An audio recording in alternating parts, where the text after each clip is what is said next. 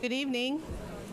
We'd like to call to order this governing board meeting of the Scottsdale Unified School District. At this time, can we, the date is January 14th. The time is 5:05. And Board Member Jackson, could you lead us in the pledge, please?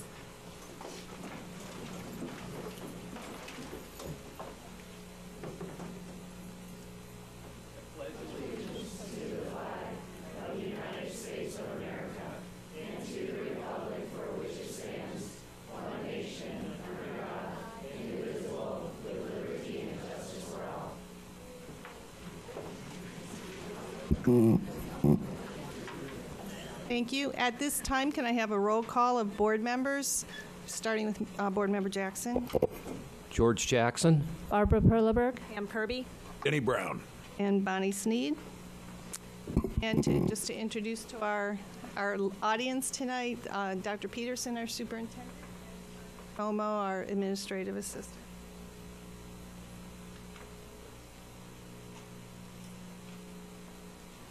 Can I have a motion for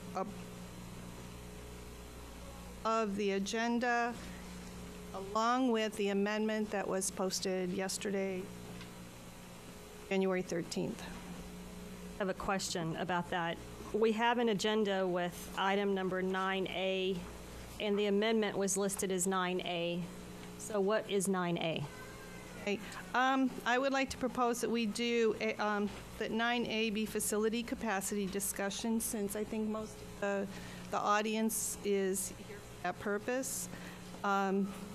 Move the amended item to line B, at item B. And then preliminary budget discussion C. Math achievement would be D. And just to make sure that we don't run out of time, I would like to do, make sure that we comply with statutory requirement to hold the open meeting law training, so move that to item E. Enrollment overview as item F, and the review of first semester for K-12 as item G. My only comment to that is enrollment's actually tied fairly closely to budget and capacity. I would propose moving that, leaving it where it is. Well, plus we tend to have very long meetings and run out of steam at the very end on very important discussions. I agree with inserting the item B.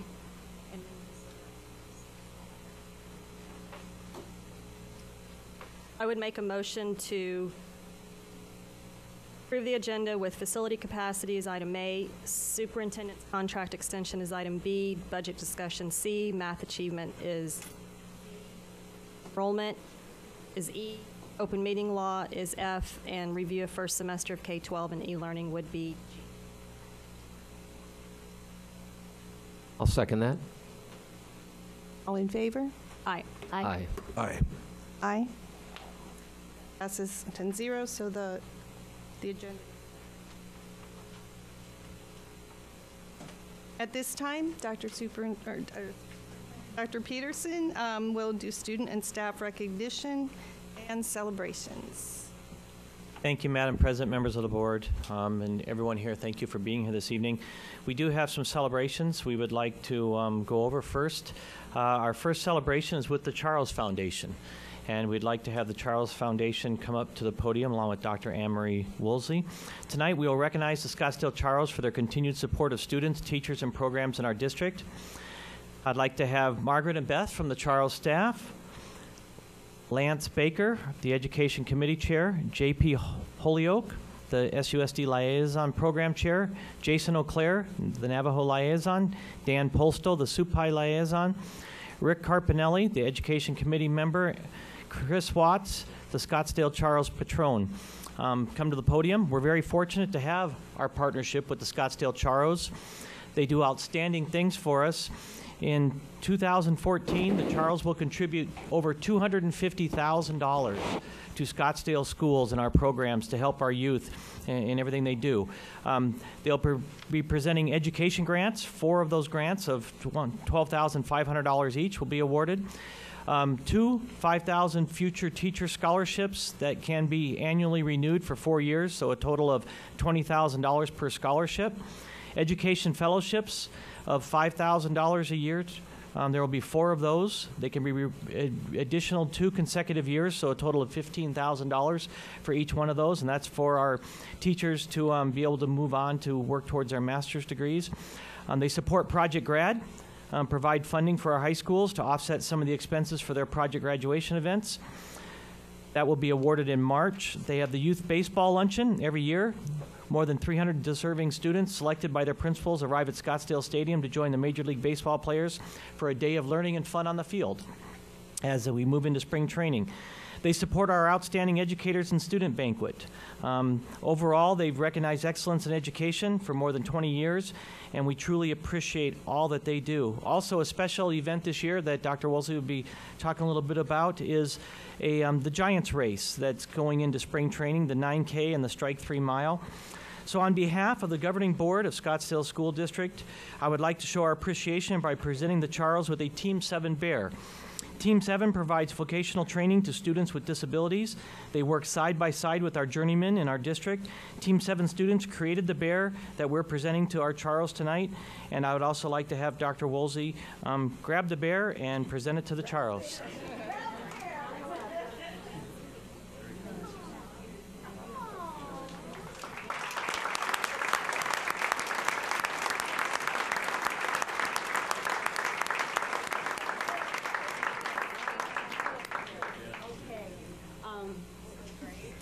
Thank you, Dr. Peterson, Madam President, governing board members, and Sandra. I just want to say a few words to add on what a pleasure it is to work with such a benevolent organization like the Charros.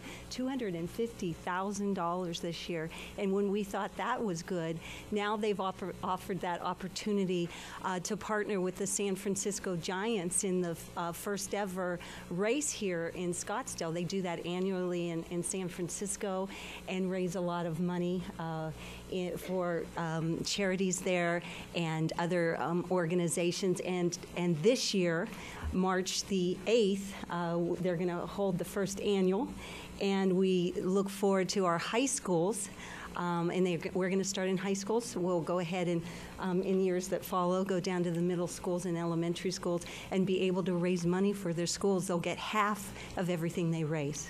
So bravo, a huge round of applause for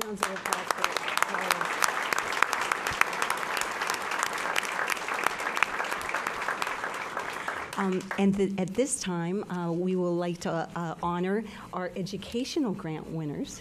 There's 3 of them. We have some liaisons there with some money and checks for our recipients. So let me go ahead and call up. The first one is Ingleside Middle School, and that would be Chad Cottle. Please come up, Chad.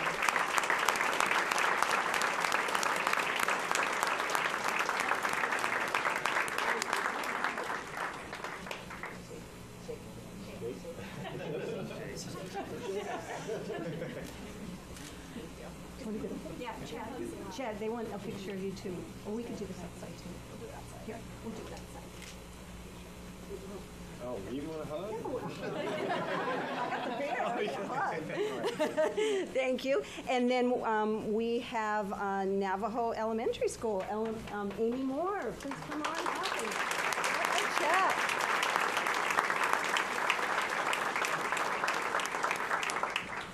And this is for the accelerated reading program. So perfect. Okay. We're real organized. Thank you. Great, thank you. Okay, perfect. And the next recipient is Supine Middle School, Cheryl Render for Math Intervention and Enrichment Program.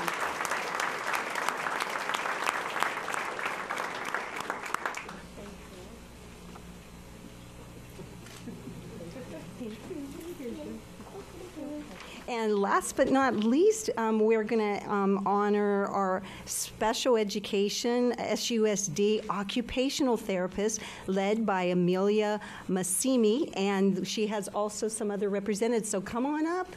Come on up. Congratulations.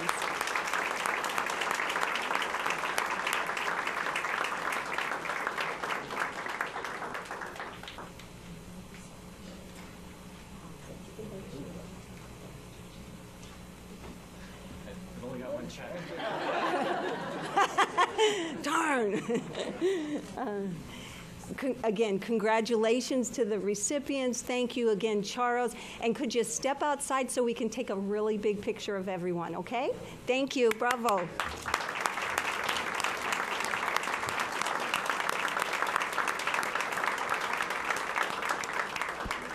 And again, we would truly like to thank the Charles for all that they do to make a difference with our students and our teachers and our staff. So thank you, Charles, for everything you're doing. Our next celebration and our final celebration this evening is Yavapai Elementary School. Dr. Dave McNeil and Principal Nancy Hudson will recognize the Scottsdale Bible Church for having an incredible project and donation this year during the winter season. And the Christmas production that they did, the proceeds were donated to our Yavapai Elementary School. Madam President, Governing Board members, Dr. Peterson and Sandra, it's my pleasure to recognize the great work that happened at Yavapai with a great collaboration between the Be Kind People Project as well as the Scottsdale Bible Church. I would ask that Troy Peterson and Tish Stevens come to the mic as we talk about this. Well, on December 17th, the Be Kind Project, the Be Kind People Project held a high-energy assembly which featured Luis Gonzalez. Yeah, I got a chance to meet him. He's pretty cool.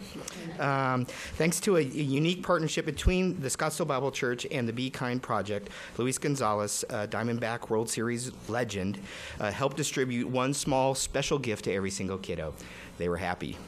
Scottsdale Bible Church adopted Yavapai Elementary School and used the proceeds from the 2013 Christmas production to buy books and classroom materials for every student, teacher, and administrators. Everybody got something that day.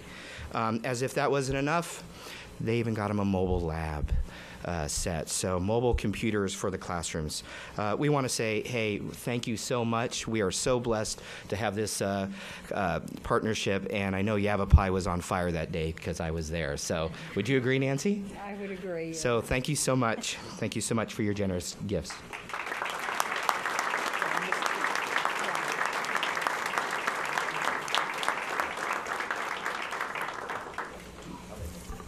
Two other people were stuck in traffic from our Be Kind, and that's Marcia Myers and Lisa Hartzak, so thanks for coming too.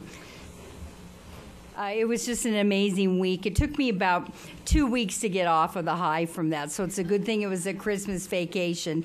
But they've been just incredibly benevolent in what they've done for us, and we're really excited and grateful for it. So thanks to Scottsdale Bible Church and Be Kind for this great collaboration.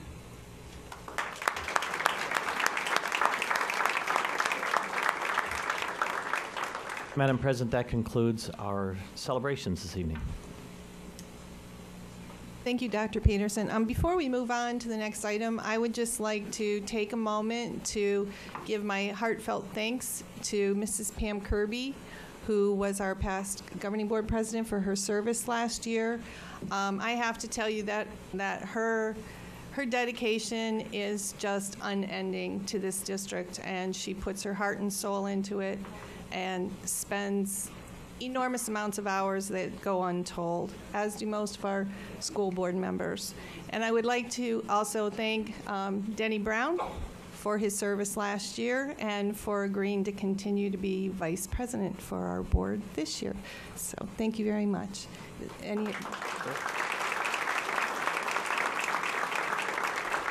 I just wanted to take this opportunity real quickly to thank Pam personally. I was new last year, and she was a constant source of, someone I leaned on and looked to constantly for advice, and thank you. I'd like to thank Pam also. She She was a heck of a leader at some very hard times. I think you all went through last spring with us, and Pam's leadership was incredible. And thank you, Pam. Ditto. Thank you all. And I feel like it's a eulogy. I'm not going anywhere. My leadership will still be here. So thank you, though, for your comment. Thank you. And the next item on the agenda is the consent agenda, and no problem.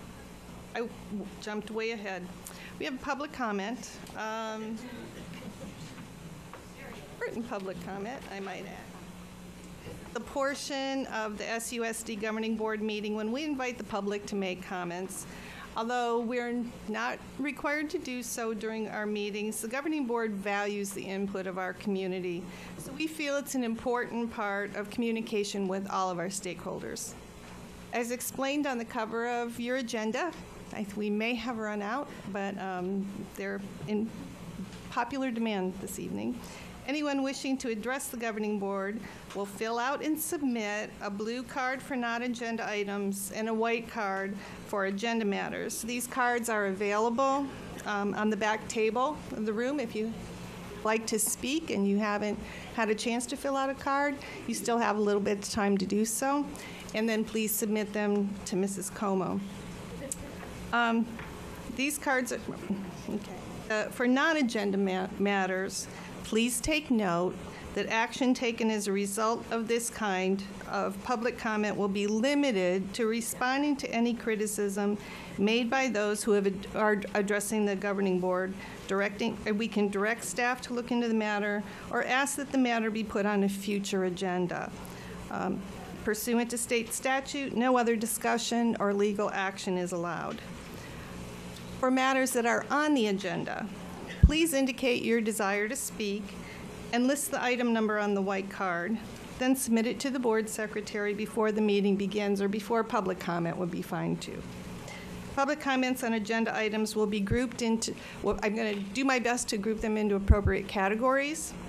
And please approach the microphone when your name is called. I will, since we have quite a few comments tonight, I will also call up a second person to be on deck. If they would please stand in the middle of the aisle toward the back of the room and wait for their turn. We'll try to move this along. If there are a number of comments, we value your time and the time of our staff and Governing Board, and we just ask that we try to keep it to, it would be 3 minutes, which our esteemed Vice President, Board Member Brown, will help remind you when that time comes, when your time limit is up. Approach the microphone when your name is called and in the order called. We'd like everyone to understand that all public comments are subject to the following limitations. There's the 3-minute speaking limit, and it might be modified if there's an extremely high number, but I think from what I see tonight, it's manageable. If the numbers of those wishing to comment jeopardizes the ability of the board to conclude the meeting at a reasonable hour, the president of the board may limit or eliminate public comment.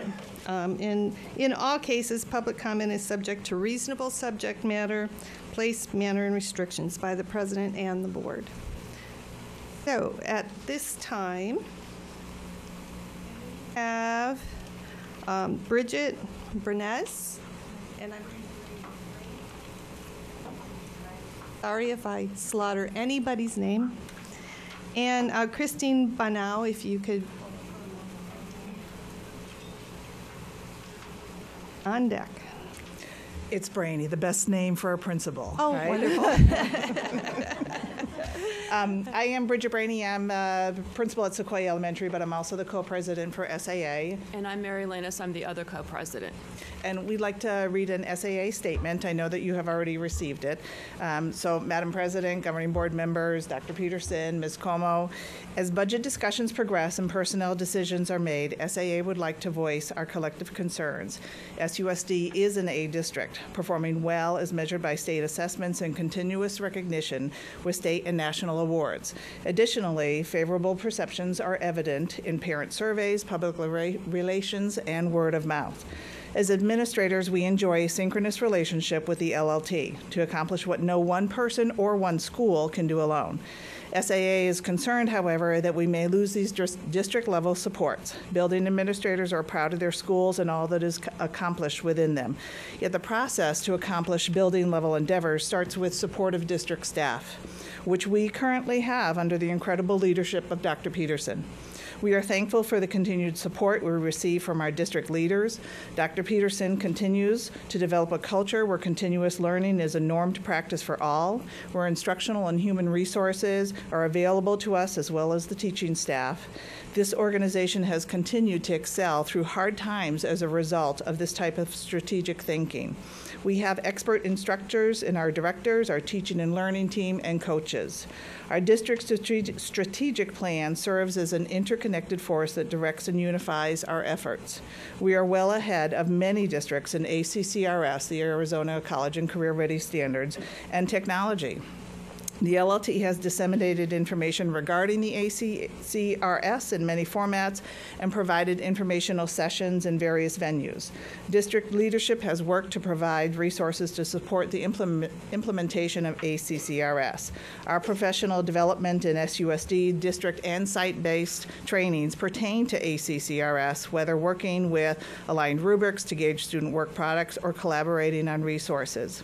After-school offerings and summer institutes emphasize the standards as well. Our benchmarks assessments are aligned to the new standards. When teachers analyze data, they analyze student results with predictive value pertaining to PARCC. The levels of support for administrators and teachers begin with experts that are our district leaders. Administrators value the expertise that our district leaders bring to the many facets of the educational process.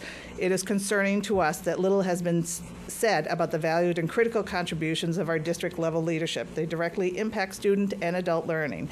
They support the strategic plan. They are available to problem solve so the operations of schools run smoothly. They are the rock in our turbulent sea of change. So we implore the Budget Committee and the Governing Board, please do not consider cutting positions that support teaching and learning. Doing so will have long-term detrimental effects. Thank you for listening.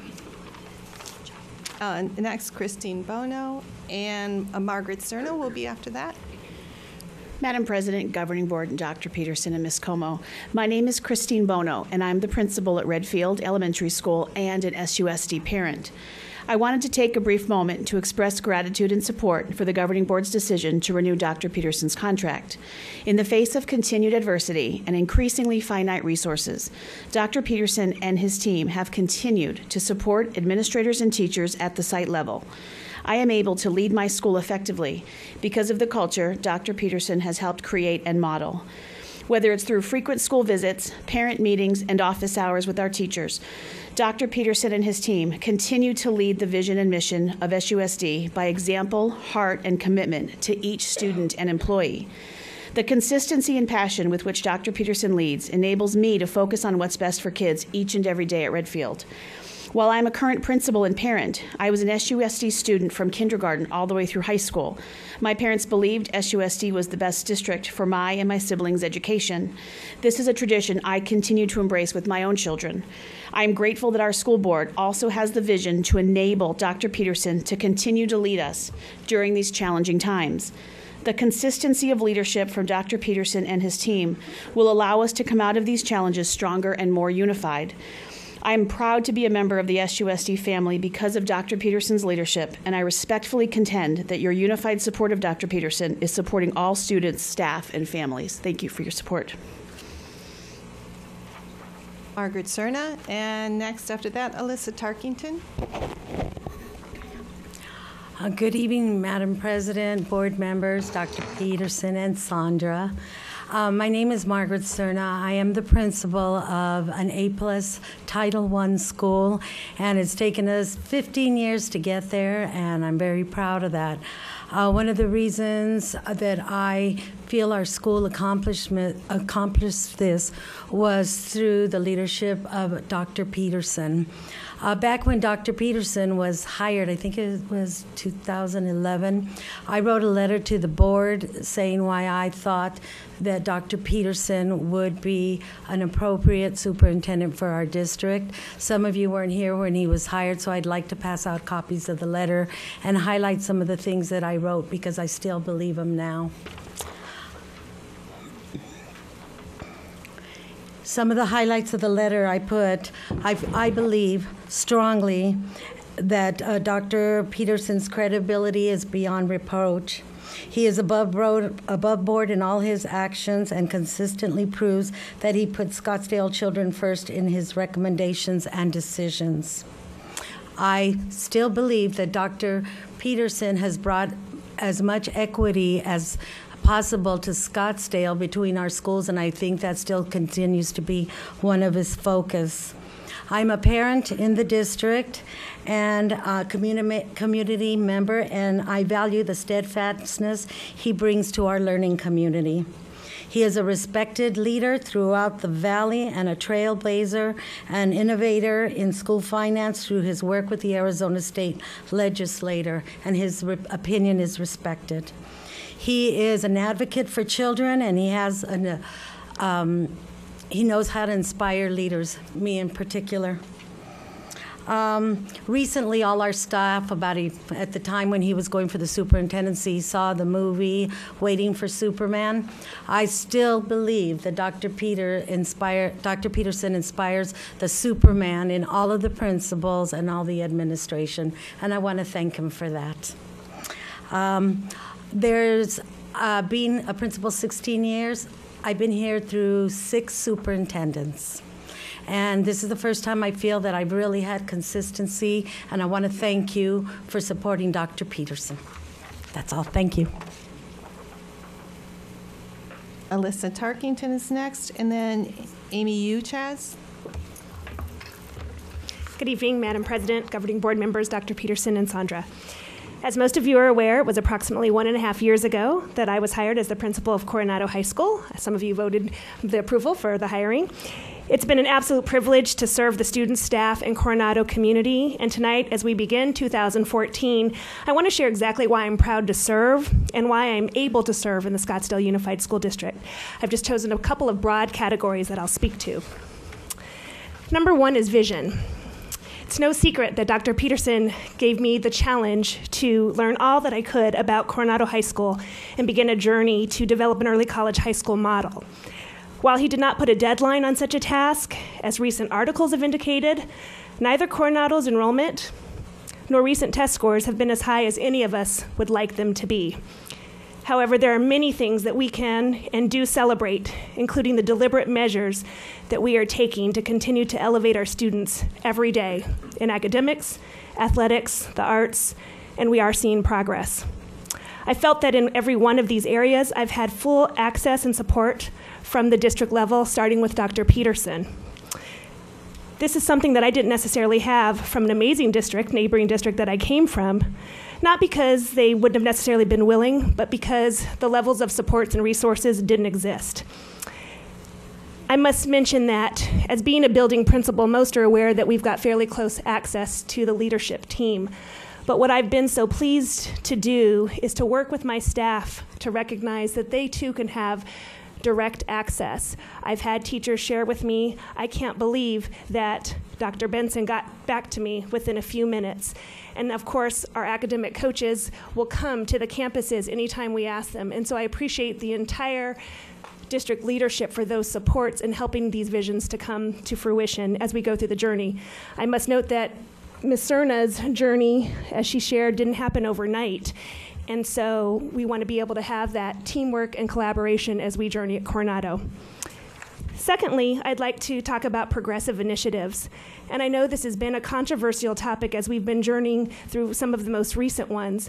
But I believe that in order to fulfill our mission in Scottsdale, it takes courage, creativity, and sometimes more often than not, criticism while we work through the ongoing process of achieving this goal. I feel that I've had an opportunity to be a part of the race as opposed to a sideline watcher and a non-participant. We're going to experience hurdles, dips in the roads, and potholes as we work through our grading guidelines, as we work through our technology integration of the nets. But again, it's been because of the district leadership, the teamwork, the access, and the opportunity to be on the front of the race in Scottsdale. Thank you for your time. And then Lori Pizzo. Good evening, Madam President, members of the board, Dr. Peterson, and Ms. Como. Thank you for having me up here to speak this evening. I wanted to speak specifically on behalf of support for Dr. Peterson as our district leader, and also to talk about our wonderful leadership team that serves all of us as well, specifically including Dr. McNeil. I have the unique perspective over the last 15 years of my educational career in working in 4 different school districts, of which I have also served as a principal, assistant principal, and a teacher. I can say that hands down, working in Scottsdale School District has made me a better principal and a better leader. Our administrative and educational profession is complex and ever-changing. Dr. Peterson and Dr. McNeil are my greatest resources. It is their leadership and support that serve as my sounding board and springboard. They inspire and empower us to be great and to be better leaders. It is their dedication and support, mentorship, and expertise that provide me with the tools to be a better leader. Dr. Peterson has been there steadfastly to assist me in difficult conversations, to provide me with resources and support, and to help me navigate the sometimes difficult waters of our profession. Never have I worked for a more visible, knowledgeable, and supportive superintendent. Dr. McNeil is our direct connection to our district leadership. He, in essence, as I like to say, is the glue that holds our elementary schools together.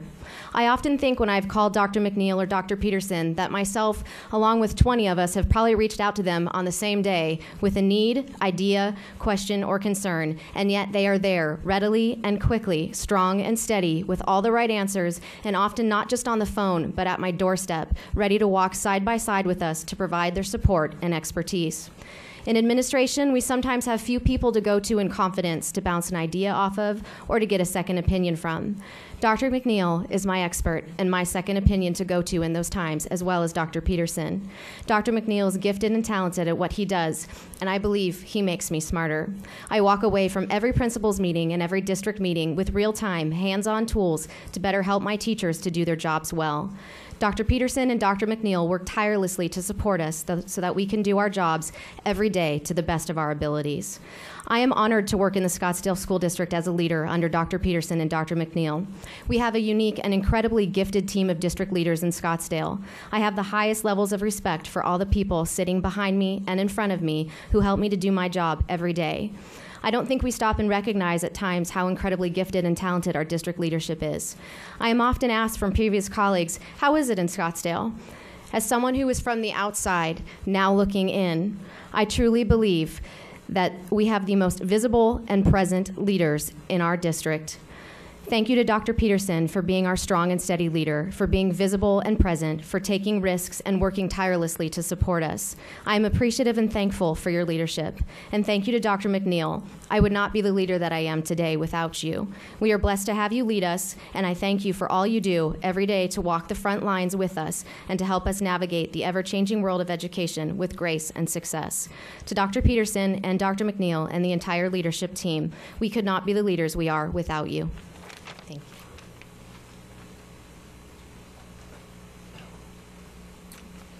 you. Lori? Madam President, governing board members, Dr. Peterson, Ms. Como. I'm Lori Pizzo. I'm the very, very proud principal of Tonalea Elementary School. Tonight, I stand before you as a principal, but as a very new principal, in support of Dr. Peterson, Dr. McNeil, and the entire leadership team of SUSD. It is important to share the amazing role that the leaders of our district have played in my first year as a building principal. Being a new leader brings questions, challenges, and decision-making that directly impact student and teacher learning outcomes. It is often that I've had to turn to many different leaders in a variety of departments to answer these questions, problem solve, brainstorm ideas, or confirm information. Their support, their guidance, and their expertise have been invaluable to me. I have sought support and guidance from Dr. McNeil regularly throughout these first couple of months. He allows me to reflect on my own practices, bounce ideas off, and get advice. As a new building principal without returning administration, I have appreciated his willingness to go above and beyond to help me navigate through these new responsibilities. If not for leaders like Dr. McNeil and Dr. Peterson, I'm not sure who I would turn to or who would be available to assist me on a moment's notice. Dr. Peterson's vision for student and teacher learning is one that I share. He knows that distributed leadership is how we get things done and accomplish more. Together with his leadership team, I've been given an opportunity to learn in a collaborative environment where we are all learning from each other. In the same way, we expect teachers to model, guide, help students take risks, reflect, and grow. We expect principals to adopt the same approach to learning. This approach to learning that Dr. Peterson, Dr. McNeil, and all members of the leadership team continue to model has afforded building administrators the opportunity to reflect on our practices and take risks. We are learning, we are applying this learning on our campuses and in our classrooms every day. The leaders in this district share their knowledge and their expertise and have cleared a path for collaboration that research has proven is needed to achieve increased student achievement in schools. Students are achieving at Tonalea. The leadership team provides us with the tools to blaze this leadership path in our relentless pursuit of this excellence. I need Dr. Peterson and Dr. McNeil and each member of this incredibly talented and experienced leadership team. LLT is on my campus. They have been visible in our community and in my classrooms, providing relevant and meaningful feedback. As a competitive soccer player, I recognize that I am only as good as the players around me. I am currently surrounded by an inspirational team of leaders that have been committed to academic excellence. We can't afford to waver from this tradition. Very proud to be the principal of Tonalea. Thank you for your time. Next would be Amy Moore, and then Nick Noonan after that.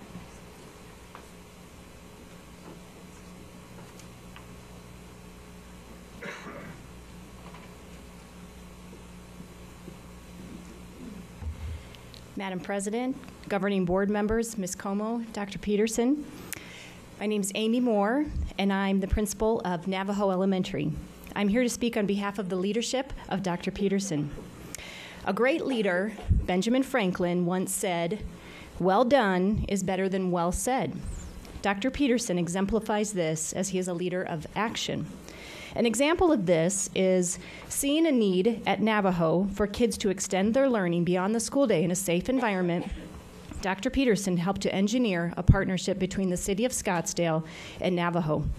Kids are now receiving academic interventions after school.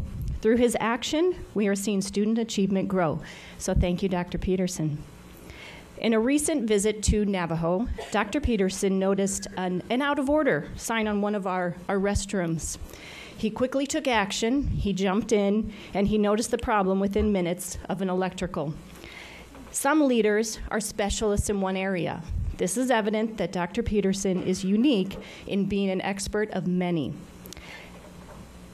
I marvel at his broad array of expertise: facilities, budgeting, transportation, curriculum, management. It is every component necessary to run a major school enterprise in an effective and efficient manner. Dr. Peterson has set the tone for delivering action. He has set the tone for accountability and clear expectations. As leaders in this district, we are held to high standards. It is these standards that focus our attention as leaders on creating action in our schools that will produce student growth. Because well done truly is better than well said. So thank you, Dr. Peterson, for all the action that you've taken in our district. Nick Noonan, and then Art Velarde.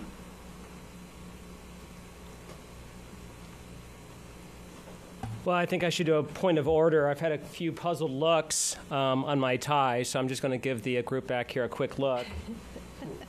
This is not some unusual initiation from a club I've joined. These are kids doing awesome things at my school, and when they clip off the chart for good behavior and making good choices, they get to clip onto the principal. So that's why I have these ties. Yeah, you can awe on that. That's a good awe. Today was a good day at Kiva, yes.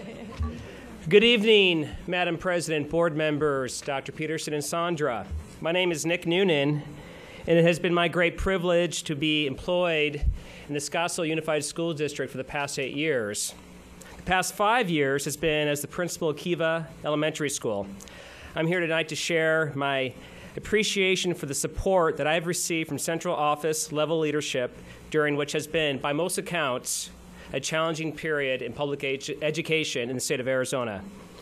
As we embark on what will be another season of difficult budget considerations, I would like to express that it's through the thoughtful work of Dr. Peterson and his leadership team that I am able to engage in the meaningful activities of a site principals.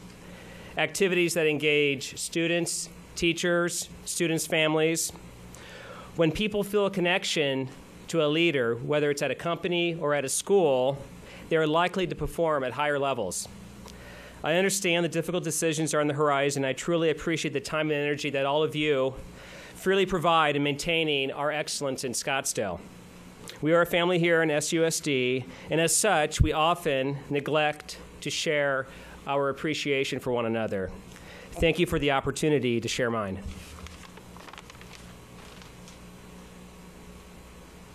Art Velarde, and then Walter Chandler. Good evening, Madam President, members of the board, Dr. Peterson, Sandra. My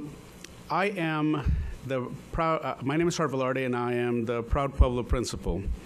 I'm also an SUSD graduate from Coronado. I'm also an SUSD parent. And I will be brief, but heartfelt. Dr. Peterson has very high expectations of us as leaders. But on the same token, he also provides us, even in difficult times, the resources necessary to accomplish what we need.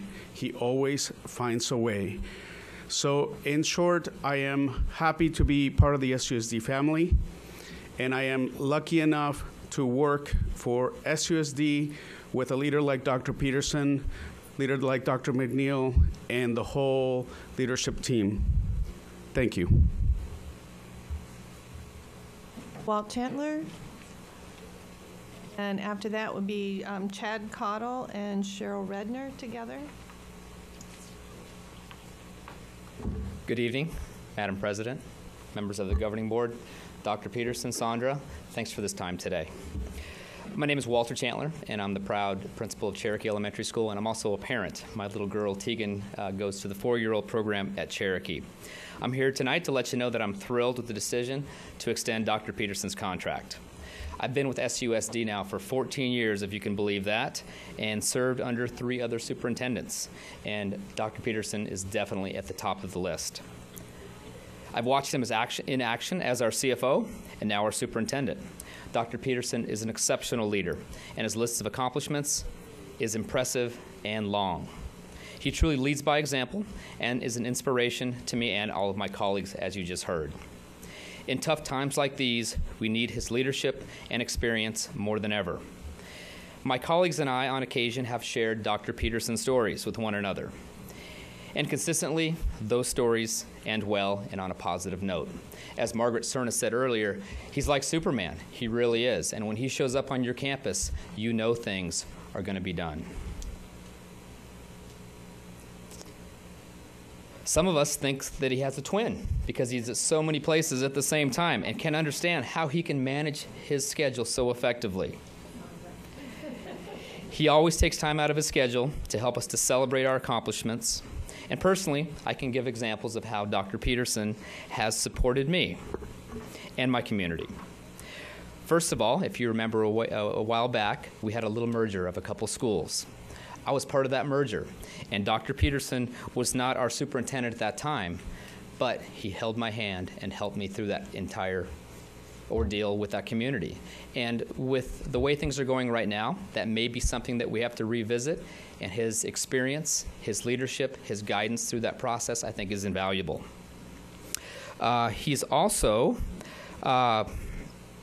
someone that really helped me and inspired me to go for an A-plus School of Excellence for Cherokee Elementary School.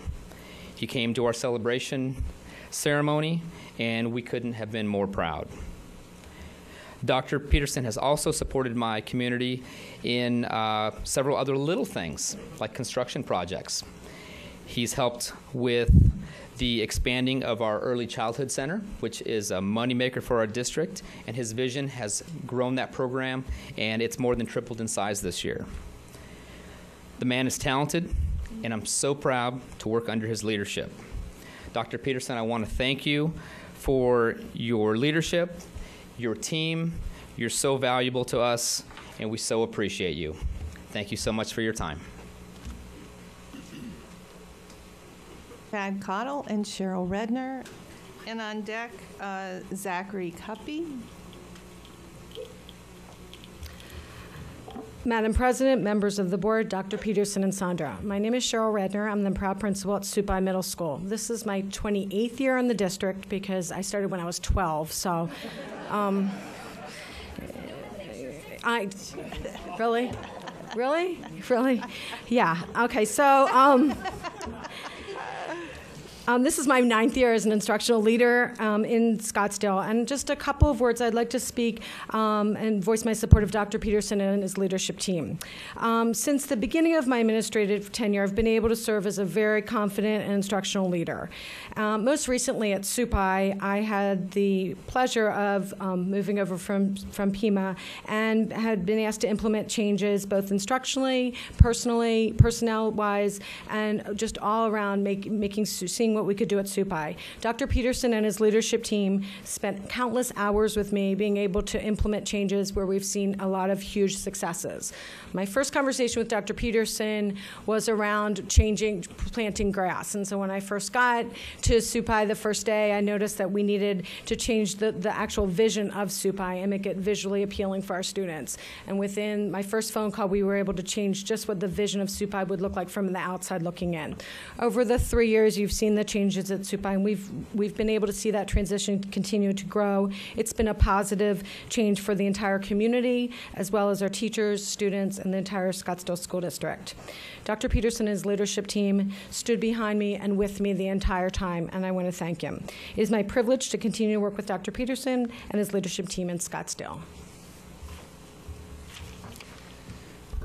Well, Cheryl and I decided to go together, but I didn't know she was going to take 2 minutes and 45 seconds. So thank you, Ms. Redner. Madam President, governing board members, Dr. Peterson, Sandra, just briefly, I did write a whole big speech for Dr. Peterson, but I can't read my writing here on my card, so I'm kind of a softie anyway, and so I'm going to kind of just speak from the heart on a quick personal level. First of all, I just want to say that Dr. Peterson values relationships. And if you go to any leadership training or seminar, they're going to say relationships is the most important thing you can do. And so that trickles down throughout our school district, and I want to thank him for that. I feel like I could pick up the phone at any time of night and text Dr. Peterson. I actually have a text, Denny. I actually have a text from Dr. Peterson late at night, but I think that's how the principals feel and the instructional leaders feel, that we always have someone to go to at any time. You've heard some examples of how responsive he is. If he is on campus and something is not right, have an example. Told him about an issue. John Muir was there within 5 minutes to respond. And so that type of leadership and everyone following the leader is just truly impressive. Finally, my transition to Ingleside and all the construction that has gone on, he was there meeting with my community to make sure things got right, and so we appreciate him for that. So in these tough economic times, we have the right man leading SUSD, and I'm proud to be under his leadership. Thank you. Zachary Cuppy, and on deck, Melissa Rafalski.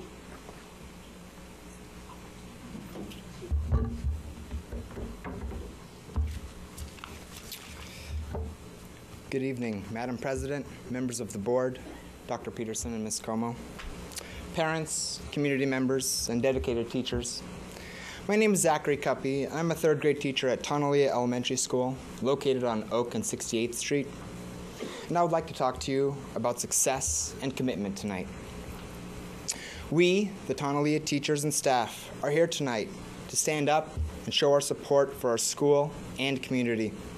We are here to show the public that we are a committed staff with nothing but the success of our students and community in mind. Now, I understand that you have to make a calculated decision based on numbers and statistics, but I want to remind all of you that success cannot just be measured in awards and notoriety. It is also measured by progression. As I stand here in front of you this evening, I can't help but think about the community that Tonalea has cultivated over the past 55 years. A community comprised of wonderful, intelligent, thoughtful, and hardworking individuals. A community that has progressed with vigor and perseverance when met with challenges and hardships. A community that only wants the best for its children. A community that has strived and will continue to strive for excellence. A community full of faces, old and young, weak and strong. A community that measures its success not only in the gains it makes, but also by the love and safety it provides. I'm reminded of a quote from Corrine McLaughlin and Gordon Davidson. Community means different things to different people. To some, it is a safe haven where survival is assured through mutual cooperation. To others, it is a place of emotional support with deep sharing and bonding with close friends. Some see community as an intense crucible for personal growth. For others, it is primarily a place to pioneer their dreams. The Tonalea school community is a special one that I believe reflects all of the attributes listed. But it was the last line that truly resonated with me. That a community is a place to pioneer dreams. So I ask you, members of the board, when making your budget decisions, remember the hardworking, persevering, and close-knit community of Tonalea. And never let the place where our children pioneer their dreams end. And give them the capacity, the skills, the leadership ability, and most importantly, the chance to live out those dreams. Thank you very much.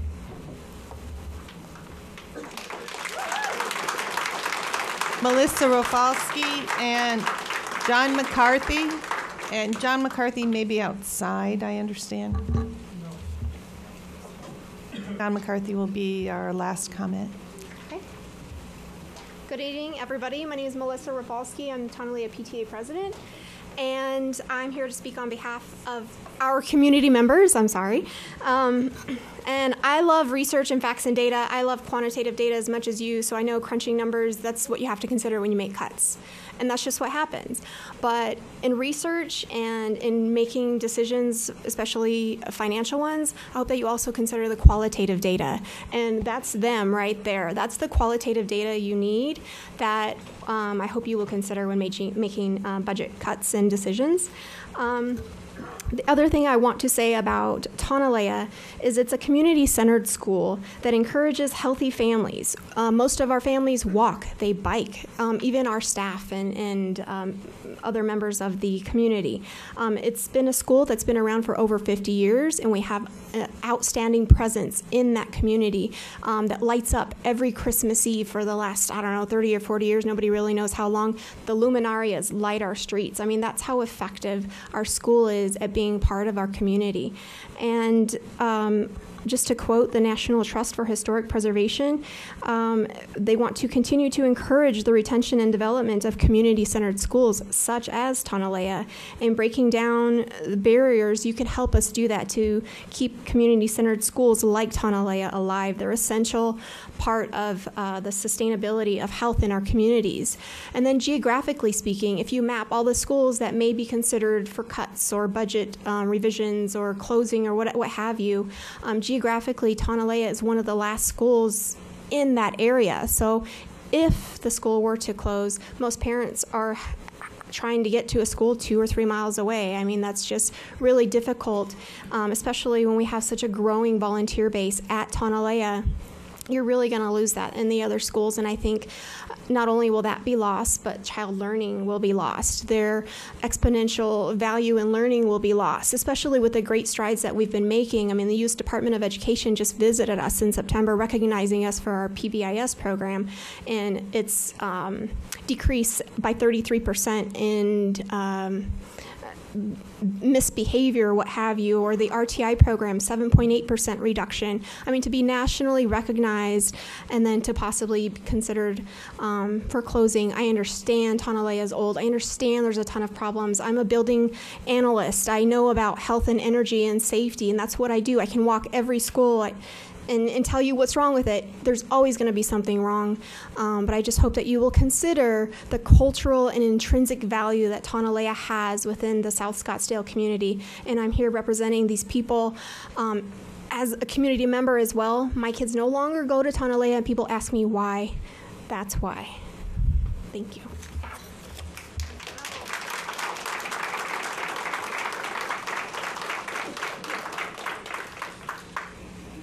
The last comment that I have is from John McCarthy. Good evening. I am very happy to hear how happy all of our school administrators are with the leadership team. But I'd like to speak for the disheartened parents of the district. With all the challenges our district is facing, declining revenues, shrinking enrollment, and dropping achievement levels, to name just a few, I keep asking myself, who's taking responsibility for this? As board members, the public should hold each of you accountable for the stewardship of our school. Though you do not make the day-to-day decisions on how much to pay teachers or how to teach middle school math curricula, the people who do make these decisions report to you. Are you holding our executives accountable for their decisions, or are you giving them free rein for them to do as they please? Dr. Peterson and the senior leadership team do work for us, but we don't tell them what to do or what direction to take. We rely on you to hold them accountable, good and bad. I put it to you that if SUSD were a corporation and you were a board of directors, you would be making some swift changes to management. And yes, I know SUSD is not a corporation, but corporations that run the various charter schools are currently expanding into our district boundaries, and they don't care about our status as a public school district. Look to the future and make decisions that will ensure our public schools remain the premier competitive choice for educating Scottsdale's children. Thank you.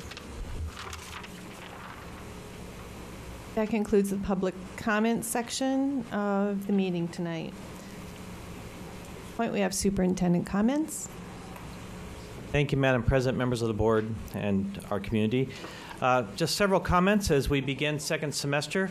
It's the 14th of January, so this year is quickly passing through. During the week of January 6th, our centralized enrollment office enrolled 123 new students for this new second semester. We've received 1,377 open enrollment applications for the 2014-15 school year. And January 9th was the first day to accept in-district kindergarten enrollments, and so far we've received 25 applications. So we have a very robust process happening with students coming into the district and wanting to look to come here this coming year. I'm pleased to announce that our IT department has been working very, very hard, and they have rolled out a new phone app. It's called SUSD app. It's available to download from the Apple App Store and Google Play. For Android devices, you can find it by searching Scottsdale USD on the App Store, and the app will be available to download in Windows Marketplace very, very soon. So we have a new phone app that you can use to access the incredible information and opportunities and programs and software that we have here in the district.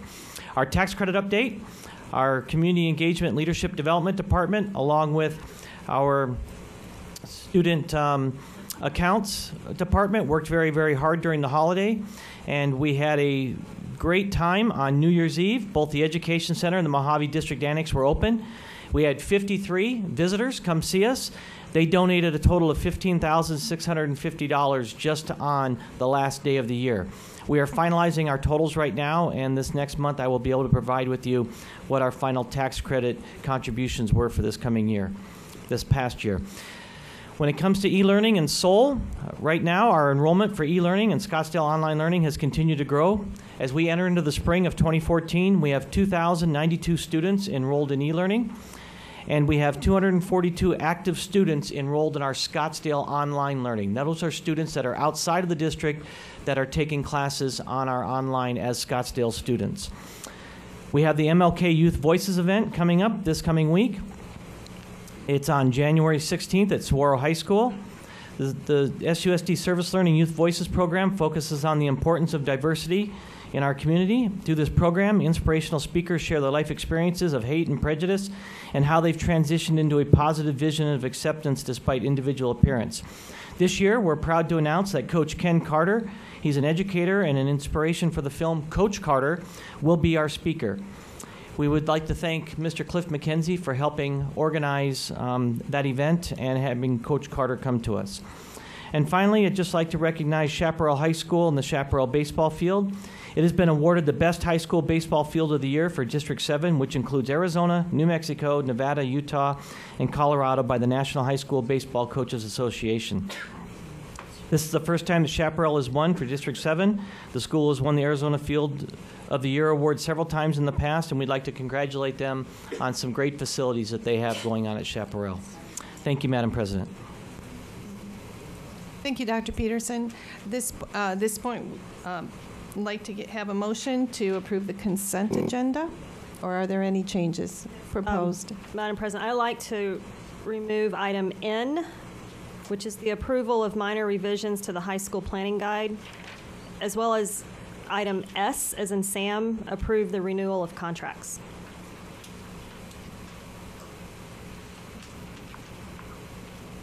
Want to discuss those later in the afternoon? You want to remove those for further clarification?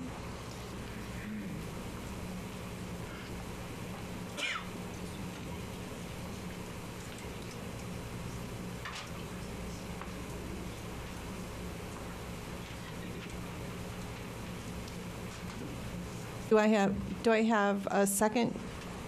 I'll second that motion.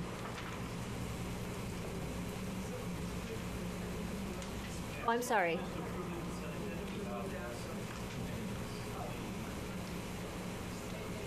Seconded? Okay.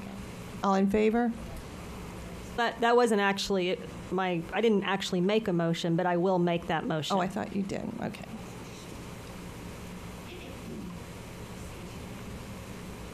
All in favor? Aye. Aye. Aye.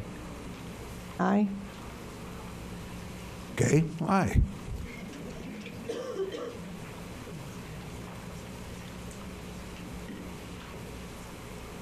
I have a motion to approve the consent agenda without, we're done with that? All right. So, point we will discuss item N off the consent agenda, approval of minor revisions to the 2014-15 high school planning guide. Dr. Benson is here to talk about the high school planning guide. Had some questions. She doesn't need to make a presentation. Okay. My first, yeah, probably.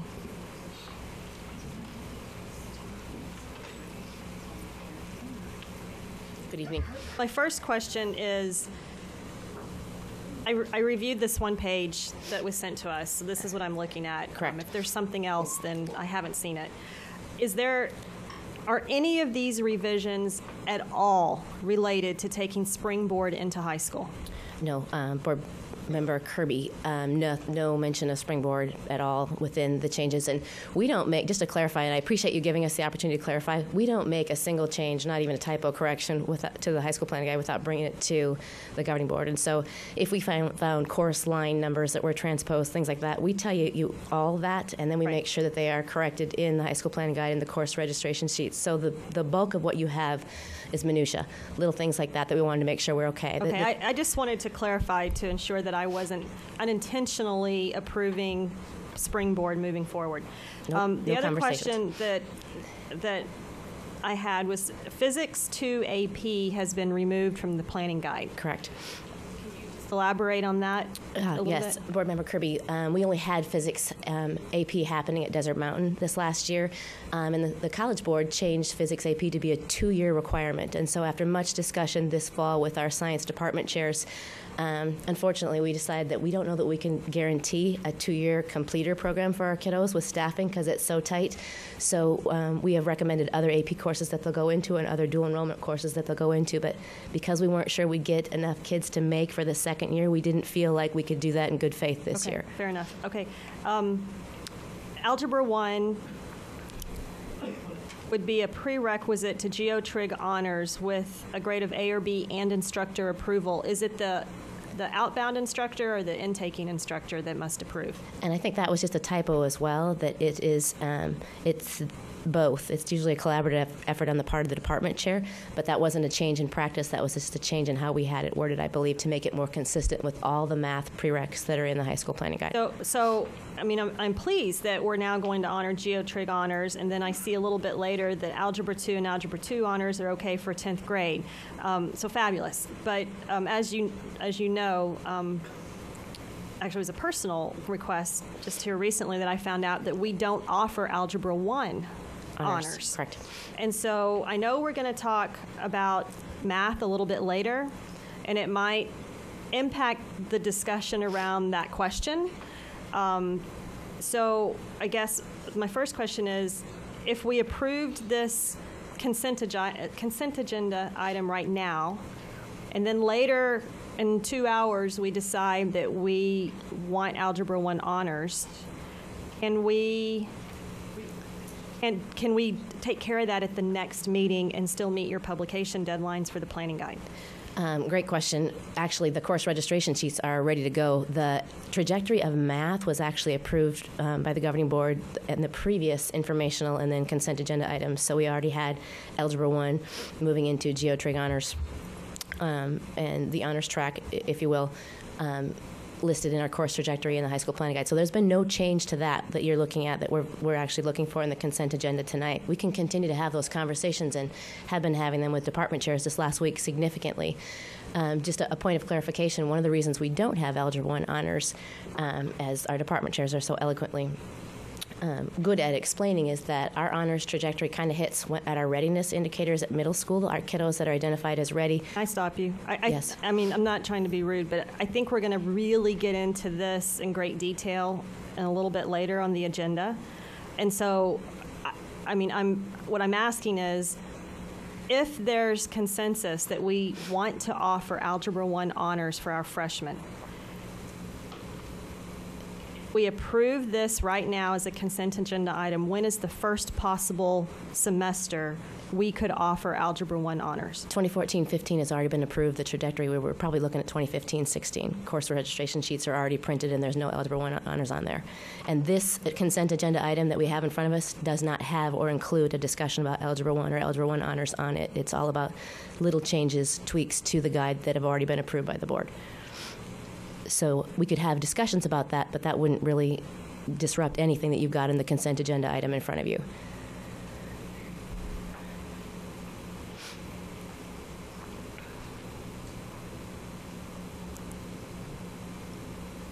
Are there other questions? I don't have any other questions. Then at this time, is it okay with the board if we approve consent agenda items N and S at the same time? Well, we haven't discussed S. Oh, we haven't got there. Okay. Then we will now discuss consent agenda item S.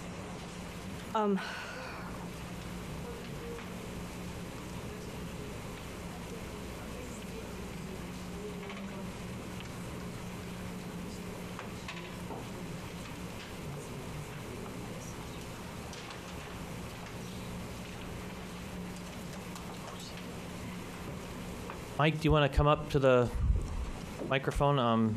Mike Romanoff is our Director of Purchasing, and he could answer any of the questions. And Greg Skelton is here. who's our facilities construction person that's been coordinating all of our capital override playground reconstructions. And Dr. Peterson, I gave Dr. Peterson a heads up that I was going to be asking some questions. So he's already sent the board quite a bit of information on this. And what I saw is that some of this is M&O, but a good chunk of it, I'm not sure exactly how much, so you can tell me that, is capital override. It's actual equipment, shade structures, that kind of thing, that are being designated to predominantly elementary schools by default since it's playground. My question is, when I looked at that document, and we got it somewhat late, so I had to scan it really quickly. My question is, should we be approving this in consent right now when in just a few minutes we're going to be talking about possible school closures? And so does it make sense for us to approve hundreds of thousands of dollars of playground equipment to a school that we might later, not tonight necessarily, well, not tonight because there's no action tonight, but in the coming weeks decide to close? Okay, I'll speak. Board Member Kirby, the bid, which the numbers are 11128, was actually for playground equipment, swings, slides, play structures. It doesn't include shade structures. This is a bid that was done and approved by the board in 2010. This is just a renewal for these specific types of manufacturer for the equipment, should we need it. It's my understanding that we don't have much of this equipment left in the district. We're just renewing in case one of the slides breaks at an existing site. We have them on contract to go ahead and already have board approval to fix that slide or piece of equipment. Maybe I misunderstood. So we're not approving that we are going to spend this money. So just because we renew the contract does not mean we actually have to spend the money in 2013-14. That is correct. Okay, thank you.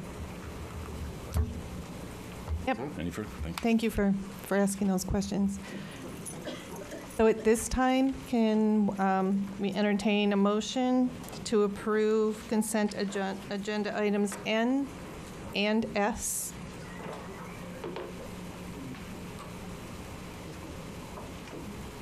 I'll make the motion that we approve agenda items and consent agenda items N and S. Do I have a second? Second. Thank you, Board Member Brown. All in favor? Aye. Aye. Aye. Motion passes 5-0.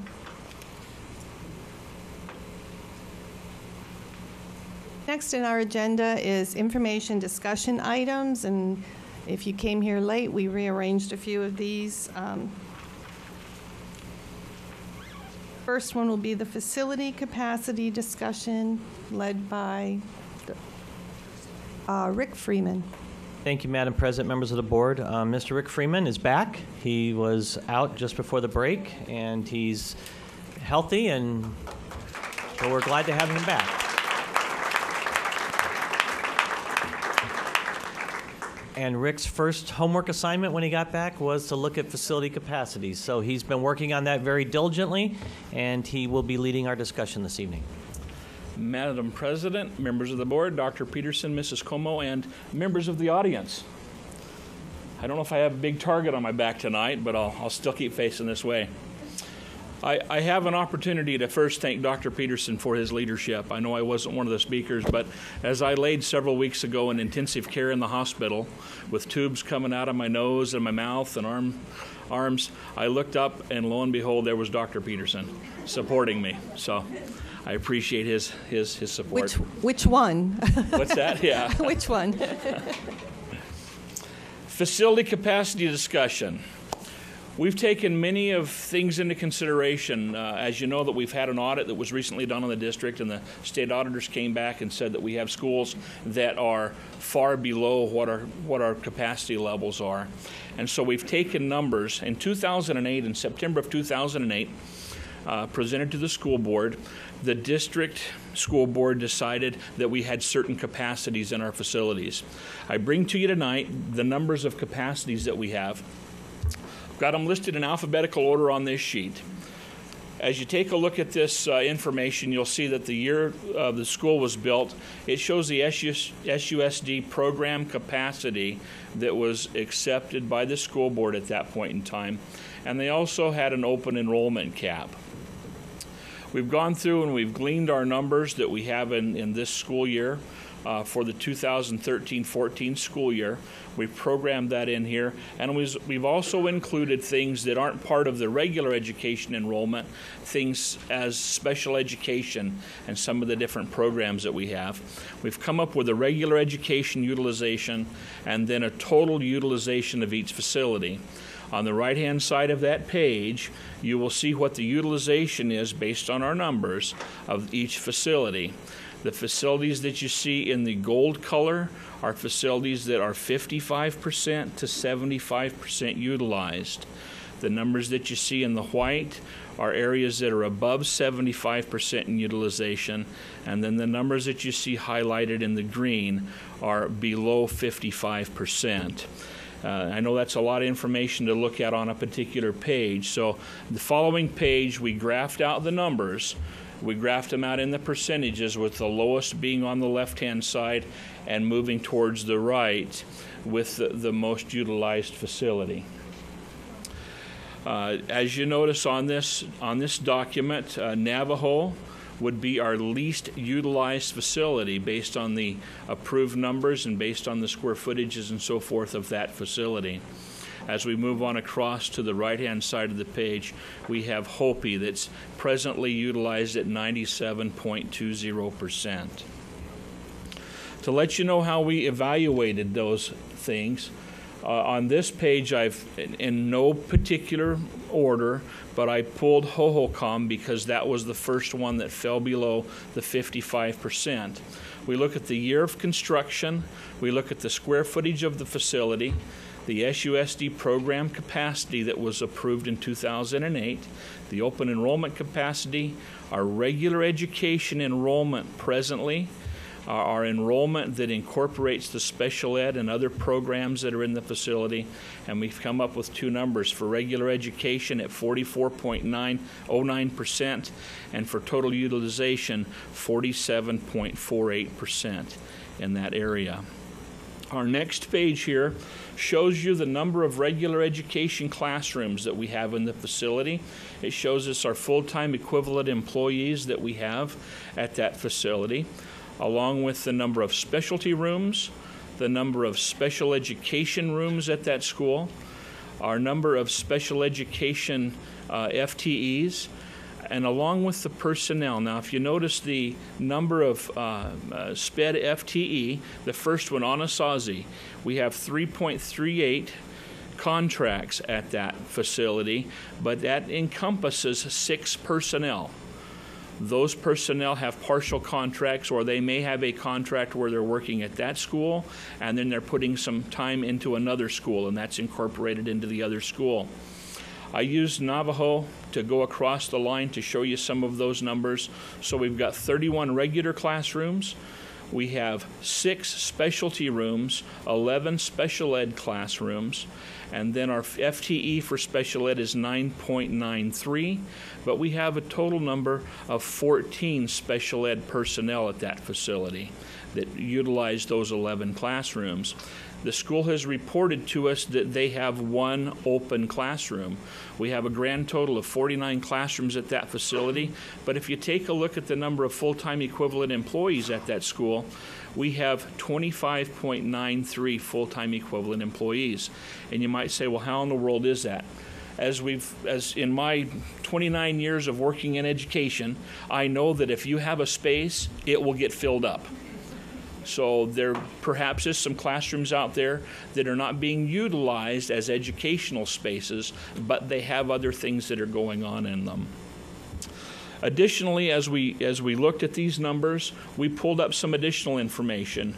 We have, once again, the year that the facility was constructed, or as you look down the page a little bit farther, you'll see, for instance, at Tavon, it was initially built in '55 with major renovations in '88, '01, and '03.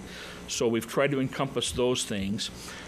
We have pulled the electrical costs for the calendar year of 2013. I've also we've got electrical, we've also pulled the gas costs and come up with a total of those utilities. We did not pull the price for the water use in the facility, and I'll share that with you in a moment why we didn't do that. But it came up with a number for the utility cost per square foot in that facility. We also pulled the records from January 1st of 2013 to December 31st of 2013, and those are the maintenance costs. That is the labor, that's the materials that we invested into each of those facilities in order to keep us moving. And then we have the grand total of our combined maintenance, electric, and gas costs. We did not evaluate at this point in time our custodial costs in those facilities. We have some additional costs. As we go along and we look at this bits of information, I know we're talking about capacities and so forth. We've got to evaluate a bunch of different things. On that initial page that I had showed you, and I can go back to that one if we need to, where we have things highlighted in the gold, the things that were above 55% to 75%. Those are facilities that we perhaps need to look at some mothballing. And when I mean mothballing, I mean taking a particular wing, we shut down a wing of that facility, we turn the lights off, we turn the air conditioning off, and we contain that area, and we take away the keys to people so they can't visit that facility and say, oh, I've got an extra space, I'm going to hold a meeting in this room. We truly close that wing down so that we gain some economic advantages of not having to take care of that facility, at least keeping it air conditioned and lit and so forth. But evaluation criteria for consolidation or closing a facility, we've provided some of the things that we've looked at for you here. For schools to be considered for consolidation or closing, the following criteria will be considered. The enrollment trends for the last 10 years, our enrollment projections for the next 10 years, the percentage of utilization, that is based on the district set capacities for the school and the programs, our school level programs and impact on students, special ed, gifted, language acquisition, our school letter grade and measures of academic achievement need to be considered in these facilities, the impact on Title I funding and programs, review of equity, access issues. We have impact of centralized services, transportation, maintenance, nutritional services, and then another area is the age and facility condition needs to be evaluated. This criteria should be applied in two different scenarios.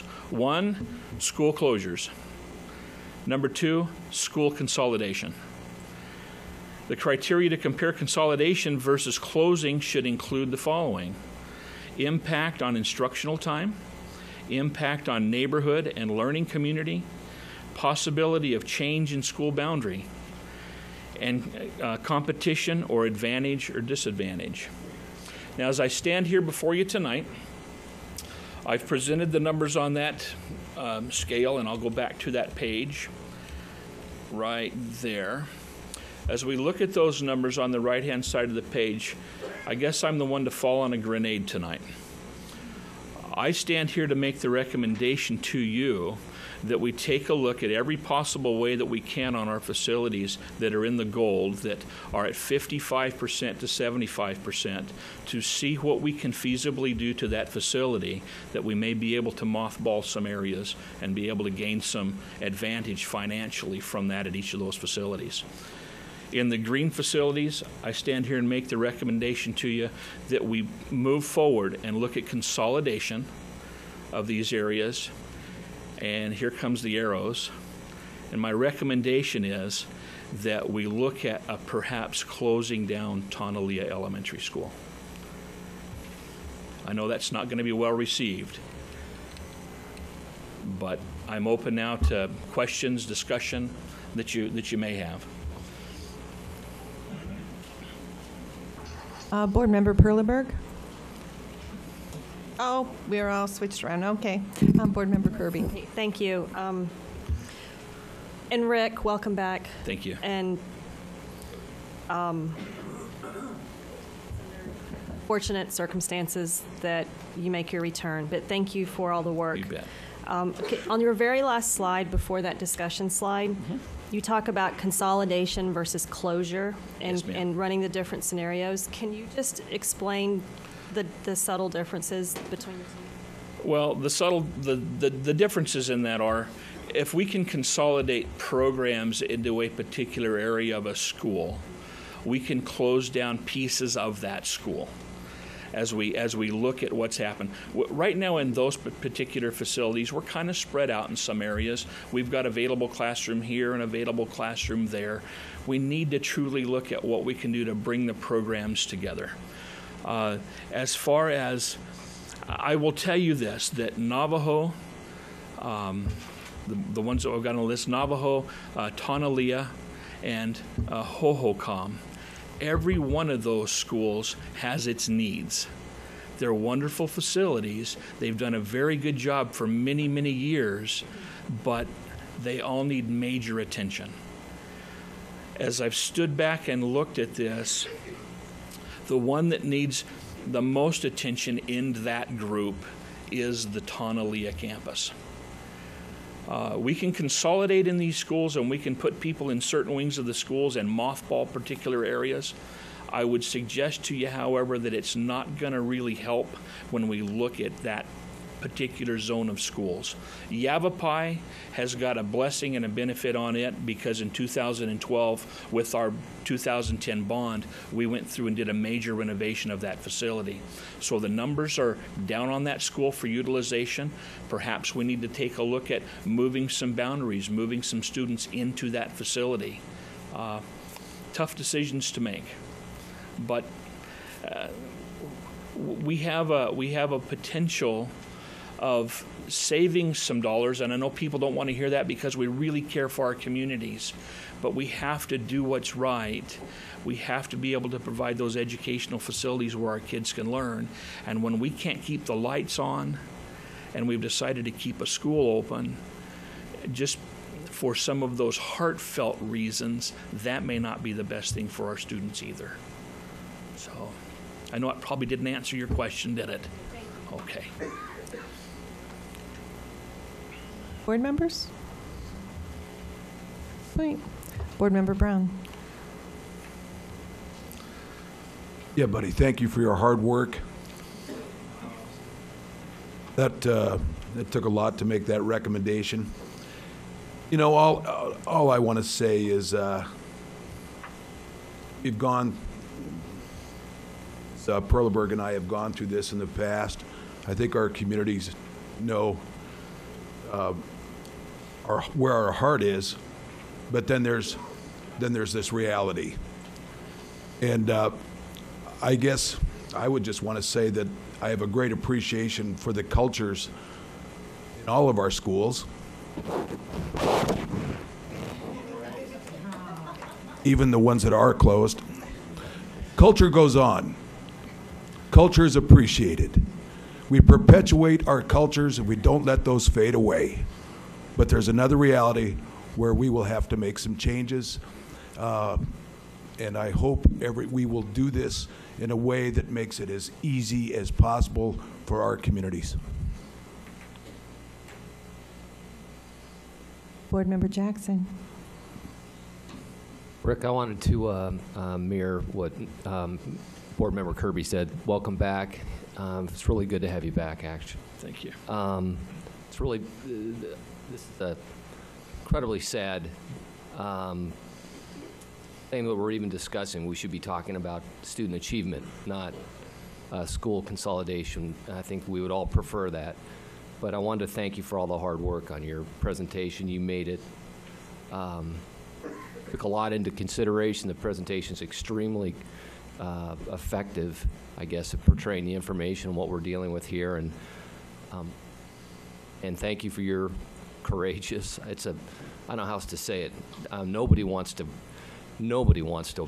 wade into these waters, and you did that and made a recommendation. And I had a quick question about the mothballing. Are you talking about shutting down, for example, a building or a wing and just Or would it be just set aside for potential use later, or would there be demolition involved, or what's the plan with? Give me an example, please. Board Member Jackson, the mothballing aspect, we would not expend any district dollars or any monies to remove a building from a facility. We would take a particular facility and we would evaluate where our programs needed to be, what wings they needed to be in the school, take a look at issues like, can we shut down the electricity to a particular wing? Can we shut down the water? Can we shut down the air conditioning and those things to a wing? Change the locks on the door, lock the building up, and we don't access that any longer for a duration of time. So if enrollments were to change, we could go back. Now, we could go back and open that space back up, and we could put it back into operation. Now, one concern about that, when you do mothball a particular area, even though you're not using it, things degrade in that space. So even though you don't have people coming in and out, its natural tendency is to still go back downhill. But to mothball it, we would close down a wing or a building in a particular facility. And I am not trying to put you on the spot. These are tough discussions, so we're all aware of that. But is your recommendation that course of action would not necessarily be the right course of action at Tonalea? Explain again why, please. Why we, and I'm not trying to put you on the spot, but I want to know why we can't look at possibly some mothballing at Tonalea, or why that school, is your recommendation that school be closed? Madam President, Board Member Jackson, that particular facility, as it sits there today, is in very, very dire need of refurbishments. We have sewer lines that are in the ground that have been there since 1958. Many of the sewer lines that are there no longer have a bottom in them. It's the natural earth that's carrying the water away from the school. They've rusted away. The mechanical systems in that facility, at best, we can keep them operating. If we were even to take and mothball a particular wing, we still have the potential of failure in that mothballed wing at that facility based on the type of conditions that we have at that school. We can't just go in and shut down the chilled water loops to a particular wing in that school to stop producing. We can turn the fan coils off so they don't air condition the space, but the water still has to flow. We still have the friction in the pipes. We still have the corrosion in that space. We have the old chiller in that particular school. If you remember, was it last year, I believe, that we had a fire in the electrical panel in the main central plant of that school, and we tried to get that repaired. We did get it repaired through some exhaustive work that we had to do. We have asbestos piping in the ground that prevented us from doing some of the stuff that we needed to be able to provide that power. So as you go through all those wings in that particular facility, we've got a very, very antiquated system in that school. So could we shut down a wing? Sure. Are we going to reap any rewards? My concern is if we shut down a wing at that particular school, we're going to have a catastrophic failure in that wing, and it will cause the whole school to go down anyway.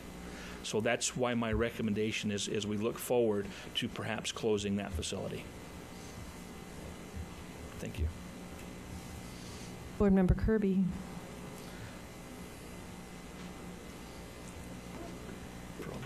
Scratch this off. Yes, you're flipped. Sorry. Mr. Freeman, thank you again for being back and doing this incredibly difficult job. As Board Member Brown stated, he and I have lived through the pain of these talks. And I do live in an area where you can't hit the grocery store or hit a local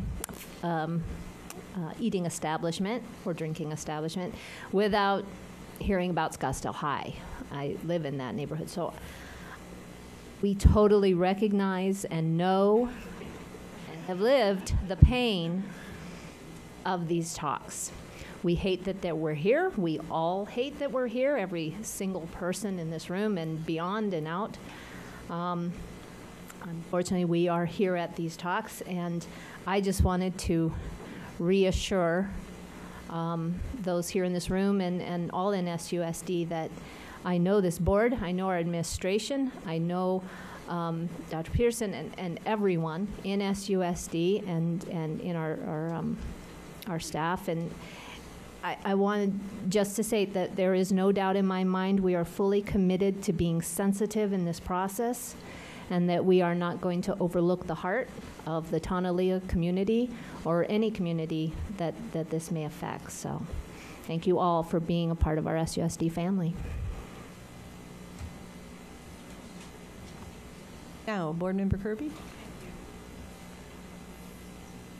Okay, so the recommendation to close Tonalea could look, the end result could look many, many different ways. And we haven't really discussed any of those tonight about what could happen. And I don't know if staff's prepared to have that conversation tonight. I know that I've had conversations myself with staff and with,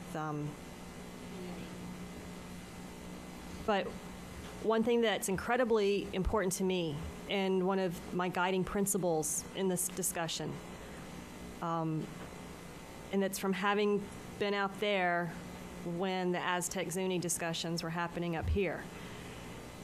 The lesson that I think was learned from that process is that if it is at all possible, try to find a way to keep this community together. Not want to divide a community and send.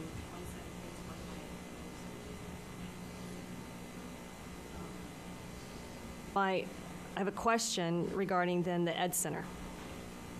Right now we're talking schools, but we've also talked at the Ed Center back in November as a possibility of to shutter this building and possibly move it to one of these schools that has some capacity off the 101 to give it more, to make it more accessible to our entire school district.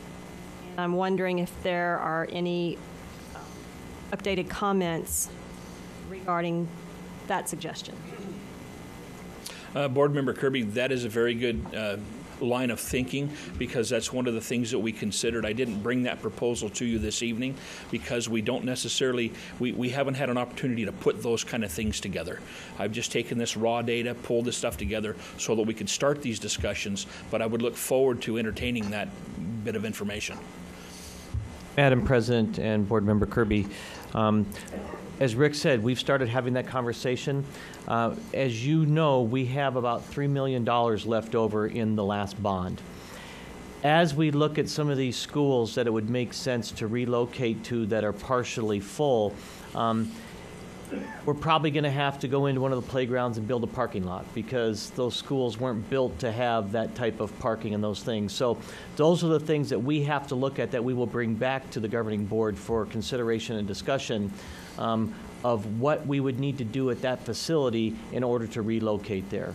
One of the other major expenses, as you know, is all of our IT servers and everything else are here. So we would need to find where would be a good permanent location for that, because if we move that, we only want to do that once and have that one expense.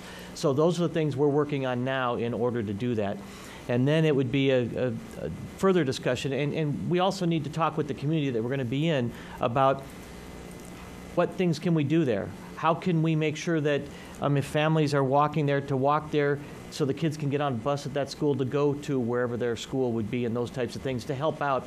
How can the city of Scottsdale add some programs in maybe an isolated building like the library or the multi-purpose room that is a little more containable to do some things to help those families also. So we are processing down that road, but we wanted to get this information to you so that we can at least start that initial dialogue.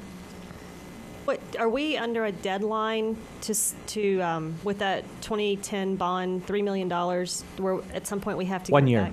1 year from, so December of 14 or December of 15? I believe it would be December of 14. So we would need to do something this summer. Yes, ma'am. So we would need to make those decisions truly in the next 60 days. We need to get the funds encumbered. We don't have to have them totally spent, but they have to be encumbered, which means we've committed to a contract to get the work completed. So we could actually do the move in the summer of 15, or the construction.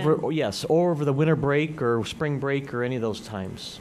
Yes. Okay, I don't know that I want to try to move the Ed Center over spring break. That seems that seems a little aggressive. The other, now I'm going to, maybe on an island on this one, but I'm going to go ahead and put it out there. We've got Hohokam and Navajo you've highlighted on that Granite Reef corridor. And then we also have several schools in yellow along that same corridor. And we also know that we have a competitor opening in the fall of 2014 with 1,200 seats. Looking at that and what that could mean to these 2 green and several yellow schools, what's the vision? Or do we want to, can we anticipate? Do we have requests for transcripts so that we know what kids will be leaving us from which schools? And we can go ahead and make a decision to potentially close another school at this time? Or do we want to possibly wait and go through this again a year from now? Board Member Kirby, that's not one of the pieces of criteria that I was taking a look at. I will surely take that information and we can pursue that, but at this point in time, I've not looked at that potential. Well then, Madam President, Board Member Kirby, if you remember, I said previously that we have Applied Economics doing an updated demographic study for you, and I've asked them to try to quantify that for us. I hope to have those results by the end of this month so that we can bring that back and have a discussion about what we need to do with possibly an additional facility.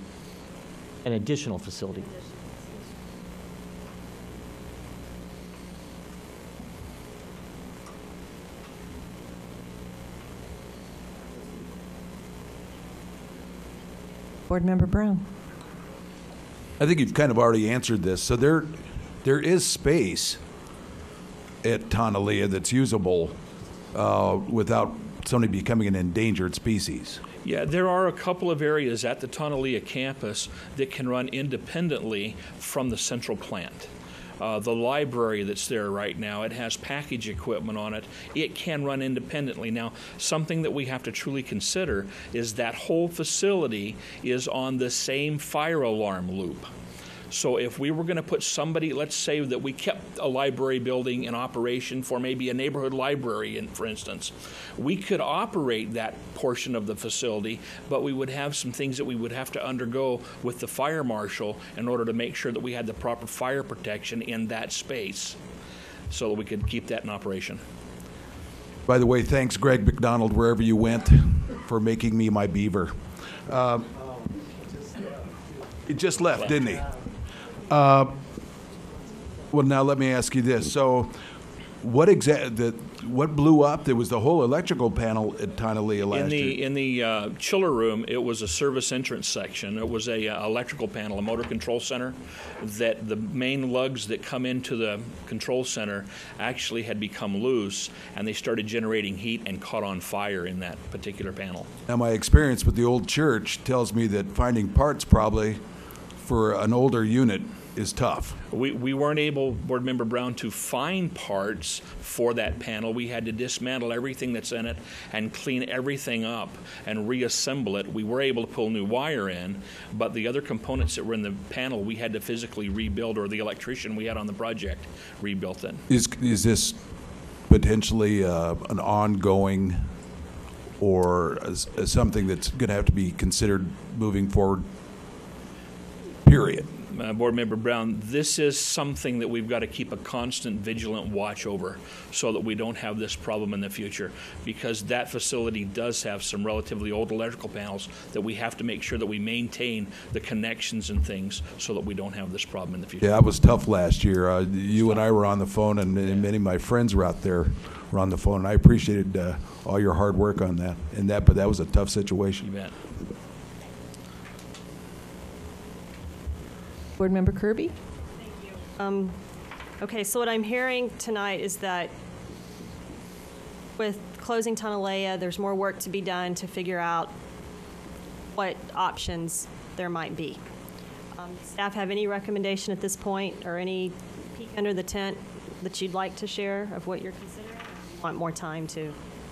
Madam President, Board Member Kirby, we need more time. First and foremost, that we have some statute issues we also have to follow regarding the 20-day notifications for a community meeting and then an additional 20-day notification. So we need some time to bring back, and our goal would be at the February board meeting, and that would be after the budget committee. And also, as you know, the governor will be coming out with her budget at the end of this week. So there will be some things that I think need to be all-encompassing. But regardless, our facilities, we have to make some changes there. And so we are going to move forward, but we would probably need, because I need to get that demographic study from Applied Economics, and that's not going to be till the end of the month. So we're going to need till February's meeting in order to bring it forward. So you read my mind, because the demographic study is coming at the end of January. Yes. And so do you think that then you could be prepared to talk about Ed Center relocation at the February board meeting, as well as possibly another school at the February board meeting? Yes. Okay. Board Member Perleberg. Well, piggyback on that discussion just a little bit. Demographic studies, they are wonderful and kind of give us a glimpse into the future. But also, I think one of the things that's a bit more critical in this area, in South Scottsdale area, is also trying to examine the performance of each school and the potential draw, as opposed to just simply the demographics of the homes around that school. It is a little different picture at times for our schools and the different programs that might be just performance, all those different things. So just appreciate it.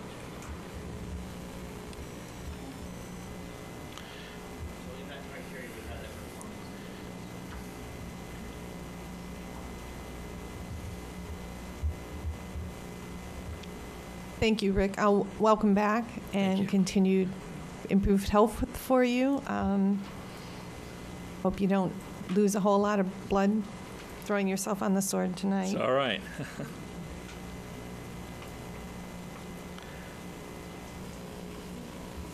Consolidation of a school, well, there are three things the school boards never want to have to face. That's a decreased budget,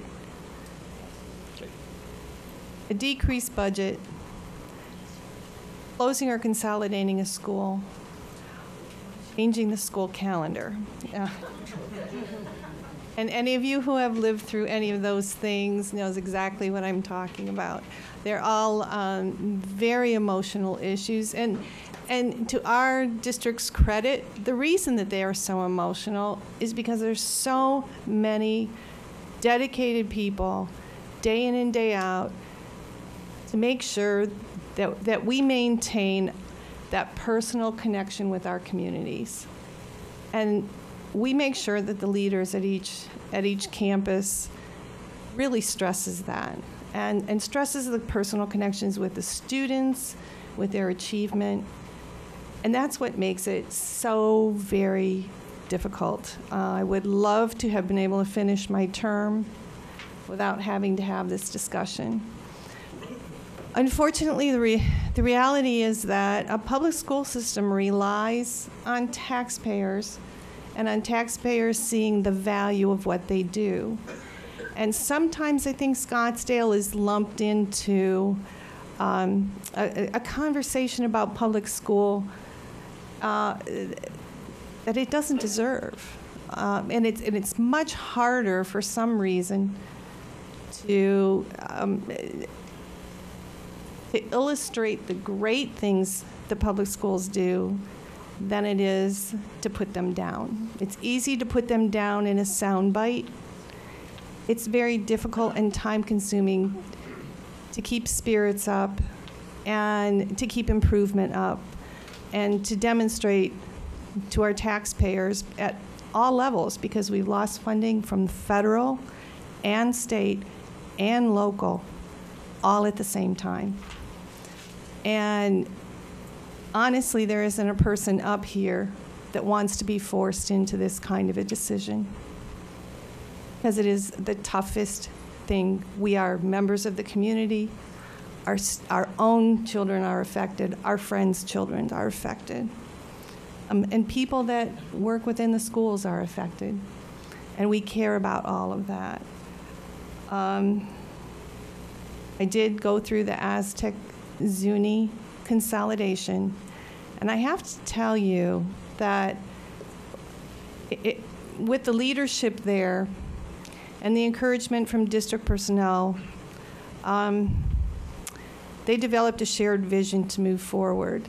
And once that occurred, and they got the adults on board to really decide this is what has to be done, we need to make it as easy as possible for our students, for our children. That's when things started to gel. And there were a few people that were upset no matter what. But as soon as I saw the focus change to making the students comfortable with the decision, and let's move forward and let's find things to celebrate, it made all the difference in the world. And I know we have a couple of the principals here that were involved in that, and I have always given them very high praise for the way that they handled that leadership.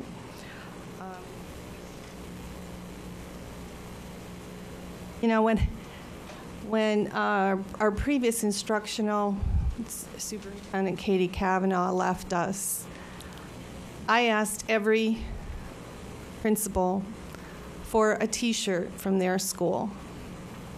Katie had given us, 25 years of service. And she was truly dedicated to the success of every single school. And the coolest thing that happened to me during this process of collecting shirts was the people who contacted me with shirts from schools that I never even knew about because I didn't move here till 1998. And they brought me shirts from different elementary schools that, because of changes in our pattern of population growth, had to be considered to shut down, and that included Scottsdale High. And then somebody, and I still don't know because I got it in a box without any kind of a note, sent me the shirt for the 100-year anniversary, and that shirt had every single school that had ever existed in Scottsdale. And honestly, even though I'd been involved around the district for a long time, I had no idea how many schools had closed. And after going through the experience with Aztec and Zuni, I knew that each one of those schools represented heartbreak. Hoped I didn't have to do this. But I want the community to know that none of this will be taken lightly, that every single one of us up here are just dedicated to giving as many resources to the classroom as we possibly can. And sometimes that means showing the dedication to the students and the teachers instead of to the buildings. And so I encourage you to help us through this process and to stand up and be leaders as parents in trying to make any kind of transition that we have to do as smooth as possible. Thank you.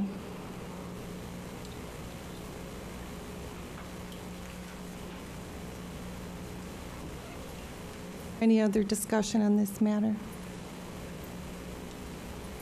Then we will move on. We are now going to discuss the information discussion item on the superintendent's contract extension. And although this vote was taken in an open meeting yesterday following an executive session, we wanted to give each board member a chance to explain their vote. And so at this time, we will do that. Mr. Jackson, Board Member Jackson, can we start with you, please? Do you have anything that you would like to say?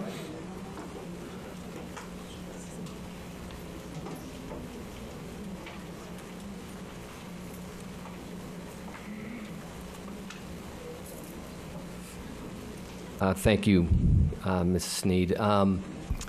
I'll try to be brief. We just finished a long process of reviewing Dr. Peterson's contract. I prepared some comments because I knew I would have an opportunity tonight to talk about my vote, so I'll try to be brief.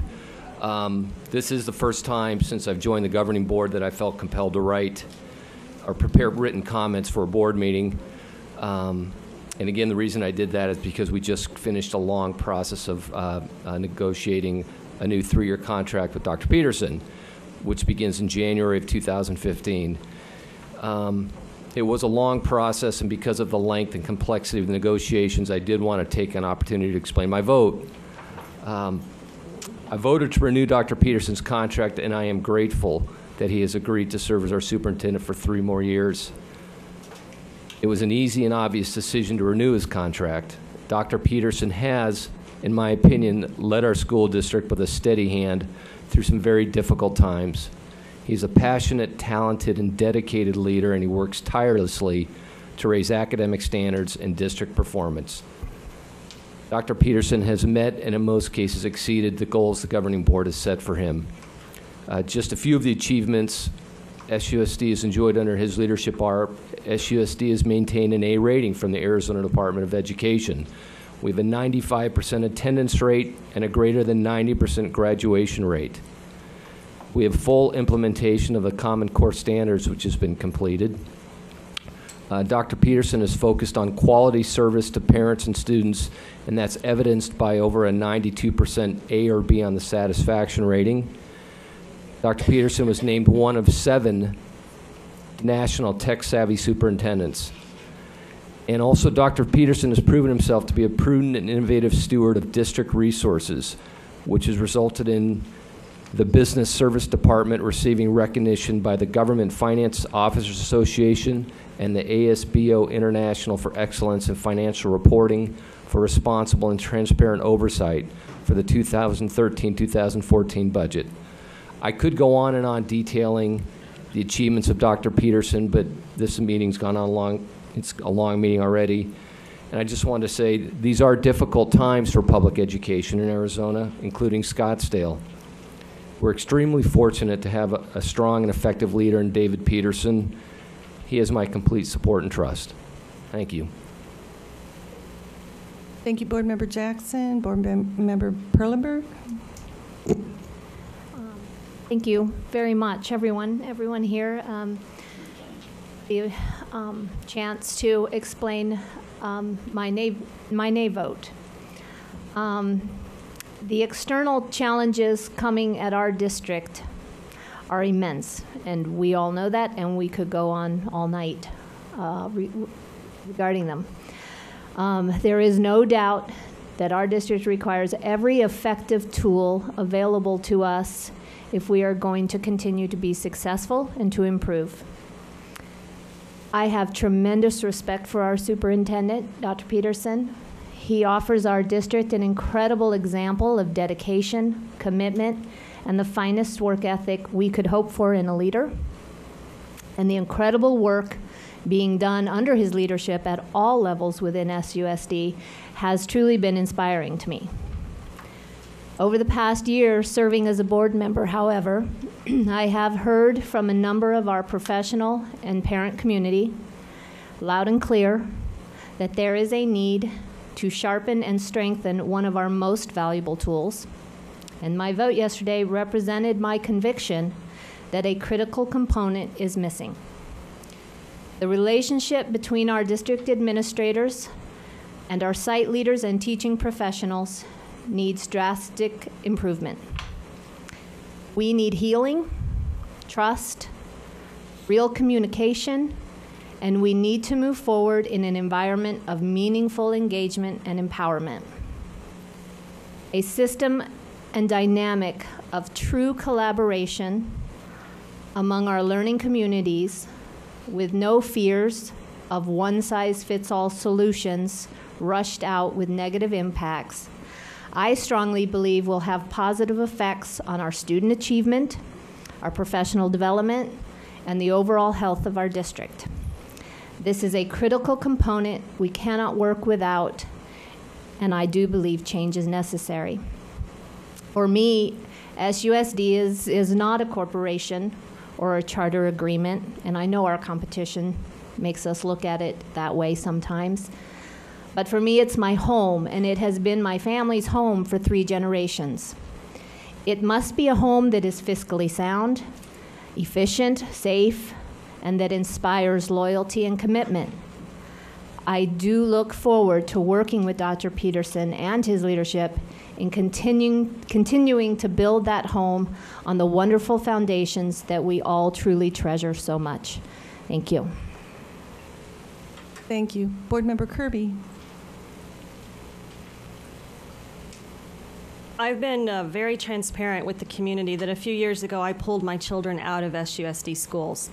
And for 2 years I struggled with that decision. I strongly believe public education does better prepare a child for the cultural, economic, and thought diversity of the real world. But my support of public education also assumes it provides the same academic rigor and challenges we all experienced as children. So for 2 years, I struggled with the decision mainly because of my personal relationships with SUSD teachers, principals, friends, and families. It was those personal relationships that made the decision heart-wrenching.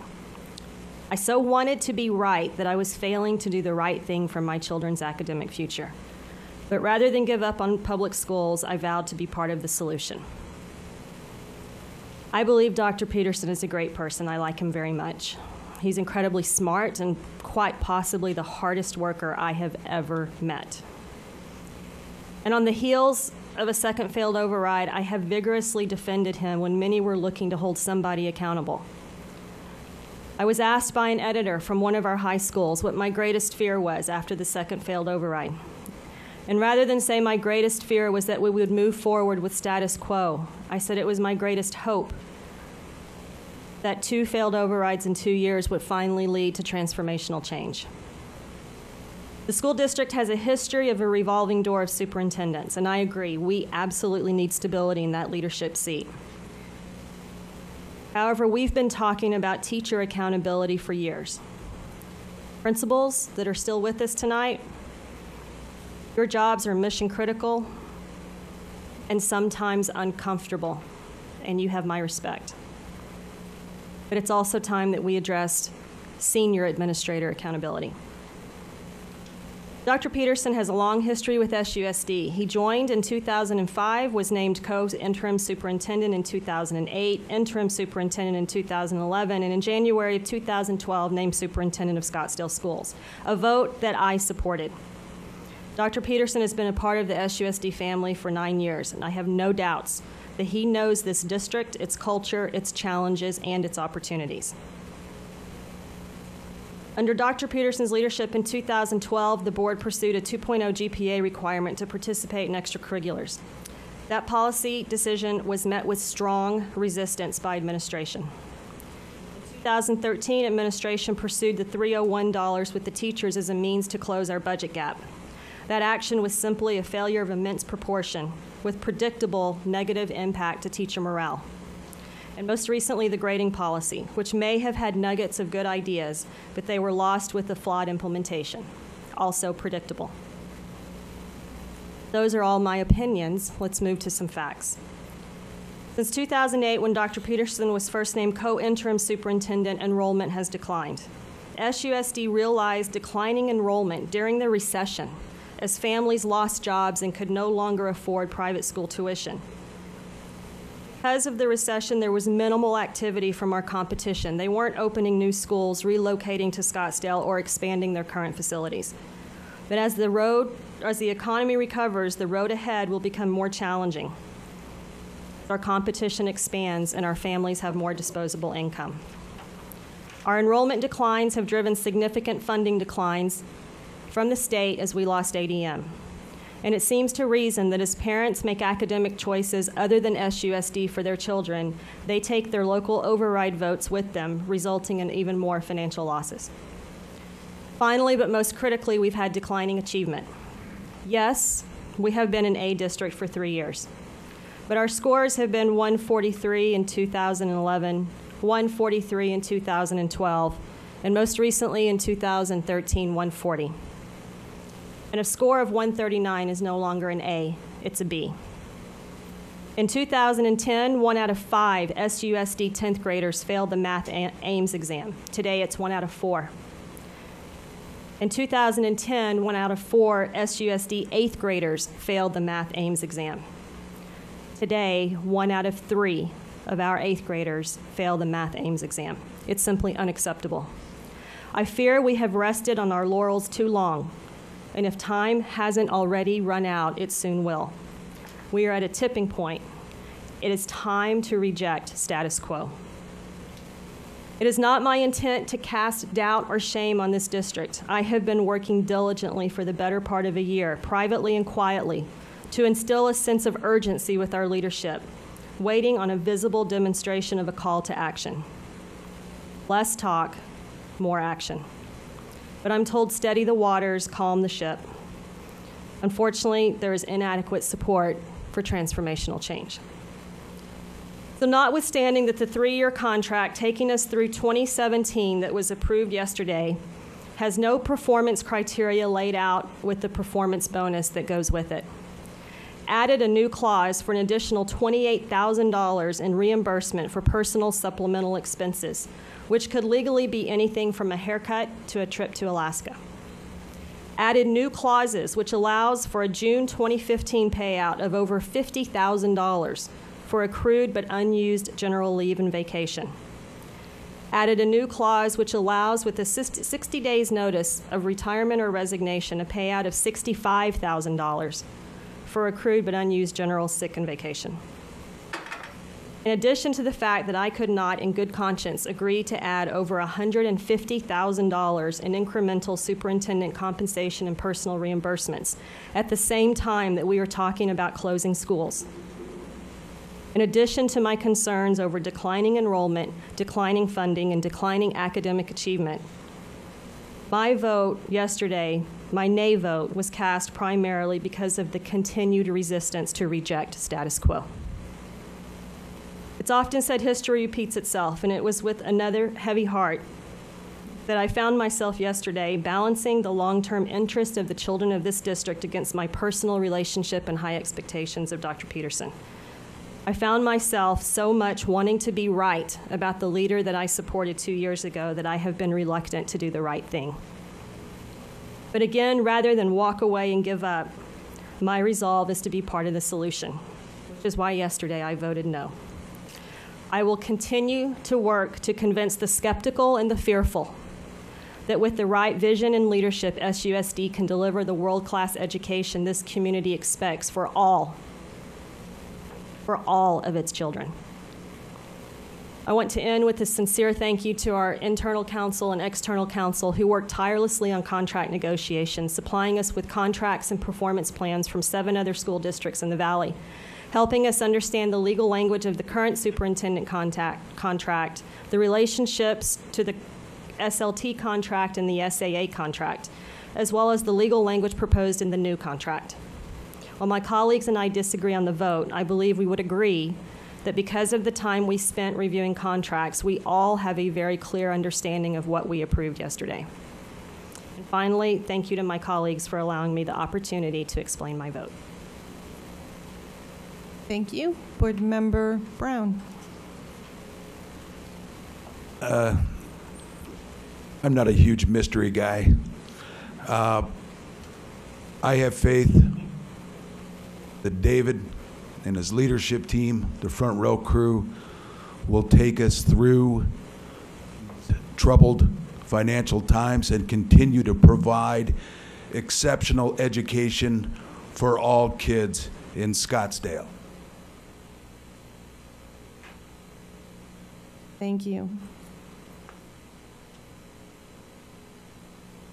As I've explained before, I always feel that my major reason for being here is to be a steward of a valuable community resource and to ensure the long-term health of the entire organization, not one group over another or one complex over another, one learning community over another, but the entire organization.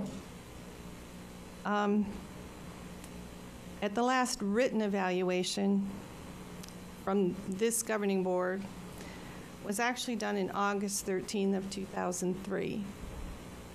And I'd like to share, I'm not going to go through every single one, but the accomplishments that we were extremely satisfied with numbered about a dozen or 14 that the board agreed on. Some of them, the letter states, and this is a public document because we all signed it, it's that we have shared with you we are extremely satisfied with the following areas: the high visibility and relationship building with legislators and policymakers, especially with the governor, the Arizona Department of Education and the City of Scottsdale, your positive engagement with the business community, the Chamber of Commerce, the news media, the community at large, and part of that was evidenced by increasing tax credit donations. We appreciate the expansion of communication with stakeholder groups, including your office evening hours and community budget forums and your PTO, PTA presentations and relationships. On a personal level, from all of the superintendents that I've ever worked with, you have the highest level of communication with the governing board members, and you are the most responsive superintendent that I have ever worked with. Your willingness to take on tough issues and your ability to engage all stakeholders to ensure the most positive and lasting incomes is appreciated. As some of the other board members mentioned the other accomplishments, and so I am not going to take time to reiterate those. But even the implementation of some of the regulations and mandates that have been pushed down from the state and from the federal government, such as Move on One Reading and Common Core standards, while other districts are still struggling with that, we are well on our way to actually implementing that, fully realizing that these higher standards may have an impact on our AIM scores and may even have an impact on the district letter grade, because there are so many unknowns and because we can't really compare one year to another because the criteria has changed every year practically.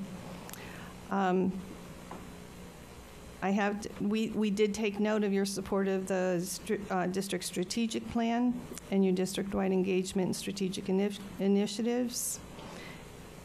And there was a focus on quality service to parents and students that was evidenced by 92.7 A or B on the satisfaction rating for the survey. The expansion of online offerings was a huge undertaking, and it brought revenue to our district that less vision would have missed. Your prudent and innovative stewardship of district resources resulting in the streamlining of several departments was noted. At that meeting, there were 2 areas that were identified to focus on for the upcoming year, and the board agreed on them. One of them was to ensure that you have the support and expertise needed in your leadership team to assist you and the district in reaching desired goals. This statement, I have since found out, was more ambiguous than I realized at the time and had a different meaning than I understood. Otherwise, I would have used exactly the same wording and put it, if it were me, and put it into the extremely satisfied area. The other area that we asked you to focus on is to maintain the trust of all stakeholders by encouraging them to candidly and safely share issues with you that they may be experiencing, while balancing the necessity of following FERPA and contractual rules with employees. I feel that we were remiss in actually delineating so many of the successes in our evaluation process. And I wanted to let people know that we're in a path of continual self-improvement. That's what education is about. Our best educators are constantly reassessing, where can I improve? Where can I do better? And that's something that this district does so very well. And not only that, but they help each other. And so while it's very important to be self-critical, and it's very important to identify those areas where you can demonstrate some growth, I think it's also just as important to celebrate the successes and to put it into perspective. I have every confidence in Dr. Peterson's ability to meet desired goals.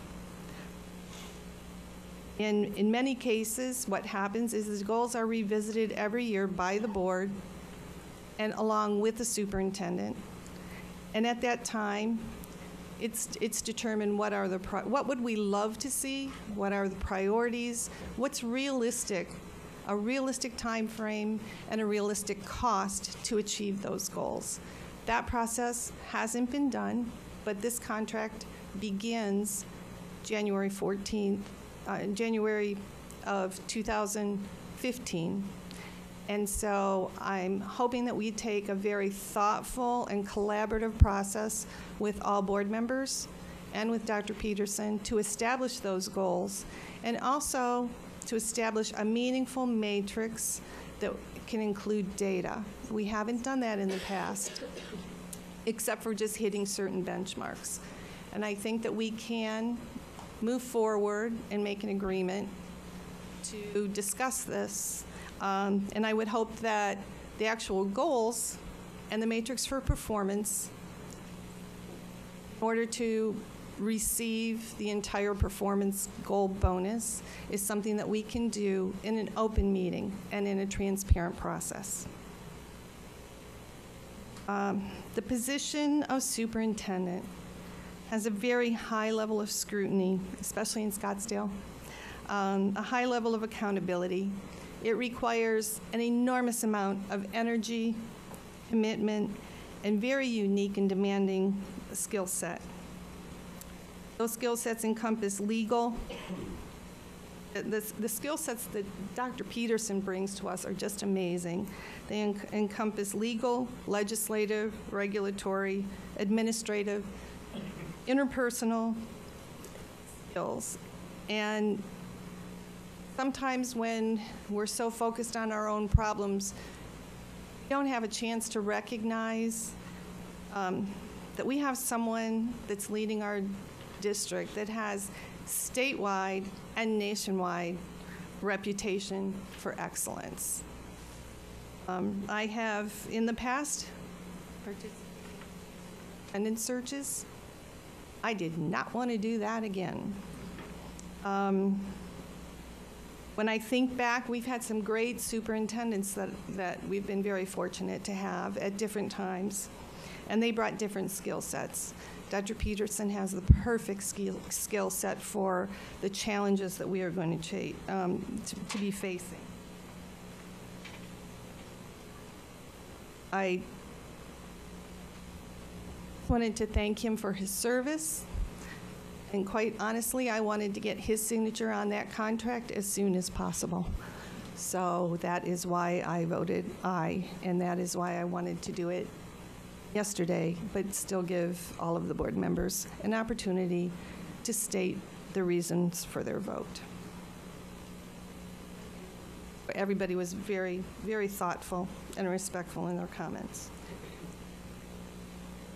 At this time, we'd like to do item 9C, the preliminary budget discussion. Thank you, Madam President, members of the board. Last Thursday, we had a study session. In that study session, we discussed some budget items and preliminary budget. We've gone back based on input from the governing board, and we have revised our budget. We've looked at things, we've scrutinized things. We've also taken out the inflation funding. As you know, the courts ruled in the school's favors in the state of Arizona.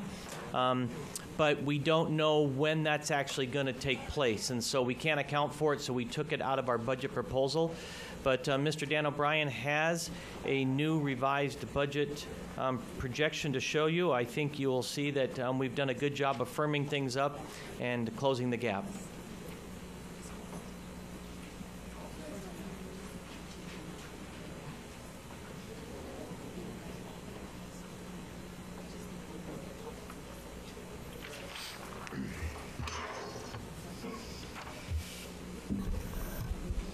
Thank you, Dr. Peterson. Good evening, Madam President, board members, Dr. Peterson, Sandra. As Dr. Peterson just spoke, from your request last week during our work study session, we have revised our fiscal year 15 budget projection summary sheet that we discussed last week. In front of you, I have given you the new projection summary, and we'll just briefly go through this. The first half, the M&O budget, the current fiscal year revision 2 M&O budget at $148 million. We then have the phase out of the override, the loss of the ADM based off of our 40th day number. Again, as discussed last week, our 100th day number will be coming up very soon, and we'll be getting new numbers, but historically, as we've viewed data, the 40th day number and the 100th day number stay fairly close with just a little bit of movement. And then the possibility of no carry forward. And with those reductions, we drop down to our projected budget of just under $140 million at $139 million. This leaves us with an $8.2 million deficit, projected deficit. We have some anticipated expenditure impacts that will also affect the budget. The first one, as we discussed last week, was the fiscal year 13 health insurance deficit based off experience. As also mentioned last week during that meeting, we had just gotten some figures from our insurance pool that has showed that our experience rating this year is doing very, very well, and we are under the experience rating. And so with that and the projections that they have given us, we believe that good experience will help offset some of that, so we won't have to do it inside the budget. So we've taken this off the sheet. We've kept on there our contracted services increased at 2%. We have our increase in ASRS, or Arizona State Retirement, at 0.06%. That's law, so we have to put that on there. And then also with some work with Mr. Freeman, the Facilities and Building Services Department, we've looked at some of the utility costs, and with talking about some of the discussion we had with mothballing and moving some rooms around and some other items that we were able to do, we've reduced what our increased utility costs will be to just $200,000. When we add these other expenditure increases on, we hit the $8.6 million deficit that we are anticipating for the budget year. With this, as Dr. Peterson mentioned, we do have some items that we believe will be increases. The first one is the projected inflation factor. This, again, is with the lawsuit that we won last year, where the state has to give us our increase factor on the base level amount. This is by law 2% or GDP, whichever is less. Currently, right now, it is projected that GDP will be between 1.6 and 1.8. We're using the 1.8 factor as now. We won't know this until the legislature gets their work done, but we are optimistic that it'll be the 1.8, so that's $2 million. We then have, again, as we discussed last week, we have some various savings because of our vacancies, our frozen positions, and some other items that we believe will be able to allow us to have an additional carryover amount this year to help with the possible budget deficit. And then, as mentioned by Dr. Peterson, we took off the $8 million in inflation money that we talked about. I believe last week when we all discussed it, we believe that because it was just such an unknown and really didn't know where it was going to come and how it was going to come, that when we have these kinds of discussions, we have realistic discussions. So we took the $8 million off of this projection. So the additional revenue of $4.7 million helps reduce that deficit to $3.8 million.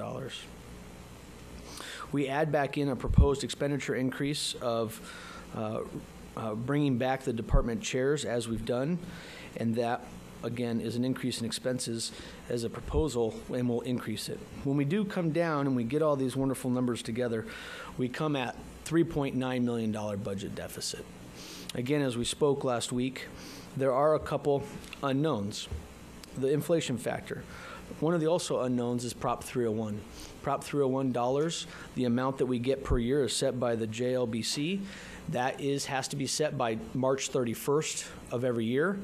Sometimes they do it a little earlier, sometimes they do it right on March 31st, but they have to do it by March 31st, and that is money that will help go to the teachers. So we have a couple of unknowns, but this is, again, after last week's discussion, our revised summary of the projection of what we're going to be for fiscal year 2014, or 15, excuse me. Any questions? Board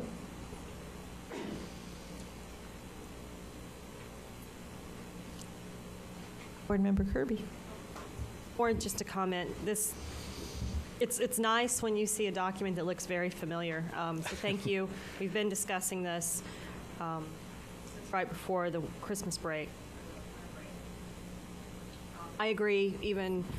I had the opportunity to attend the Arizona Chamber of Commerce legislative lunch kickoff last Friday, when they had a panel of legislators, as well as I had one at my table. And of course, none of them made any clear, direct comments, but if I were to read the tea leaves, I would handicap that $8 million coming to us next fiscal year. I do not. My read on it was that it will come eventually, most likely not next year. That was my read. I have no crystal ball. Certainly can't predict what they're going to do. Right. The next 2 years is, yeah.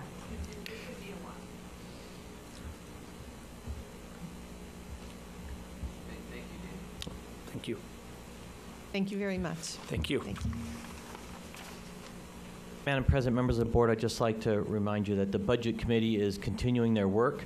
They have a new set of items that they are voting on, and their goal is to have some preliminary recommendations to us after they meet tomorrow evening, and then we will move forward from there with some of the things that we are working on. Thank you, Dr. Peterson. Next item on the agenda is district math achievement. Thank you, Madam President, members of the board, and our community. Dr. Benson and Dr. McNeil are going to present to you, Dr. Von Echten, it's been a long week already.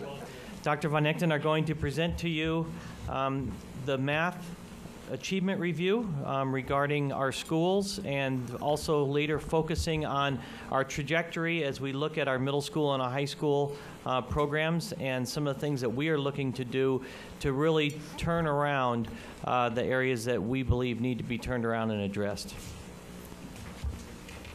Good evening, Madam President, board members, Dr. Peterson, Sandra, and all that are still here with us this evening. Tonight, Dr. Von Echten and I have been given the opportunity to share an update of all things math, including math achievement data in SUSD. We've structured this time together so that Dr. Von Echten will first review SUSD's math data over the last 4 years. Following the data piece to the discussion, I'll remind all of our identification processes for acceleration in math courses at the middle level and revisit what those math courses are. At that time, Dr. Von Echten will share our current course offerings for high school math as well. Following that, I'll share important things we're learning about improving math instruction and students learning in math from our partnerships with ASU, SCC, Grand Canyon University, and very importantly, from our own teachers and principals across our district. Finally, Dr. Von Echten will close with important next steps we're currently taking to support both teacher and student learning of math in SUSD.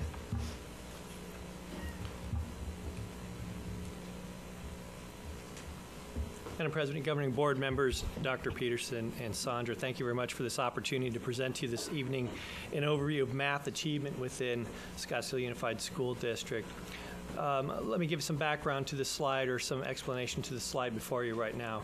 This is a longitudinal math AIMS data for years 2010 through 2013. It includes grades 3, 4, 5, 6, 7, 8, and 10. And it compares SUSD total percentage of students that met or exceeded the standards compared to state by grade level. So looking first at state results, those are the color-coded ones.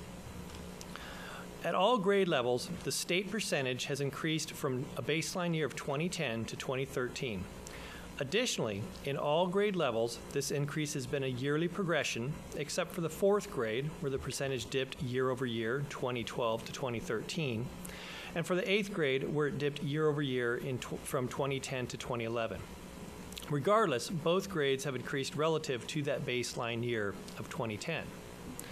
Now looking exclusively at the SUSD results. Comparing year 2013 to the baseline of 2010, 3rd grade had a slight increase, 4th grade slight decrease, 5th grade plateaued, 6th grade plateaued, 7th grade slight increase, 8th grade a decrease, and 10th grade a decrease. Note that when you compare 2012 to 2010, SUSD had increases in 4 grades, 3rd, 4th, 5th, and 7th, plateaued in 1 grade, 10th, and decreased in 2 grades, 6th and 8th. When you look specifically at 2013 to 2012, the last year-over-year comparison, only 1 grade increased. It was the 6th grade. 2 grades plateaued, 3rd and 7th, and 4 grades decreased, the 4th grade, 5th grade, 8th grade, and 10th grade. I believe that this can be attributed in some degree to the work our teachers and instructional leaders have done in making the instructional shifts to the new standards over the last year and a half, while at the same time being assessed by the existing AIMS test. Also, notable is the variance between SUSD and the state percentage of students. Notable is that the variance between SUSD and the state percentage of students passing has progressively decreased through years 2010 through 2013 at all grade levels. Arguably, one could say that over these years, the state had greater ground to gain relative to Scottsdale Unified. This next slide shows by grade level ranges by among our schools regarding the passing of AIMS. Looking at the ranges, the percentage passing across all SUSD grade levels for 2013, the ranges indicate that by grade level, some schools have not performed as well as others within the district.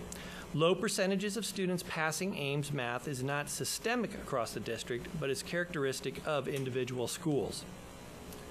Wide ranges are not unique to Scottsdale Unified District, as one of our larger neighboring school districts has comparable ranges for 2013. For instance, its 3rd grade had a range of 47 to 95% within its schools, and its 8th grade had a range of 39% to 87% within its schools.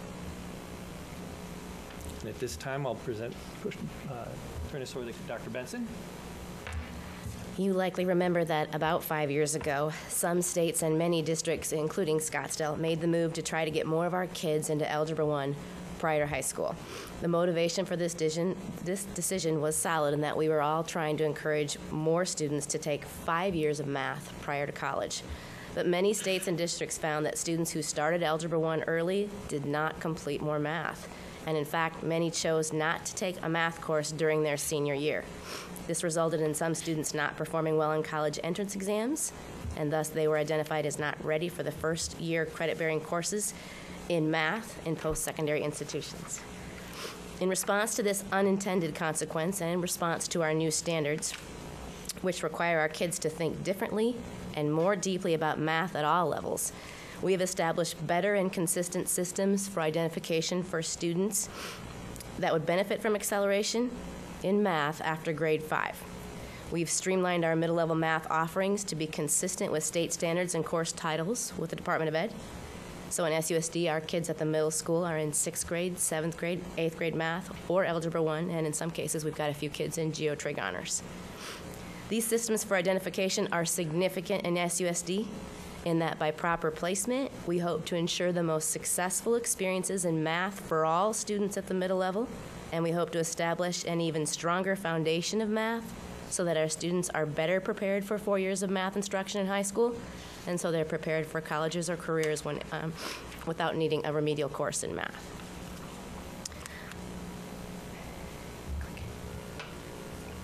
Our timeline for our math placement process this spring is captured on the slide in front of you.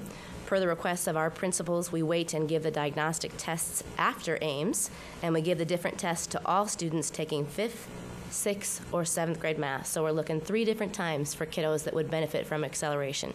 3 different tests, 3 different times. We've made slight revisions to this process since last year based on the feedback from our teachers, principals, and our parents. Those revisions include, if there's any missing data that we're looking at when we're making this decision, we are going to default to the readiness test as the most important and significant test to indicate whether a kid is ready to indeed accelerate and skip through a grade level of math and think at that level. Second change or revision to our practice from last year is that the letters will be generated by the district office instead of asking our teachers to do extra work and complete them circling the recommendation for the next level in math. And we've established an FAQ for parents to help communicate the process and the reasons behind the process. And we talked about this during the curriculum dive that we had earlier this fall. The FAQ has now been revised by teachers, principals, lots of different teacher groups, and that FAQ is now available in our digital backpack. Last year was really the first year that we had large-scale implementation of identification processes across SUSD. As a result, we have decreased the number of students that are in essence skipping a year of math. 15% of our current sixth graders were identified as ready, and they would benefit from grade acceleration last year. Actually, I need to rephrase that. That would be fifth grade last year, so they're in sixth grade this year. The other numbers are indicative of the students that were identified in previous years when we really didn't have consistent measures used across SUSD. We believe this has been an important step to ensure we are generating a stronger foundation of understanding math at the middle level.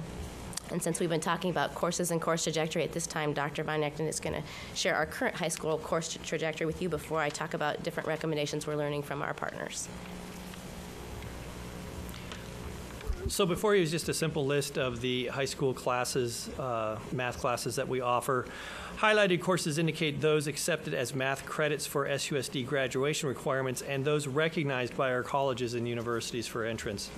Additional information, AIMS courses are specific to AIMS preparations for students that are in need of retaking the exam. Functional and essential courses are designed to meet the requirements of individual learning plans. The algebra support class is scheduled concurrently with algebra and is utilized to support and extend the learning of students in need of assistance in that course. This is a page from the high school planning guide. It illustrates the various trajectories that our students have. Generally, a typical trajectory for our high school students is the freshman year Algebra 1, moving to Geo, Algebra 2, and Trig Pre-Calc. Many of our 8th graders do take algebra, and regardless of their accepting credit or not, they can continue with that trajectory. Many of them go into Geo Trig Honors, Algebra 2 Honors, Trig Pre-Calc Honors, and Calculus, and they have calculus in preparation for their college experience. Some of those same students may choose to not take an honors track, so to speak, and they would continue with geometry, algebra, and trig pre-calc, but often falls into that trap that Dr. Benson that just alluded to. They may not finish their senior year with a math, and that sets them up for a difficult time going into college. Some of our students, in fact, that accelerate early would move into their freshman year with Algebra 2 honors, Trig Pre-Calc honors, Calculus, and their senior year look at taking Calculus 3.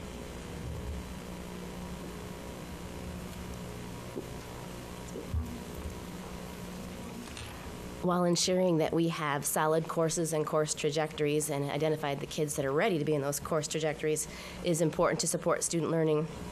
There are other important steps we need to take as well. Based on what we're learning is imperative to promote better experiences at math at all levels.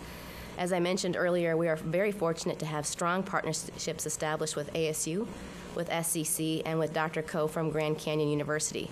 And we've had opportunities to learn from Steve Leinwand and Kathy Seeley, both very well-respected teachers of math on a national scale. And I'll share their recommendations and what we're doing with their recommendations in just a minute.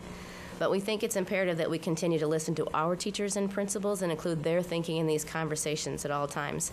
At last week's district early release, I had the opportunity to work with our middle level teachers and some of our middle level principals. And I asked them at that time, given the governing board request for this presentation, right out of the chute to identify a success and what they identify and believe is the most significant challenge in teaching math at this time in SUSD. I suspect you could have some guesses what those are, but overwhelmingly, they identified three main challenges. Addressing the needs of varied levels of our kiddos in all grades in math at the middle level, student motivation, especially as that tends to or connects to wanting to do well in middle level math. And teaching differently as a result of the instructional shifts that are expected of those. Those were the big three. But additional things that they cited as concerns include increased class size. Quite a few noted that as well. One person identified the grading guidelines as the biggest challenge, and another person identified that they need more support in communicating to parents about what we're doing in middle level math. I posed the same question to our high school math department chairs last week. I didn't get to see them between the governing board request and tomorrow night. We meet with them tomorrow night. So I posed that question to them via email. And I've heard back from a handful of them. Their concerns are similar. Again, class size overwhelmingly, and trying to get to give the attention that all of our kiddos need in high school math. They also identified dealing with a range of students and abilities in different classes and how they'd like to learn how to respond to that. They also addressed student motivation as a concern, and a major addition to their list includes that knowing that we make significantly less money than math teachers in our other districts or surrounding districts as colleagues is one of our most significant challenges of working as a math teacher in SUSD. I'll meet with them tomorrow and get more of those, but wanted to share and include their thinking in this as well. It's important to note that our teachers have been doing a good job of what's been asked of them within the No Child Left Behind area of assessment that required and rewarded our students to just simply give one answer on state tests, though we can do better, and we know we can do better. On the next couple of slides, I'll share a few important challenges to consider as we continue to take next steps for improving math in SUSD. If we start big picture and we compare math instruction in the United States in public schools to that of the whole rest of the world, we know that we do two things very differently in the United States. In public schools, we are the most inclusive country in the world. Huge celebration that all of our kids get to go to school. But the other notable difference about how we teach math in our country compared to others, especially when we factor in and compare like groups, readiness groups, SES groups, language learners groups, is that we give help faster than any other country in the world when we're teaching math. We don't allow our students as many opportunities to struggle and make meaning with math. We break it down into steps quickly, significantly more quickly than in other countries. Prior to the adoption of the new standards, when performance data was looked at and reported out for every population of students across our country, it revealed kind of a scary little secret. Many of our kids were not really learning much math in schools across the country, especially if we looked beyond standardized tests at what our kids really knew. The reality of the achievement gap is that too many students have not had opportunities to develop their math knowledge to its fullest potential. That's beginning to change in our country as teachers are learning to do less telling for students and let students struggle a bit and come up with different ways to solve problems and make meaning with math. The professors and graduate students we work very closely with at ASU have recently shared that in their work across just our valley, they continue to see that our newest teachers to the profession view teaching as being about engaging students, and few of them view teaching as being about engaging kids in meaning making, as opposed to about making learning easy and helping kids learn to work specific problem types. So ASU has noted that it's more, we tend to not want our students to struggle, even in the Valley. We want to make things easier more quickly so that kids aren't struggling. And I think that's an important observation through our partners. Through the work of our curriculum specialists and the support of our partners at SCC and ASU and Grand Canyon University, we are beginning to see that our teachers are thinking differently, guiding kids without doing the work for them. All of our high school teachers that have been trained in inquiry-based instruction are expected to pose questions to students that require them to explain their thinking, to regularly have students work in pairs or groups to solve problems and explain their thinking, to hold students accountable for listening and providing coherent explanations, and to create a culture in their classrooms where students feel safe in explaining their thinking, even if they don't have the right answer. Our ASU professors have found that most teachers in our district and other districts that they work with develop stronger understandings about math content and shift their views of students' capabilities over time. But these changes usually take over a semester to begin to take root, so it's important to support and nurture our teachers that are making this shift to their practices. One of the most significant things we're learning is that low-level tracking and remediation efforts are not working, and with the best of intentions, in many cases, if students are not exposed to grade-level standards and high-impact instructional strategies, students are falling further behind. Intervention programs that provide extra time and support before our students fall too far behind are generally seen as most successful. And all targeted intervention efforts must include our strongest teachers, using research-affirmed and engaging teaching strategies in order to be most effective. So, recommendations in the form of solutions from our partners, what we're learning from our partners, and from leading thinkers in math in the country include that we improve math experiences for all students. I heard some of the governing board members passionately explain their thinking about contracts and positions on other agenda items this evening about making sure we're taking care of all of our kids. Structuring learning opportunities around the student by using inquiry-based teaching to promote thinking and meaning making. Math experts and our local experts that are supporting our teachers say that it's best to raise the floor and the ceiling. So we're addressing and believing in every kid, helping them achieve their high levels of math. It's recommended to commit to ending low-level tracking, endless remediation, and other practices that are sentencing some of our students to fall even further behind. It's recommended that we use solid processes and better processes for recommending students for acceleration in math. We're to nurture, support, and invest in teachers at every stage of their careers, providing professional development practices and programs that strengthen what they know about math and how to teach it with all of our math teachers. It's recommended that we provide more time in professional development for teachers to learn about high-quality instructional materials available to them. And we're lucky and fortunate to have those high-quality materials in Scottsdale to support the mathematical practices in the Common Core.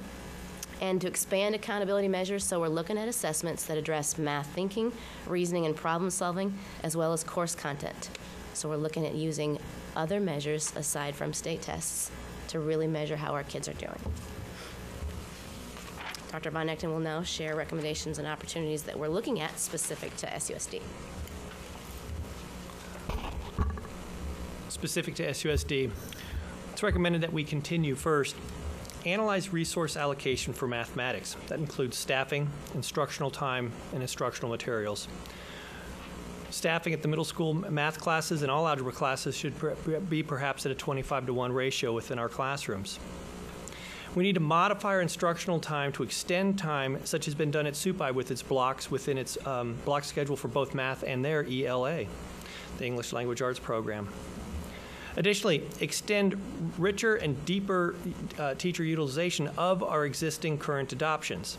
For instance, at a recent in-service, SUPI spent the day with its math teachers working with Glencoe McGraw-Hill representatives to delve into specific pieces that the curricular materials had to offer. This is an in-service that many of our principals at the middle school level would like to do and will do with their teachers and their math departments. Revisit curriculum maps to analyze pacing and vertical articulation. This is an ongoing process with curriculum, within the curriculum team and our department chairs and middle school principals to ensure appropriate pacing and articulation. Focus on first best instruction. First best instruction ensures that all students are exposed to the standards, that the standards are properly sequenced, and that instruction is differentiated to meet the needs of all students. Then and only then should students be provided targeted interventions when failing to master standards. It's recommended that we evaluate the effectiveness of interventions. In conjunction with Student Services Department, we are looking at the current list of interventions that are available to our both elementary, middle school, and high schools. Our middle school principals are hungry for these interventions and effective interventions that they can utilize, and I hope to have a menu of those interventions available to them as soon as possible. Consider additional alternative measures for holding students accountable in their middle school performance. For instance, Saturday school, summer school, and tutoring. And I think it should be made clear that students that are identified in need of math assistance would be required to receive help, and that help would not mean in the form of repeating a class, but getting targeted assistance with identified standards that they have failed. Refine the use of data through benchmarks and Data Central to identify strengths and weaknesses. An example that I recently heard from one of my middle school principals was rather interesting. It was the benchmark results within an 8th grade algebra class, and they noted that some of the standards at the 8th grade level were missed by those students. The focus had been on algebraic instruction. They spent a day across the 8th grade reviewing those standards in preparation for the kids in their AIMS testing that will come this spring. That's an example of, at one end, how we can use benchmarks not only for students that are in need of intervention that we might typically think of, but some of our students that are accelerated, so to speak, in identifying needs that they need to go back to and focus upon. And we need to provide additional training and support for teachers and administrators in the instructional shifts associated with the new math standards and college readiness. Dr. Benson has already mentioned some of our partnerships, but I'd like to again mention the Arizona Mathematics Partnership, or Project AMP, with SCC. We're encouraged to hear that we have more of our middle school teachers that will become involved with that training. Project Pathways with ASU, and as mentioned, Ted Coe of Grand Canyon University will be presenting, in fact, tomorrow an in-service that I understand we have 77 teachers that will be participating in. We need to increase education about the math placement process. Dr. Benson reviewed that placement and the matrices used, but we want to have greater understanding within our community as why those matrices are used. And lastly, we need to continue to recognize and capitalize on the expertise of our teachers and principals. And with that, I open it to discussion. Board Member Kirby. Thank you both for your presentation. Go to the first slide. Has the math achievement data 2010 through 13 for our grade levels. Yep. I've asked repeatedly, and this is an example of a resistance to status quo. We stop comparing ourselves to the state of Arizona. We should expect more out of ourselves than the average of the state of Arizona. I went through the same exercise using these same numbers, and rather than compare against Arizona, I picked 2 other school districts that are defined as peer school districts, both financially and achievement, which considers demographics, geography, size of district, et cetera, by the state. That's Chandler and Gilbert. They also happen to be an A school district for the past 3 years, so they started out as high as we did. And when I looked at that, I learned so much. And I'll just share with you my learnings. 3rd grade, we're improving and we're outperforming Chandler and Gilbert. Same for 4th grade. In 5th grade, our trouble starts. We're flat, but our peer districts start improving. But they haven't gotten better than Scottsdale in 5th grade as of 2013. They start kicking our butt in 6th grade. It gets worse in 7th grade, worse in 8th grade, and in 10th grade, wheels are falling off. So I'd like for us to look at other school districts like Chandler, like Gilbert, and start asking ourselves, what are they doing that we're not? I want to drive this point home if it didn't get driven home. Go through an exercise, if you'll all indulge me. I want everyone, look at the person on your left. Look at the person on your right. If you were an 8th grader, one of you failed the AIMS exam in Scottsdale. Okay, it's the same number that's up on that slide, but we're looking at it through a different context, through a different lens. And I want us to start challenging ourselves that way. Let's start looking through a lens of how can we get better versus, yeah, we're doing good versus the state. Now let's go to the very last slide. Board Member Kirby, can we respond to that real quickly? That part? Sorry? Can we respond to that part really quickly? We do look at data comparing district to district too, and in fact we've got our eyes on one district in particular that everybody met and exceeded at the middle school. And so Kathy Nickel, before I lost her, had done a field trip. Dr. Forlis had set that up, and Dr. Forlis is going with a couple of our principals in a couple weeks, and then the rest of us are going to go because we want to walk classrooms. But at first blush, when asking questions about what this district is doing, Overwhelmingly, they're focusing on changing classroom instruction, first best instruction, and they have more time with their teachers. And not an excuse at all. I think we've done a great job in Scottsdale. With the limited time that we have, we focused on making sure our teachers knew the standards and the mathematical practices first, and then focusing on instruction starting last year. But we haven't seen enough data to see that take an impact yet.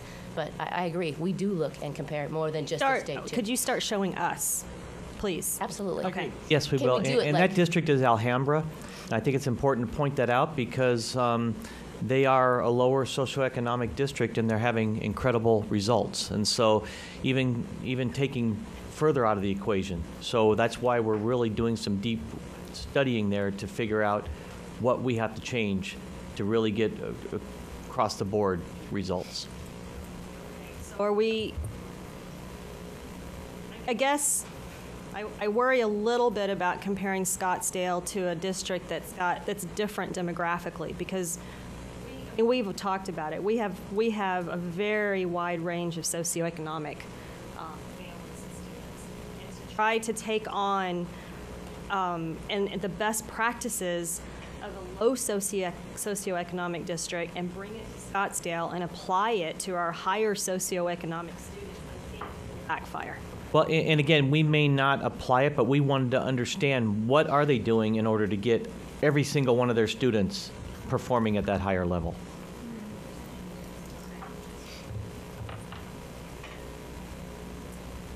Board Member Perleberg. Thank you. And thank you both very much for this information and the prior meeting that we had where we kind of started these talks. I appreciate it. I gotta be honest though. The data, the information, the numbers, I know, it's absolutely critical. We look at all those things, and that's very, very true. I do appreciate, although I can't say I fully agree with the ideas, the philosophies behind low-level tracking and retention, how those models necessarily should look. I understand how ideals can look on paper, certainly, but the realities of the students' needs that those models motivated, to me, those students are still here, obviously, with us, and in our classrooms and at our schools.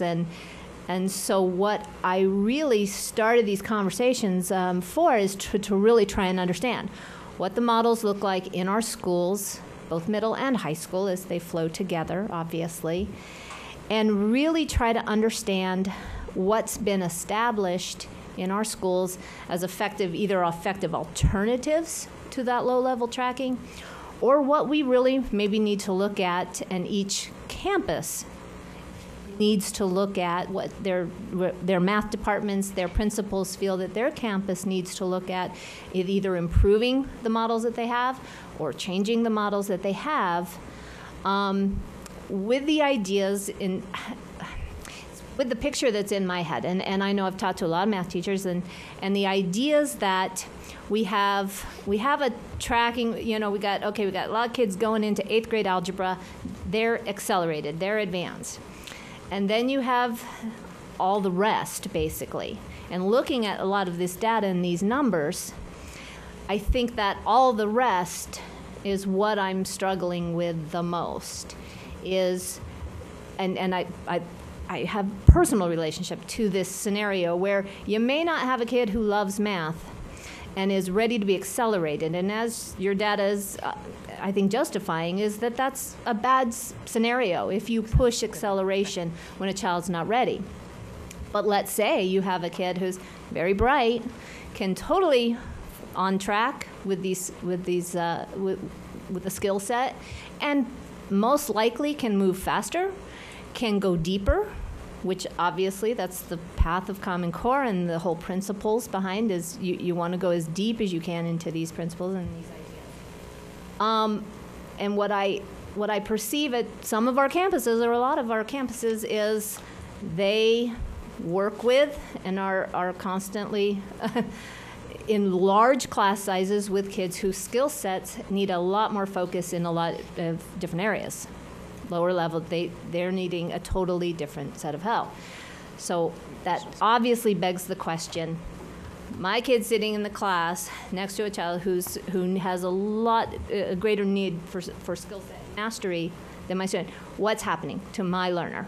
What's happening to my kid who's this close to exceeds or right at the bottom exceeds and could do even better?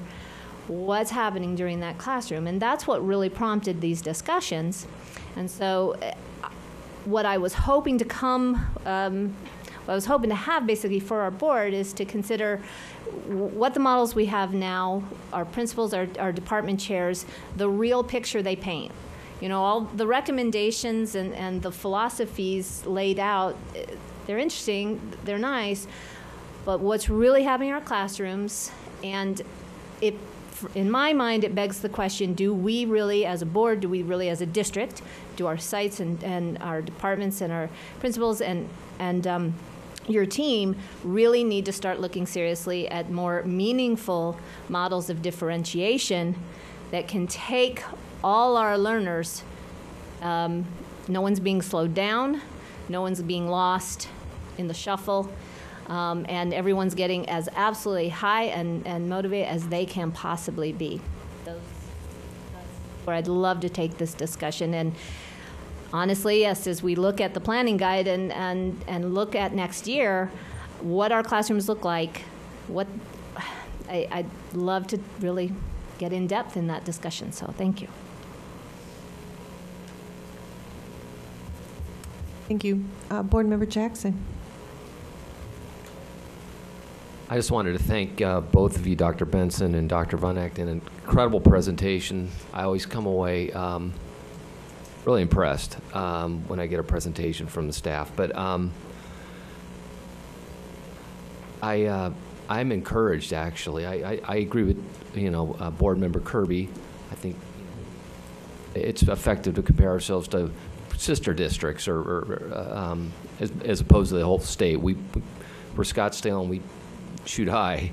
But I think the fact that we're going through this process, this self-critical process, as Board Member Sneed said, I think we do that quite well in this district. And the fact that we're going through this process and in a very self-critical way, and I think a methodical, sober look at math and math achievement in the district, I'm very encouraged. I wanted to thank you and your team, and I know it's a journey, but the fact that we are doing it, and I guess I appreciate it, and thank you for your hard work.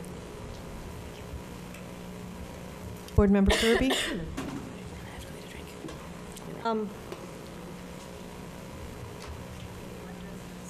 First, I want to be clear that I'm not looking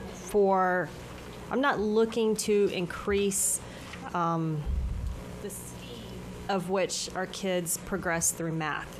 So I'm not necessarily saying that I want sixth graders to take Algebra 1. Okay, so I just want to be clear. I think we have, because this is high school, I'd love to see middle school, what the options are, but I think we have an appropriate course selection available to us.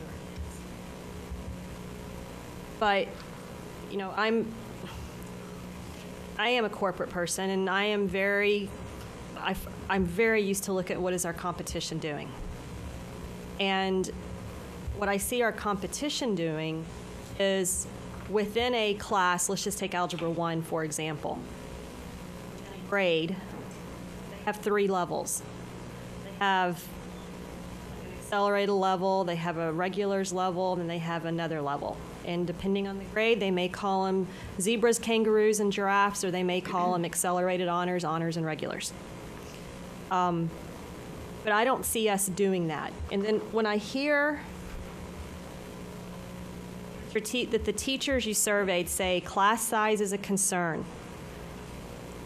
range of students with differing abilities is a concern, and student motivation is a concern, that resonates with me, because as I go through the district and I talk to parents, and as I look at what our competitors are doing, what I hear is our class sizes have gotten so large, and I'm talking more middle school, and I want to come back to middle school in a second, but Our class sizes have gotten so large that we have this big mix of high-level learners, low-level learners, and then everybody in the middle. Well, a teacher teaches to the middle. We say that we want them to differentiate and cluster and do, but it's just not practical. It's not realistic, and it's not practical when you have 30-plus kids in a class for 45 minutes. So what happens is that your high-level achievers get bored and check out. Your low-level achievers can't keep up or are intimidated, and they check out. So then you start having discipline problems because the teachers only captured the attention and the engaging maybe 1 to 2/3 of the class.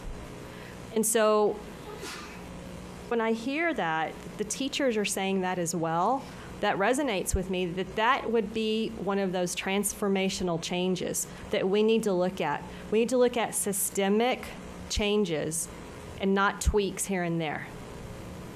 And the other piece I would challenge you is let's look at our data, let's look over time. When does the math decline, the math achievement decline start happening? I've done it. I've done the analysis. I've talked to folks. I think it's 6th grade. It's in that 5th to 6th grade time frame that we start slipping, and then the kids slip, and they never catch up. So let's start there, and let's focus there with some very real, meaningful, tangible, transformational change. Board Member Kirby, can I respond to that real quickly too? It's not really a question. Appreciate the request, but did want to share some of the thinking of our teachers when they were talking about, that one of their greatest challenges is dealing with the different readiness needs of kiddos. They asked for support in how to do that because they also know that some of them have had experience where we have done low-level tracking and that becomes a behavioral nightmare, and they didn't see gains with the lower-level kiddos, but they have said, we need more support to figure out how to do this, to do it well, so that we are not teaching to the middle, so that we are teaching at all different levels and meeting the needs of kids. And you are absolutely right. Every teacher we've got, not just in math, is going to say it's easier to get this done when you have smaller class sizes. Our department chairs a couple years ago in math said one of the most grateful decisions that they had seen the board do was limit algebra classes to 25.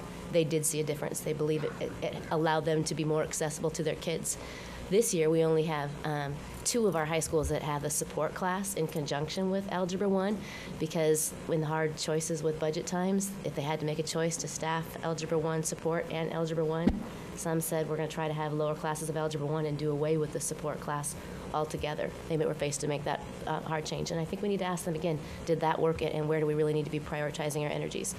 A lot of people will say grades 3, 6, 9, we really need to be looking at, like as you say, coming out of 5th, what do the interventions look like at grades 3, 6, and 9? And I think we can focus there and target our efforts there based on what people know to be successful. It's working in other places. I need a terminology. Can you give me your perspective on the difference between tracking, differentiation, and flexible grouping? Flexible grouping is usually short-term grouping, for based on module-based kind of experiences or little units or common assessments, even a lesson, depending on which content area and which group of, collaborative team we're talking with. So that's how I would define flexible grouping. Tracking is identifying kiddos that are struggling and funneling them into less rigorous courses, even if it's with the best of intentions. And it's interesting, on Tuesdays we have kind of a marathon day, and that we're in meetings and coming across from ASCD today is Vermont is going after eliminating high school honors courses at the freshman level because they believe they've been consigning their kids to less rigorous courses. And great debate, for persons that believe that it's warranted too. So I think we need to be paying attention and watching what's working, what's not, why are they suggesting that, what does their data look like as well, and learn from persons in other places as well. And what was differentiation? Differentiation. Meeting the needs of our kids based on their learning styles is a way of differentiating. Meeting the needs of our kids based on their interests is a way of differentiation. And meeting the different readiness levels of our kids is a way of differentiating. And so the first 2, I think our teachers would say, is by far they're easier to offer different choices by interest, to offer different assignments that might cater to their preferred learning modality, whether they're verbal, auditory, kinesthetic, visual. And readiness differentiation, I think, is the most difficult. Okay, and I asked that because I got in a great debate with an ASU professor the other day who happens to be one of our parents about her definition of differentiation, my definition of differentiation. So I wanted us all be on the same page. And to be clear, after hearing what you described, I'm not interested in tracking. I think differentiation's too hard with the class sizes we have. But I do like the idea of flexible groupings. And when I've done the analysis to look at our elementary schools that have seen success against the Math Ames exam, and there are a few out there, one of them does flexible groupings. And I'd ask us to look in our own backyard as well, look at our own sites, and bring those learnings to the other sites and the other principals. They can share and take, because this may not be rocket science to figure out. I think we have some very strong leaders at our sites. Agreed. Absolutely. Thank you very much for your presentation. And I just wanted to make a couple quick comments. I'm glad to see that we're working closely with ASU and Maricopa Community Colleges to identify the gaps and to make our students on track to be college and career ready. I think that's that's our mission. And I know a few years back, we saw huge gains in reading. I know there was kind of a district when the Ames test first came out, and we had 2 or 3 years to compare. We decided that, I remember the district as a whole deciding that by helping reading scores and helping our students do better in reading, that would also later translate to helping them with math. That if you can't read and you can't comprehend, you're more likely to do poorly in math. And with the college and career ready standards coming in place and them being deeper and more meaningful, that's even going to be more important. And I do know we saw a lot of focus. I was on site council where we decided we were going to focus. Every single teacher in the school was going to have something to do with helping our students with reading comprehension, understanding. And so I've seen that district-wide push and focus and asking site councils to please put that on their site improvement plans. I've seen that kind of a thing work before. I don't know if that's being done right now, but I do know that maybe it's time that we do that surge in emphasis in math as well. I would agree, and if you were to talk to the principals, that surge is happening. And in the 2 years or year and a half I've been here, math has risen to the forefront. With that said, I think you're absolutely right, though. We can't take our eye off the ball and allow the other areas to slip, because reading is crucial, as well as writing. But reading will be all the more important as we go forward with the new standards and how we have our kids testing and assessed. Thank you very much. I'd like to take a 5-minute break, please. Thank you. Oh, I'm sorry. Did you have? Oh. I had thought that was my own light. Why would I turn my own light on? I'm sorry. Board Member Brown. Jeez, tough crowd. Listen, mine's more of an observation. So my little human went through about 4 disciplines, 4 different curriculums by the time he hit the 7th or 8th grade.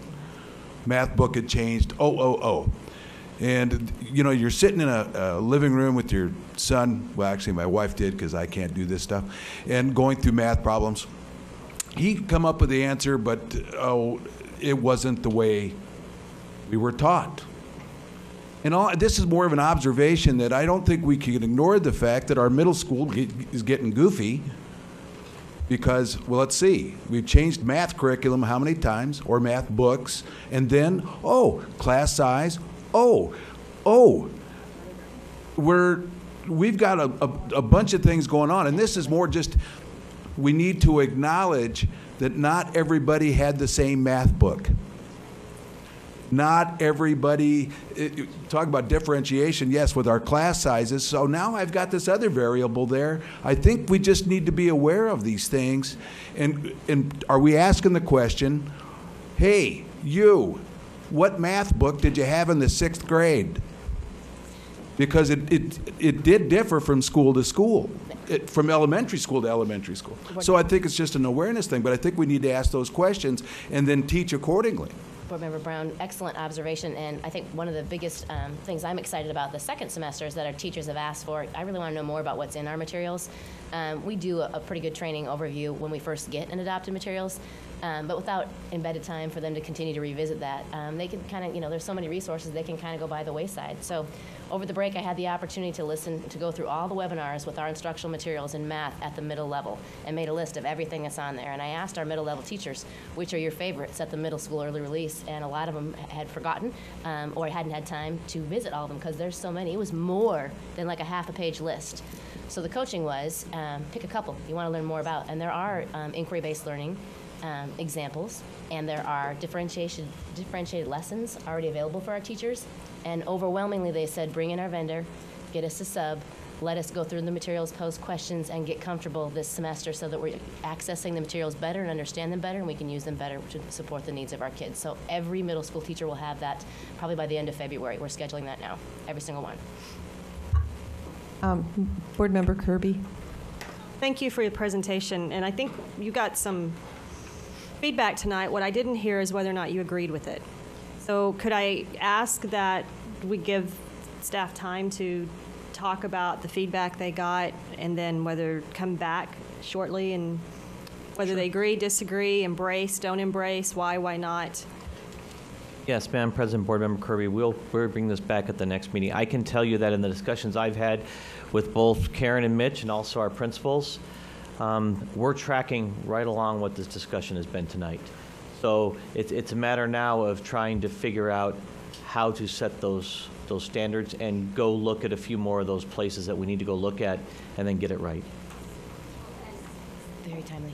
In my mind, what I'd love to, when you come back, I mean, truly something absolutely critical for me is to really get a sense that our teacher feedback, our principal feedback as well at each of our sites, and how that may look different doesn't really matter, but what their feedback is on what's being done, what could be done better, and how, and again, I'd really like to understand if we need to maybe look through a lens of differentiation that's more meaningful because of our large class sizes. Flexible groupings, whatever you want to call it. I've got differentiation in my head all the time, so I'm going to say that all the time, so just forgive me. But because we have such large class sizes, and that hasn't been meaningful in the past, and it has hurt. I think a lot of our levels of learners all across. We need that feedback back and to really process it, because again, what's written out and what looks ideal is great, but if it's not working in the classroom, it's not working. So thank you so much. Thank you very much. We Thank you. appreciate your feedback tonight. We'll take a 5-minute break.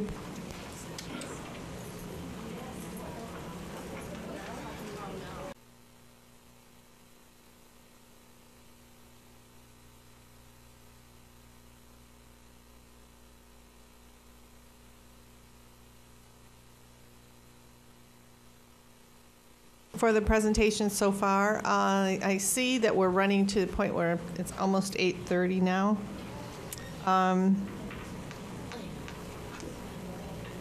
I would like to revisit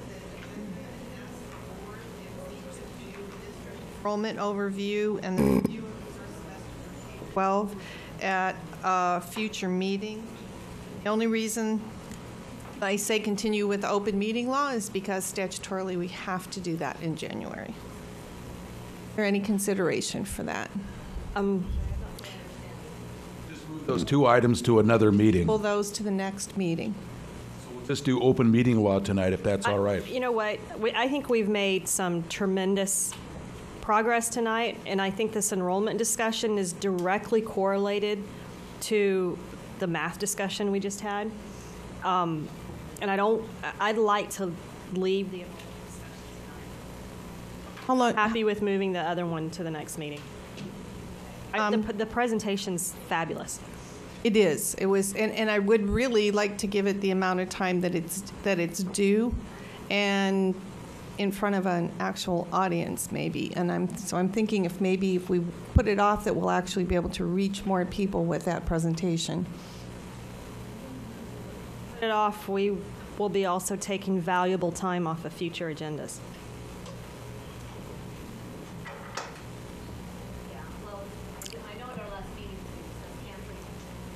When we discussed canceling the next work study, I mean, the idea was our agenda was so full, and that was what was said at the time, is have a lot ahead of us, and so. Could we possibly I don't put know. these two items on and reschedule the work study? I'd really like to. We're here. I'm committed to staying for this. This was actually the presentation I personally was looking forward to the most this evening. I would really ask my colleagues that we get through at least this one tonight. How long do we anticipate that presentation to be? I can try and move it through as quickly as possible to get lots of time for Q&A, so it's probably 30 minutes. I'm considering those who work, and it is very hard to get off. Maybe what we could do is buzz through all of the demographic study that you've included in this that you're going to be updating in a month, and just skip those slides because you're going to be updating them anyway, and kind of get to the end, which is the real meat.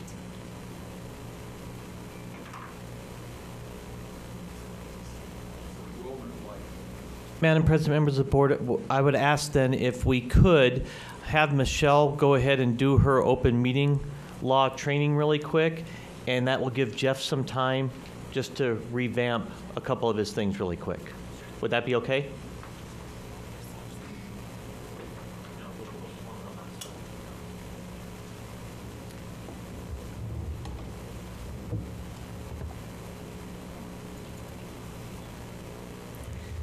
Madam President, members of the board, I'm here to present to you your annual open meeting law training.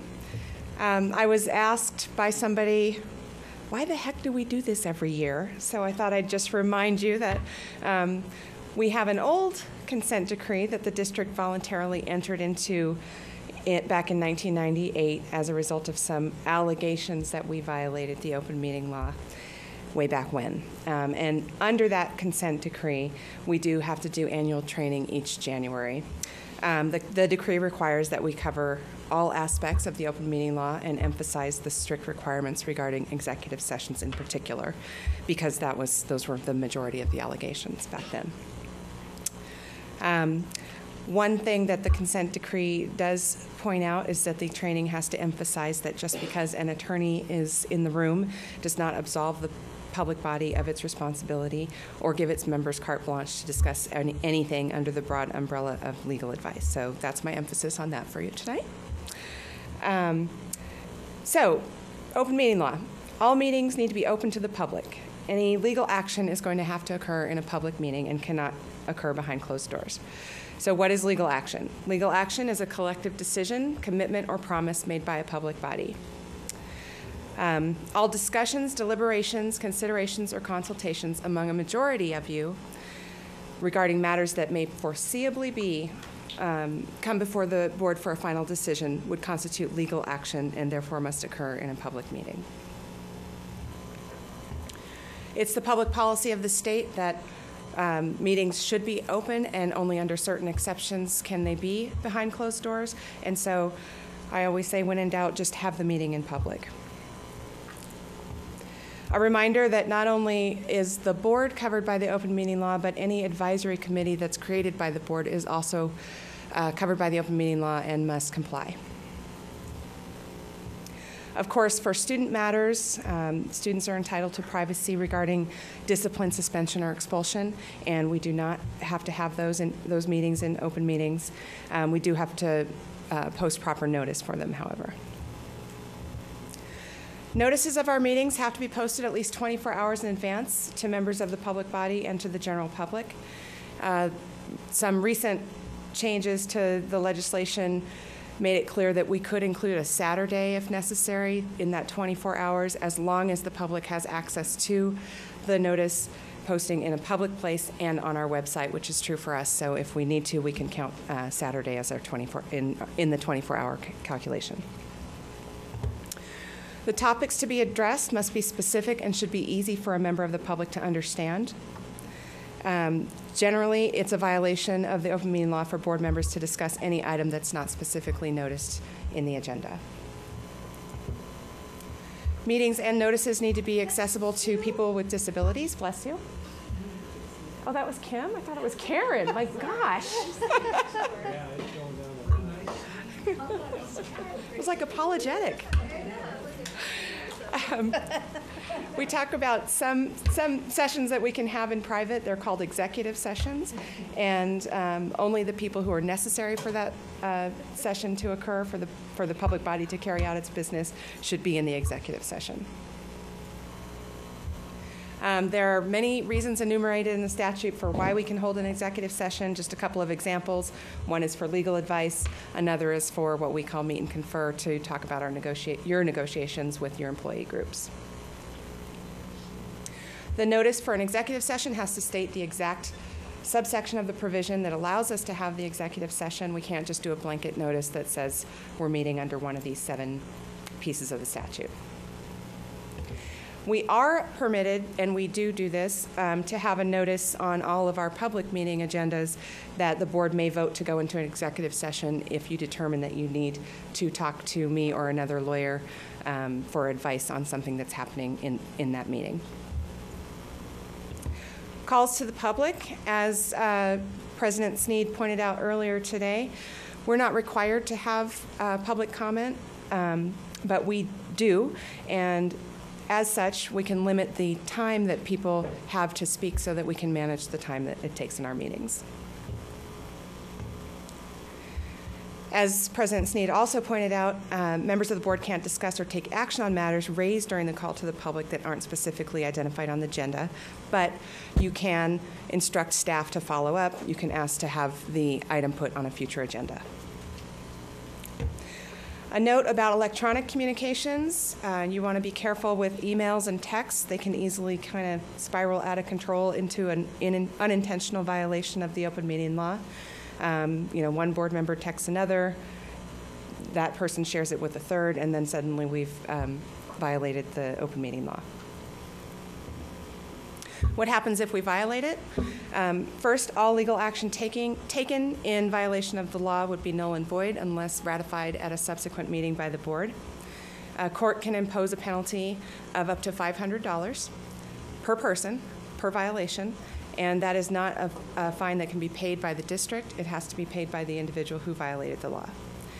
We can be prosecuted by the Attorney General, and that could result in other equitable remedies against the district. Court can order payment of attorney's fees and costs. Again, the district can't pay that. That's an individual fine. And if a court determines that the officer who violated the open meeting law intended to deprive the public of information or an opportunity to be heard, the court can decide to remove that person from office. And with that, I'll take any questions.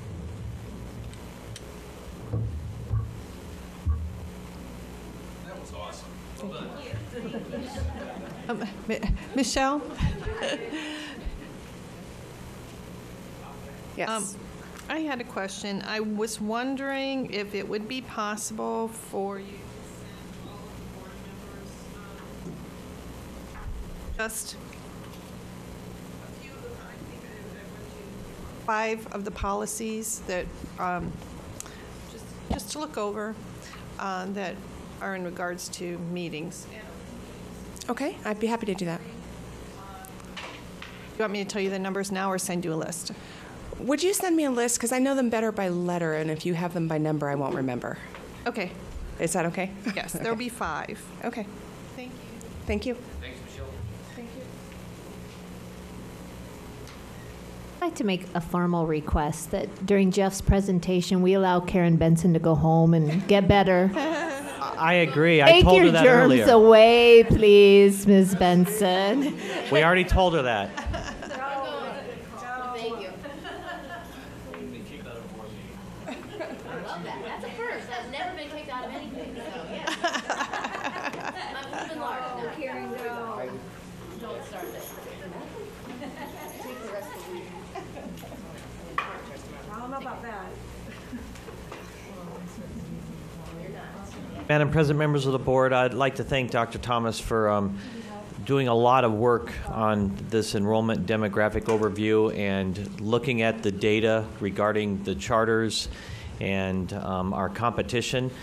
We've been working on this for a while, and Jeff and I bounced a lot of things off of each other, and we've been going through this. So I wanted him to go ahead and do the presentation this evening, so I'm going to turn it over to Jeff. Thank you for allowing us to have some time during Michelle's presentation. We are going to, because you already have this, there's some slides that we will just go right over so that you don't have to take up any more time on those. Thank you, Madam President, members of the Governing Board, Dr. Peterson, Sandra, and guest. I'm going to do my best to get through the important stuff, have questions and answers, and then much of this we're going to be updating the board when we have the revised demographic study in February. So as I skip slides in here, please understand those will be the types of slides that we'll update. We're going to be changing the demographic analysis. The last time we did this was in June of 2012. We will have it updated. What's important about that is it will tell us information around what we can expect, but not necessarily retell us around the trends that already occurred. So, just going back briefly, part of why this is critically important is if you look at between 2000 and 2010, we had changes in enrollment compared to 1990 and 2000. So what's happened is that rapid growth rate of school-age children in Scottsdale during the 1990s really slowed down during the 2000s. That's going to be important because we have to determine whether or not that's going to change in the future. And here are some statistics. The important piece on this slide is to have a clear understanding that the demographic of households aged 55 or over increased by 6,894 during that last demographic period between 2000 and 2010. So we have a shift in our community. We have more retirees, more people who don't have children in their schools. You already received this slide. I'm not going to go over it again other than just to remind that we've had a gradual decline in ADM and the funding levels at the state. And again, the slide growth, you've seen this before. The enrollment growth rates at the different grade levels, as you can see, we've plateaued essentially at the different levels. You've seen this map before, where people come from. Now, the important piece in this slide is to look at right now. We have a potential of just over 6,000 total housing units that are in development or could be developed. Again, this will be information that will be updated and changed with the demographic study. And basically it means that right now we're expecting about 16,000 new people within our area. Again, this will be updated with the revised demographic study. Important to know that we have to continually look at what we call the capture rate and the net students, and that's going to be the difference between the school-age children that live in the district that we get, the ones that we don't get in our schools, and then the difference between open enrollment. So we'll continue to look at that. Shift gears a little bit and talk about the essentially middle part of this presentation, and that is the environment that we have today in 2014 is an environment that has policies that foster school choice and competition. And we need to understand it is, frankly, by design. So the major components are that authorization of charter schools in 1994, open enrollment, which requires districts that they shall establish policies. So districts are required to do open enrollment. They don't have a choice. We have support for private and parochial schools through tuition tax credits, started in 1997. And then we actually have the oldest statute, homeschooling, which goes back to the 1980s. So those are a lot of the components that really contribute to our environment of school choice and competition in Arizona. So I'm going to take a little bit of time to talk about those factors. As an example, in 1994, there were no charter schools in Arizona. In 2014, there are 689. There are fewer regulations in charters, and we need to remember that one of the purposes of charters is to improve public education in Arizona by sponsoring charter schools that provide quality educational choices.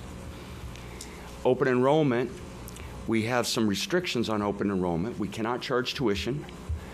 We are required by law to develop a policy.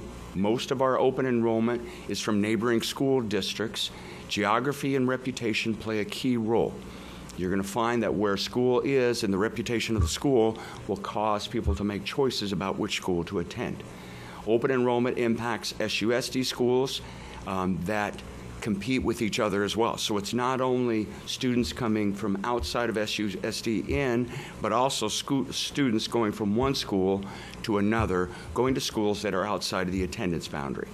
And this, of course, we see with our schools of choice as well, with Cheyenne, ANLC, and Pueblo. Private tuition and tax credits through tax credit organizations, again, has significant impact. You look at the dollars that are contributed to those as reported by Arizona Department of Revenue, their annual report in 2013. Homeschooling, it is by law supported through county education agencies and requires school districts, as an example, to allow homeschooled students to participate in extracurricular activities within the boundary of where students would normally attend. And there are a lot of reasons why people choose to do homeschooling. There's not a single clear reason. So for SUSD, all of those things are out there. What do we see as the greatest areas of impact to us? Well, I did a lot of work over the last several months. As Dr. Peterson shared, he and I did a whole bunch of planning, data digging, et cetera, and it really comes down to these two areas, charter schools and private and parochial schools, which have the greatest impact to us. So, part of the challenge is finding the data that's going to tell you a story, and it's the right kind of data. What's difficult for us in school districts in Arizona, and particularly in Scottsdale, is first of all, there's no statewide data tracking system that can do this accurately. ADE does not have the ability to track this data. So nobody out there has it. The second part about it is privacy laws are very, very clear that we cannot go after protected information of students and, most importantly, former students. We don't have access to that data. So what did we do? Well, we had two clear sets of data that we could access. The first one is to look at our own internal data and what is it that we have as a meaningful data set that can at least tell us part of the story. And that is to look at transcript requests by schools when students leave SUSD. The challenge becomes that you may have a student who will leave a school that could have transcript requests from 5 or 6 different schools. So part of what we did as we cleaned the data is we boiled it down to one transcript request per student, and we essentially had to take an educated guess on which school that student actually attended. So that's part of that dilemma in that data. The second data set was to actually talk to parents. We get a lot of feedback anecdotally about fence talk, but what we did is we based upon time, because we knew it took time to get at least some data, we did a purposeful sample of parents, and I'll talk a little bit about that. We actually asked them some important questions. So where do our kids go when they leave SUSD? That map gives us a radius. They're within the geographic area. Most of them are within Scottsdale proper or the outlying areas, going into Tempe, to Phoenix, to Fountain Hills, North Scottsdale, Cave Creek, et cetera. You have a lot of schools. So if you remember, I took that figure of over 600 charter schools in Arizona. Well, we boiled that down by our transcript review to look at approximately 100 charter or private schools within that radius that I just shared that have requested transcripts from SUSD over the last 3 years. We didn't include people who actually physically moved to a different part of the valley. And we boiled that down a little bit further. We tried to take which of these organizations are taking the lion's share of transcript requests. And we boiled that down to essentially 20 private and charter schools that receive 70% of the transcript requests. So all of a sudden it goes from 100 down to 20. The largest number of students who exit SUSD leave between grades 4 and 6. That's data that we had shared with the governing board last fall. It's consistent and it's longitudinal, going back the last 3 years. Conversely, the largest return of students is at grade 9.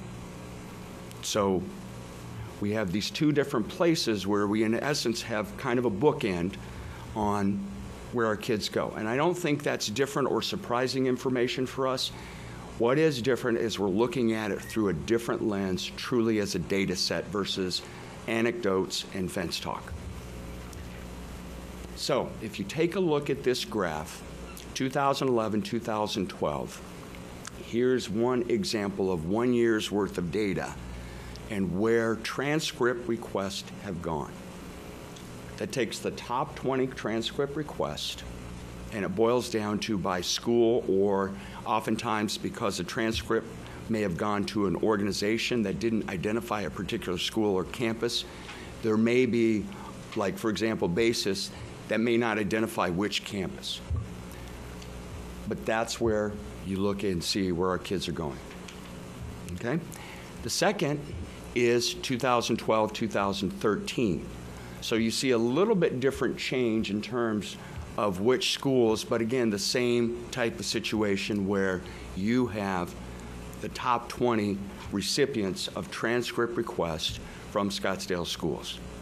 We have not completed 2013, 2014 because the majority of the transcript requests come in the spring. I double skipped. So, different table. Broke it down into where transcripts go to organization, entity, or type of private or public school or charter school or private school.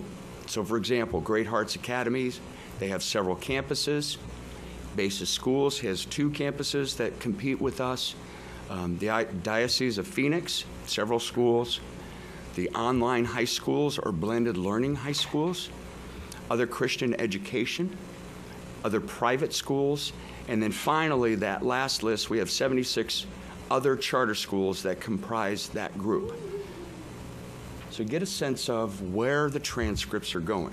Now, that's going to tell us most likely where the kids are going. The problem, again, I don't have the direct ability to access that data, but we think this is a fairly good extension of where our kids are going. So we did a second part of this data scan, and we did a purposeful sampling. We did a quick 6-question interview and did it in December. And the reason we did relatively short is we asked some fairly open-ended questions, which I'll get to in just a minute. And all of the 6 parents that I talked with wanted to talk. They were very excited and very pleased that Scottsdale was asking the questions. And I think that says that the more we learn, the more we gather data, the better we're going to be prepared for the future. 4 of the parents were ones that their children had left the district, and 2 of the parents were children that came to the district. And what's important about that is we need to have a two-way conversation around the choice that people make for schools.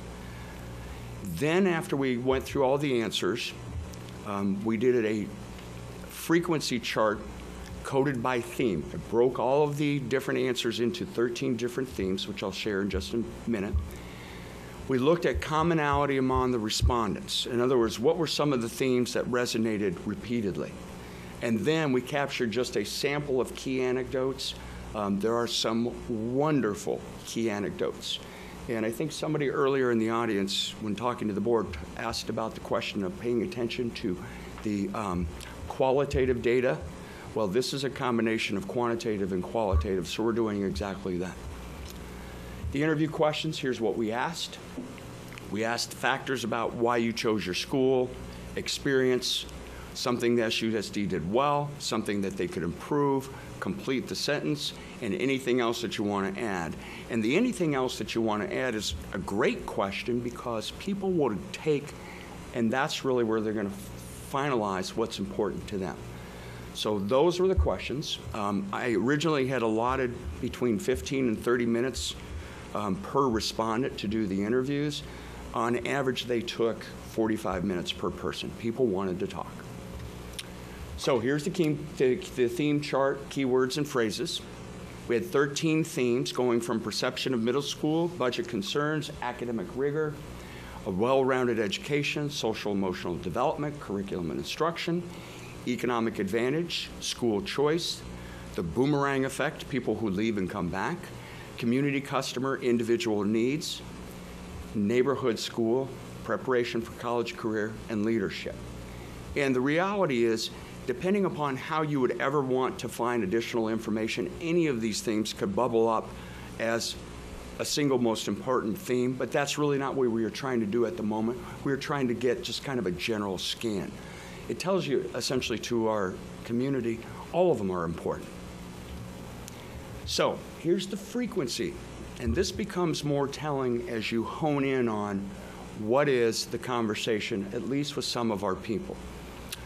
And the most commented on theme was perception of academic rigor, and I'm going to get to that in a minute, followed by social emotional development, curriculum instruction, customer community individual needs.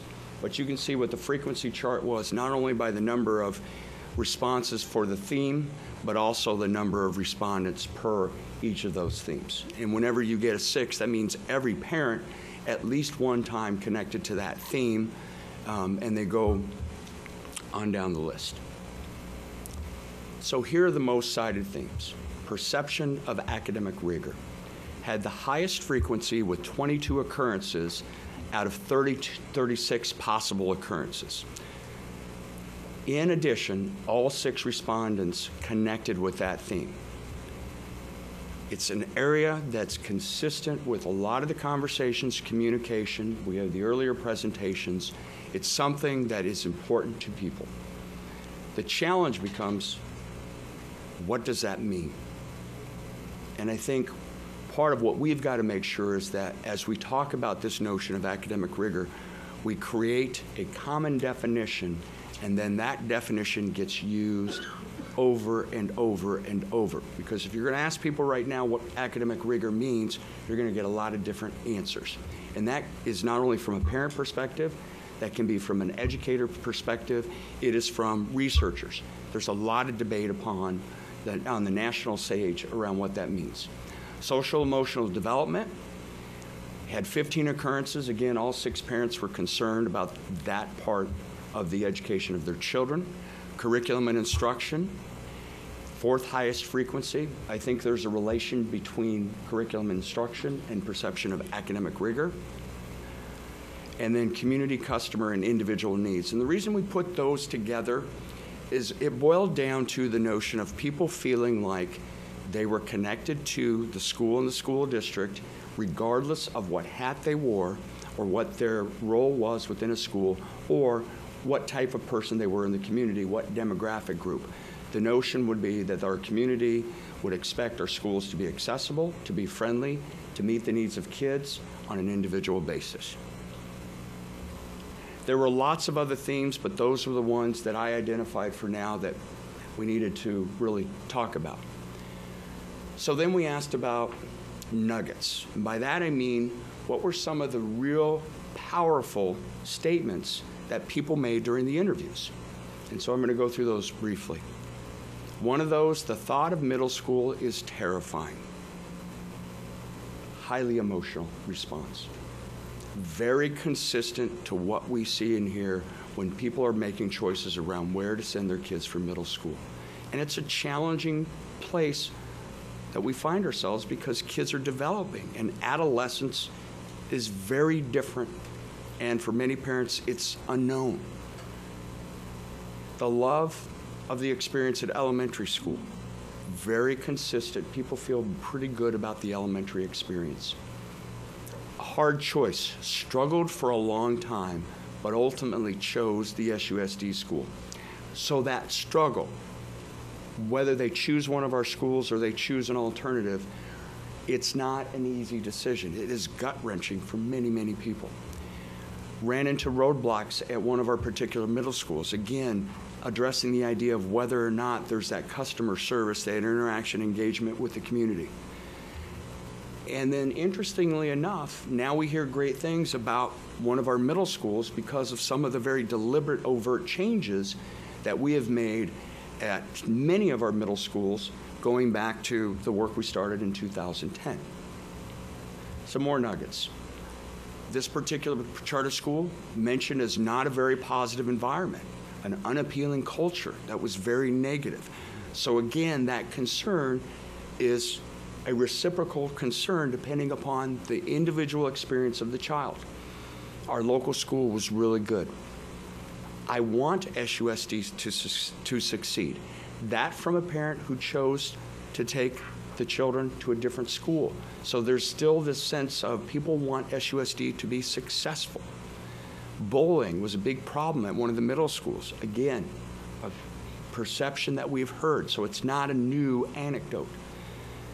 At one particular charter school, one parent commented that being smart is what's cool as compared to being an athlete or, and then fill in the blanks. So one of the questions we asked is, what was one recommendation that you would make to SUSD? So here are some of the nuggets on what they're telling us that they think we should be doing to improve. Market the middle schools. Do a better job telling the story about the improvements that we've been trying to make at our middle schools, including the facilities, including the leadership, including some of the curricular changes. Improve the curriculum. Pretty straightforward. Get academic focus squared away. For one, there was a perception that we didn't have academic focus. And then I thought this next one was really, really telling. Connect with the retirees. And this individual went on to say, part of the problem is we don't have the conversation in terms that people necessarily would understand. That these are your grandchildren here in SUSD. These are your kids here. Think about them as if they were your grandchildren in Iowa or Michigan or Wisconsin. Again, to try and make that connection between people in the community. And if you go back and you look at the increase in the numbers demographically of people age 55 and older within the community, that's 100% on point. We need to cultivate an environment of excellence. More feedback. Strengthen the transition from the middle to the high school. Make it stronger, a better experience for students. One of them commented they love the fact that the superintendent, Dr. Peterson, is out there. He's accessible. He talks to people. He listens to what they say. Another parent, SUSD has a great set of schools. Another parent, kids are posting on Instagram all day. Again, perception of lack of rigor or lack of structure within one of our middle schools. And what that gets us is the reality of social media as it impacts our students in schools. It's here. We have to figure out how to deal with it.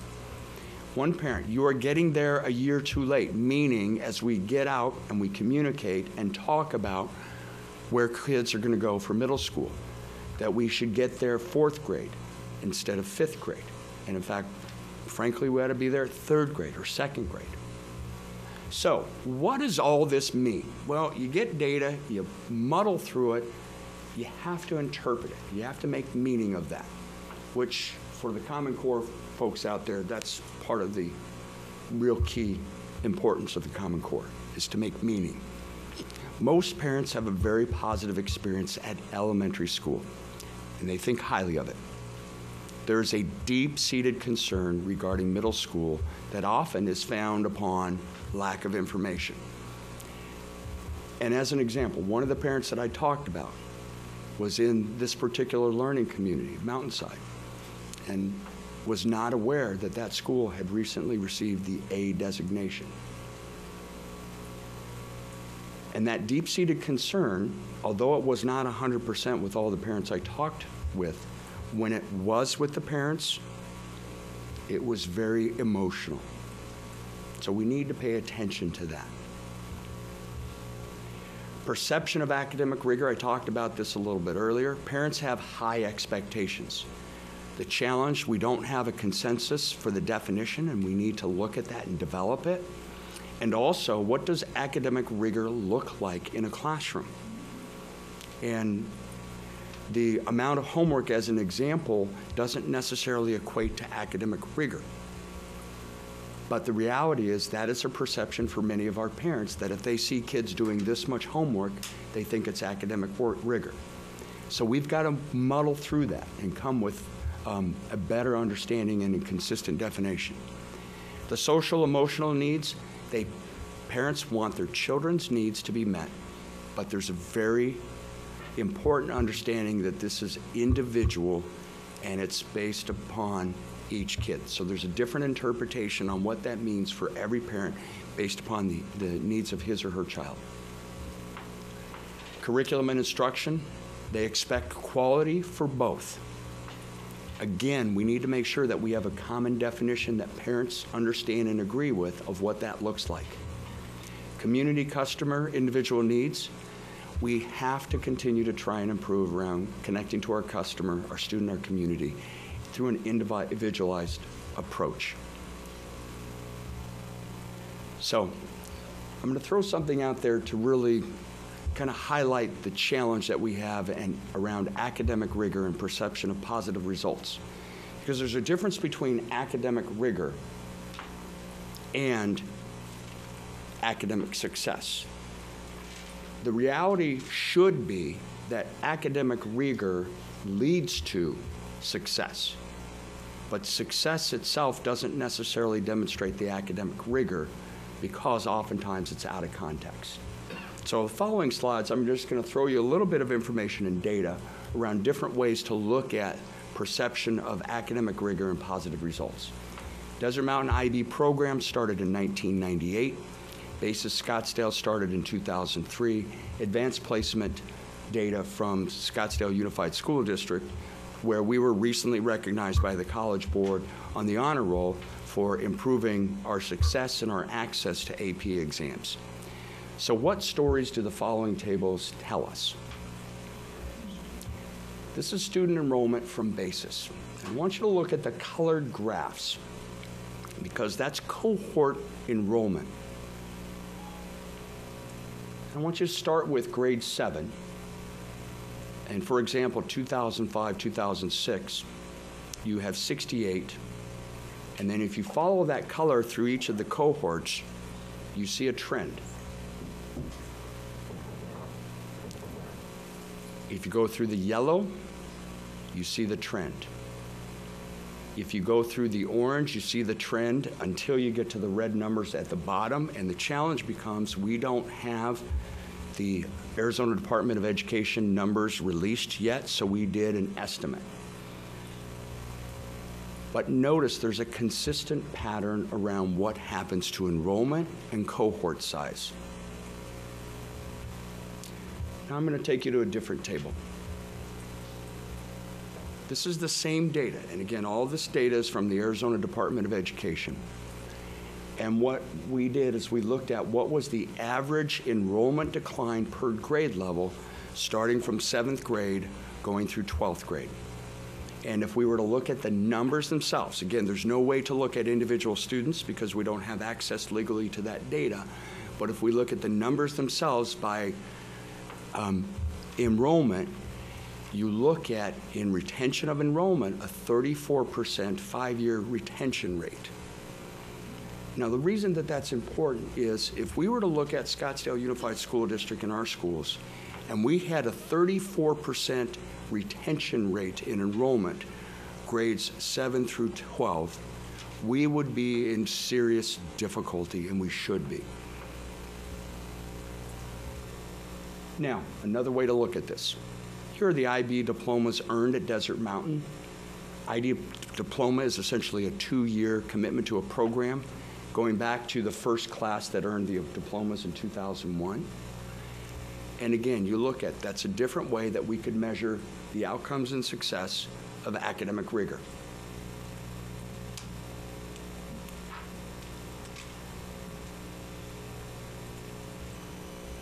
And then finally, the AP results for students for 2012-2013. 69% passage rate of our students that took exams, 2,800 exams taken, 21, or classes enrolled, 2,100 exams taken. And then you see the scores and the rates along there. And this is the data that the College Board recognized Scottsdale Unified School District this year. And again, we were only one of 2 districts in the state. So different ways to look at the results perception of academic rigor. And I'm going to go through the next couple slides very quickly. We're going to be looking at what the learning community analysis is going to tell us. So this will be updated. These will be updated. The potential decline or increase will be updated. We'll have new numbers. The graphs will be updated. But this slide really will be very, very important because this will tell us by school what the demographers think is the scenario. So we're going to be updating that, and you will get a new slide that will look at what potentially they're projecting for enrollment at each of our schools going through 21-22. So, some conclusions. We as a school district have a great deal of success over our history. And remember, we're a school district that's been around since 1896. But we often find the story is not told consistently in the places that it needs to be told. The current environment offers more choices to parents than ever before. In the history of public education in the United States, there has never been a time period where parents have more choices and opportunities where to send their kids. That's an environment that did not exist with any of us when we went to school. It is very different today, and we're still trying to figure out what the heck it means. It's complicated. An opportunity to clarify and hone our messages before us. And really, part of the challenge is all of these things are impacting us. They all are part of the story, but there's not a single one piece that we can sit there and say, this is a cause and effect relationship. They're all correlational relationships. A piece of this, a piece of this, a piece of this, a piece of this, we pull them all together. That's why we've got to look at these things differently. So, what are our opportunities? Well, first of all, we have to enhance our outreach to elementary students and parents, especially grades 3 and 4 at the middle school. And I did not put in any of the specific opportunities that were already addressed on purpose through math and other areas, not because we were not playing into those. We didn't want to be repetitive in that type of presentation, just really focusing on this particular data set. We need to come up with a clear definition of academic rigor, and consistent usage should become part of our culture. And then we need to make sure everybody understands it. Back in 2010, we had a middle school task force that started work around focus of making improvements with our middle schools, retooling for lack of a better term. We need to continue that work. It's unfinished business. We need to create greater opportunities to connect with our community, especially those who may not have children in our schools, retirees, empty nesters, etc. And we need to continue to refine our data collection so we can better account for students who come to us and leave with us. One of the things that I discovered as I poured through literally hundreds of thousands of different records is you never know what data you need to get until you have to go get your data, and then you realize that you don't have exactly what you need, so you go back and you make some improvements. So we've got some opportunity to fine-tune some of our data gathering around enrollment, students coming and going. And at this point, I'd like to open up to any questions.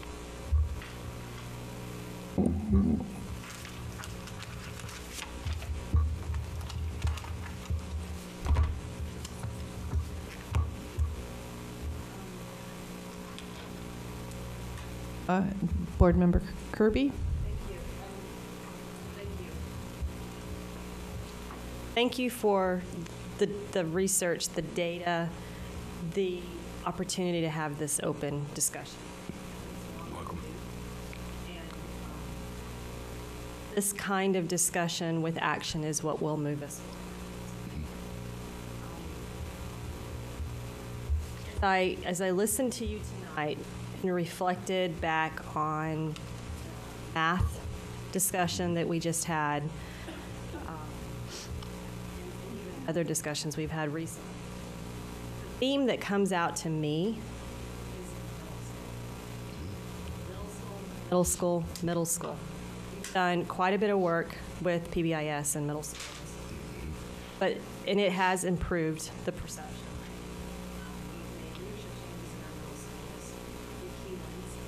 That I believe have had positive impact as well.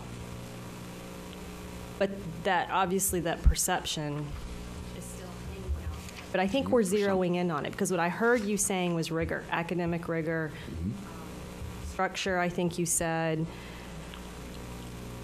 So what I'm still unclear on is that we're already doing it and we need to tell the story, or we still have opportunities where we can evaluate improvements. I don't know which one it is.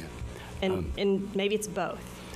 Madam President, Ms. Kirby, in my opinion, I believe it's both. Okay. Because part of the, I think part of what we as educators are not very good at, and we need to get better, is the meaningful celebration of great work in the same breath that, and it's okay to continue to improve.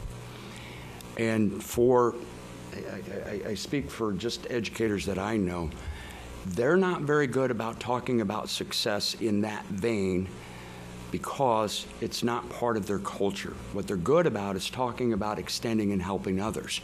So part of this conversation has to be to shift to a culture that's comfortable with talking about, you know, we did okay, but we can do better. That takes a lot of time and change. And again, when I talked about the complexity of the environment, and this is my 27th year in public education, I've never seen more challenge in that time period than today. But I've also never seen more opportunity. So we've got to figure out how to grab the pressure, grab the complexity, understand it, make meaning of it, acknowledge it, acknowledge the workload, the challenge, the difficulties, and still turn around and say, okay, now what's the next step to make sure that every kid gets a great education? So it's going to be juggling both balls at the same time. The other thing I'll just throw out for you to consider is, particularly in middle school, and you said it tonight, and we've said it many times before, they're at that age where brain's changing, they're Martians, right? They're just, I think many of the parents work very, very hard at home to try to corral at this age group. Mm-hmm. And what they don't want is to then have that undone when they send them to school for 8 hours, 5 days a week. They want structure for that 12, 13, 14, 15-year-old. And I think that's true across the districts, because if you look at a Cheryl Redner, for example, and what she was able to do, and some of the processes that she's put in place at SUPI, she's seeing great results. And if you look at the North Scottsdale and they're sending to bases, I think part of it is academics, but part of it is just at this time frame, we want, as parents, we want to know that when we send them away for 8 hours, they aren't going to be on Instagram.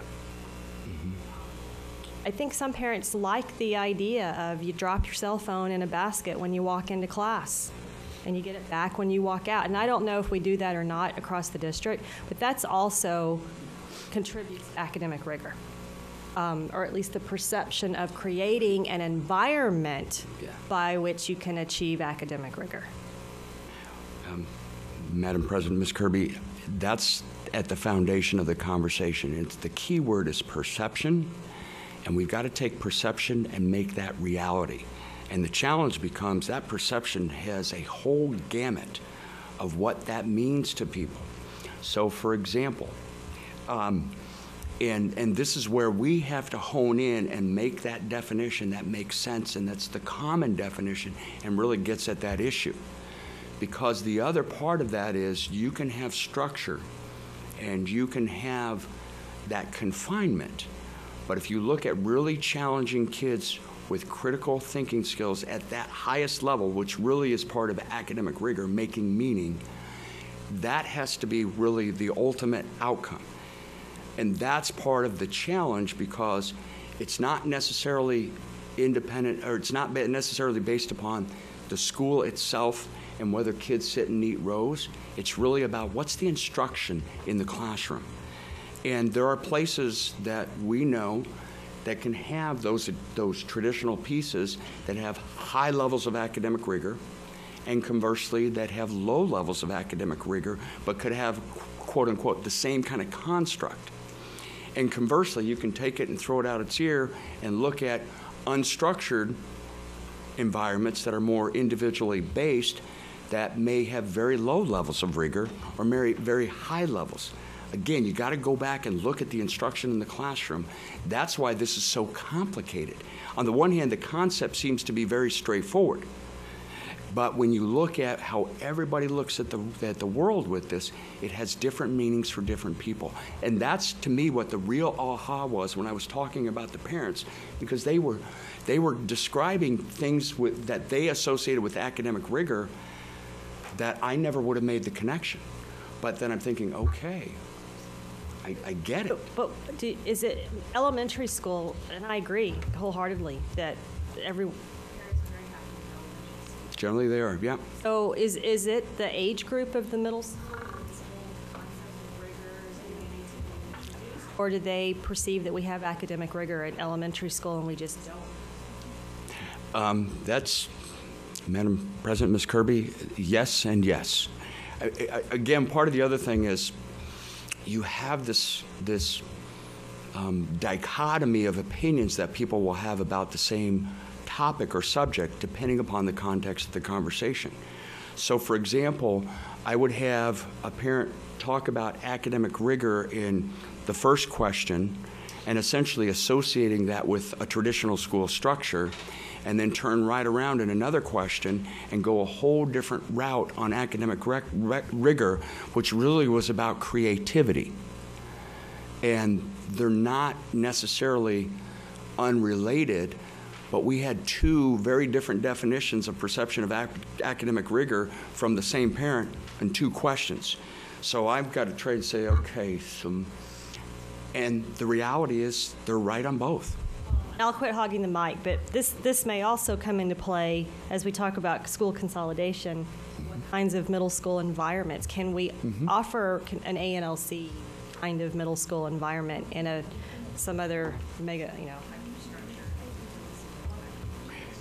And Madam President, Mrs. Kirby, the other thing that we heard, and it was interesting, was that as we went through this, a lot of this was all nomenclature.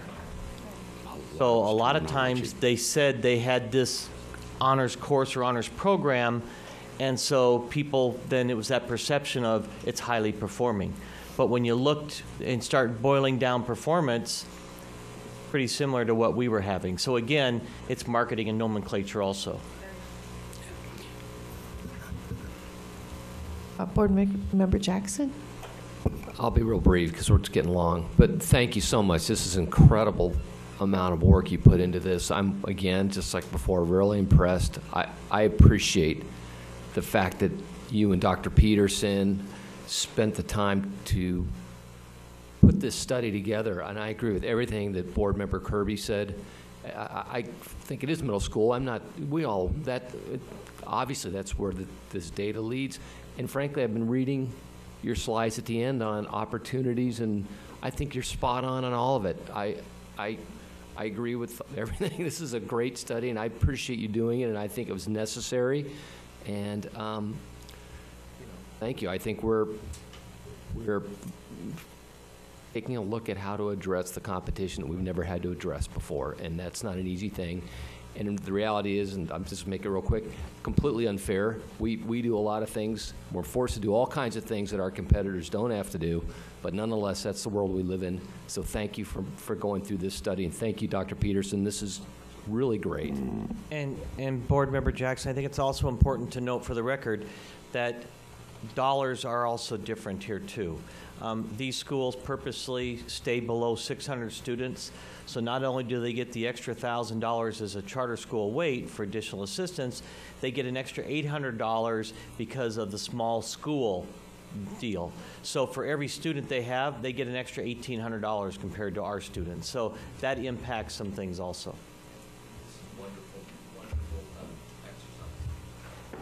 Board Member Perleberg? I'll try and be brief as well, but one of the things that comes up in my mind when we talk about what parents say and fence talk and just those perceptions of rigor and perceptions. I think one of the things that over the years has stuck out in my mind is, as much as I love the concept of public school, we teach everyone, and that's something to be excited about. But one of the things that one of my favorite middle school principals just recently said to me, it spoke just directly, I think directly to the idea that, yes, we're public schools, yes, we teach everyone, but the reality is, as it was well stated, we're not a dumping ground. It's a privilege to be in a public school being taught. Public funds are being used for this service, and it's a privilege for our students and families, as much as and happy we are to extend that privilege. And I think that type of mentality, that type of idea that the expectations are high in our campuses, no matter where in Scottsdale you are, the expectations are high, and I'd love to see that type of dialogue and concept kind of get through our district, because it's very true. We offer an absolutely wonderful service, and it's a privilege. So thank you. Board Member Brown. So I'll just throw this out. I don't want my kids screwing around in middle school, so I'm going to send them to a school that I perceive as hard and more disciplined. And is discipline being confused with rigor? I'll just throw that out. Now, how do you dispel that? Well, time for discussion, education between parents, educators, administration, from elementary school on to middle school. Well, great. Where does that time come from when there is no time? Because dollars are time. How do you take a portion of that day or a portion of that educational time and get those parents and that administration and that teacher all going to the middle school for a joint activity? That'd be wonderful to have those joint activities start early in the 3rd grade, 4th grade, get kids over there and see or get parents and kids over there and see what actually takes place in the middle school. See what that environment's like. Which then goes to the articulation. I think so yes, I'm with you. The opportunity is to enhance the outreach. And then my final thing would be, in an ideal world, we'd have universal student IDs. So the minute the child registered in any school, that child had an ID, and you could track that student wherever they went, all the way through their school system. So that's it from me. Thanks very much. Great stuff, buddy. Yeah. Madam President, Mr. Brown, 2 points real quickly that you brought up. The first one was, I don't know if I would describe it as discipline, as something that's being confused for rigor. I think it is more of structure and perceived structure of environment, which may, for some people, be a situation that they describe as fewer discipline issues or disruptions. That theme resonated very clearly with one of the parents that I interviewed, and that came from the child that wanted an environment that had no disruption because the child was serious about learning. So it exists, but we have to be, I think, thoughtful around the notion of what that means under the concept of rigor. It's really important because we could have 100 different people describe it, and it may or may not be, but I think if we come out and we embrace and create a common definition and understanding, and then that's the bar we shoot for, we can reframe this conversation and the work that goes to support that raised expectation.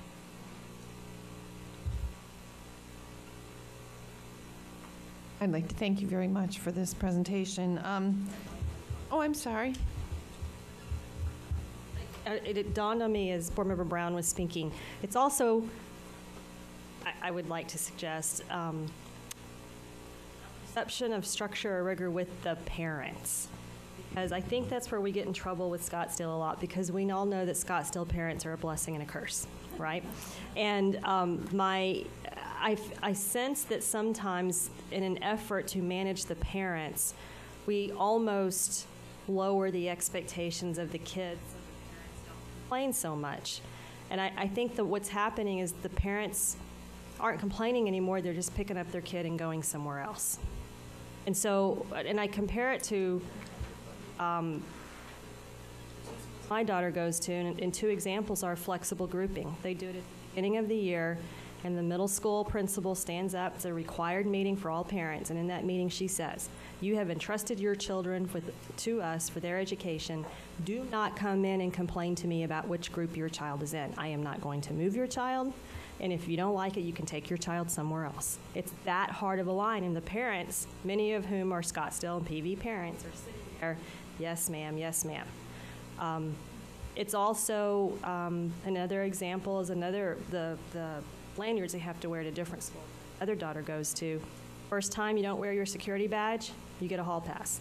Second time, calling your parent, picking you up, taking you home. And my child, that's discipline, it's teaching her something. I, as a parent, love that. So I would just ask us to reflect on, are we lowering expectations in middle school? Are trying to minimize the parental noise? Yeah. Madam President, Ms. Kirby, I think that's a great question. I don't think we would want to try and answer it right now because I think that's probably a whole different conversation. It is being responsive to our community, being responsive to our customers like we identified. Thank you very much for the presentation. And I have to say, I mean, we're all susceptible to perception, and I think a lot of us are also willing to learn. And every year when I see the U.S. News and World Report come out and I see BASIS as one of the top, and then they get that free publicity every year, and they are a good choice for some parents. And so that's okay, but the scope that defines how they make that list is so narrow. And when I found out how few students graduate, actually go through the program, when they go from over 100 in 6th grade, and I mean, the one year they graduated 10 students. 2 miles down the road, we have not only IB students who commit to a full diploma, which means every single one of their classes is a structured honors class that's recognized across the world, not just across the country, but across the world. And they also commit to, I think it's 120 hours of community service, and they commit to extracurricular activities. It's a huge commitment. And my son graduated with enough credits that he only needed to go to college for 3 years to get his bachelor's. And there were so many kids, and that doesn't include the AP kids at that same school. And so somehow, I'd like to see us try to overcome that perception. I know in Washington, D.C., BASIS schools applied for a second charter and were turned down because so many of their students were leaving the school over the period of the year. I don't know whether whether our charter schools in Arizona have the same requirement where they even evaluate that sort of a thing. But as a board member, if we lost that many students, I would say that there is really something wrong. We're up here screaming when we're losing 5 or 10% of our students. So perception, I can really see that perception matters, and there's some way that we need to get our message out. The only other thing, and thank you so much for all of this, I see that the highest transcript requests in both of your charts for each year are from Primavera Online. Is there a reason why those students choose Primavera and why we're not capturing them in our own online program? Madam President, that is exactly why a couple years ago we created Scottsdale Online and e-learning. What we have seen is that request is dropping significantly. The reality is we have a group of kids that have gone to the online providers. The one thing that we haven't tracked is how many of our kids go to our e-learning classes. So part of the data scan is to say, okay, so how many of our kids are going here? But what's different is these are kids who essentially would, for most of them, be dropping out. I think, Madam President, what you can see is we stopped the hemorrhaging. Yeah. The data from 3 years ago to last year, we cut it in half. We're significantly down below that now, and we think it'll end up going away. So that's where we implemented our online learning and our e-learning programs through community education, and we have stopped that hemorrhaging in that arena. Now we have to go after our true brick and mortar competition. So the next item that had been on the agenda was the review of first semester for K through 12, and we are going to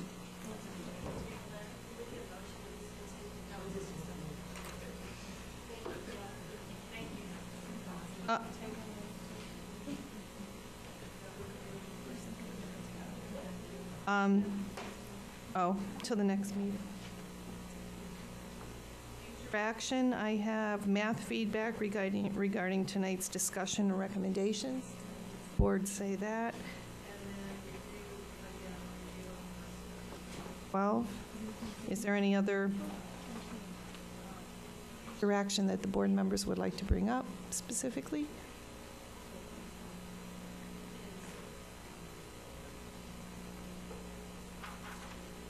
Is math achievement an action or just future? I think we asked for them to bring back more, some recommendations.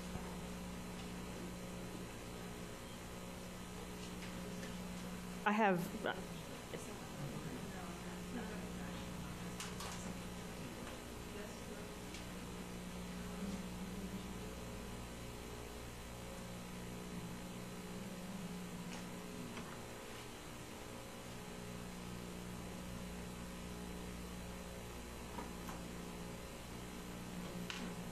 I don't know. I don't think it'll be an action. I think it'll be an information item. Basically, there's things that I think we're able to do that we just need to do because it's the right thing to do, and I don't think we need the board approval.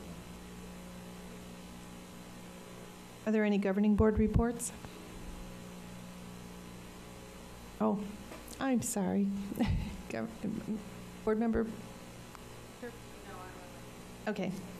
The dates of upcoming meetings, we have Tuesday, January 28th at 12 o'clock p.m. There's a work-study meeting regarding, no?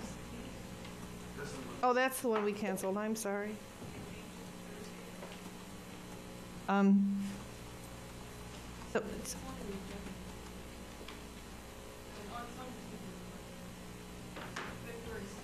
Okay, Thursday, February 6th, at 12 o'clock, there's a study session meeting. Preliminary discussion on possible November 2014 ballot initiatives. Also Tuesday, February 11th at 5 o'clock, there's a regular board meeting. And Tuesday, February 25th at 12 o'clock p.m., a work study meeting regarding finance.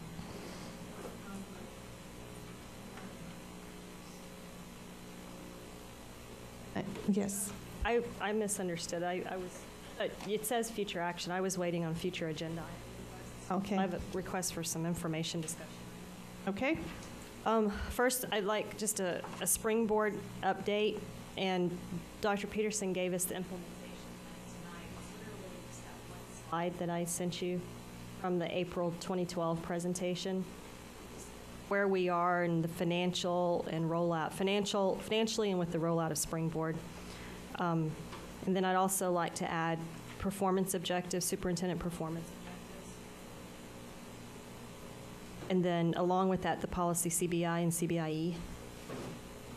Then based upon our review, our contract negotiations on the superintendent SLT contract review to clean that up.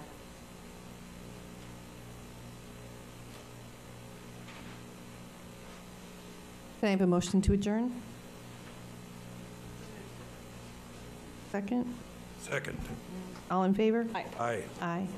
Thank you very much. Thank you, everyone, for your patience, and have a good evening, what's left of it.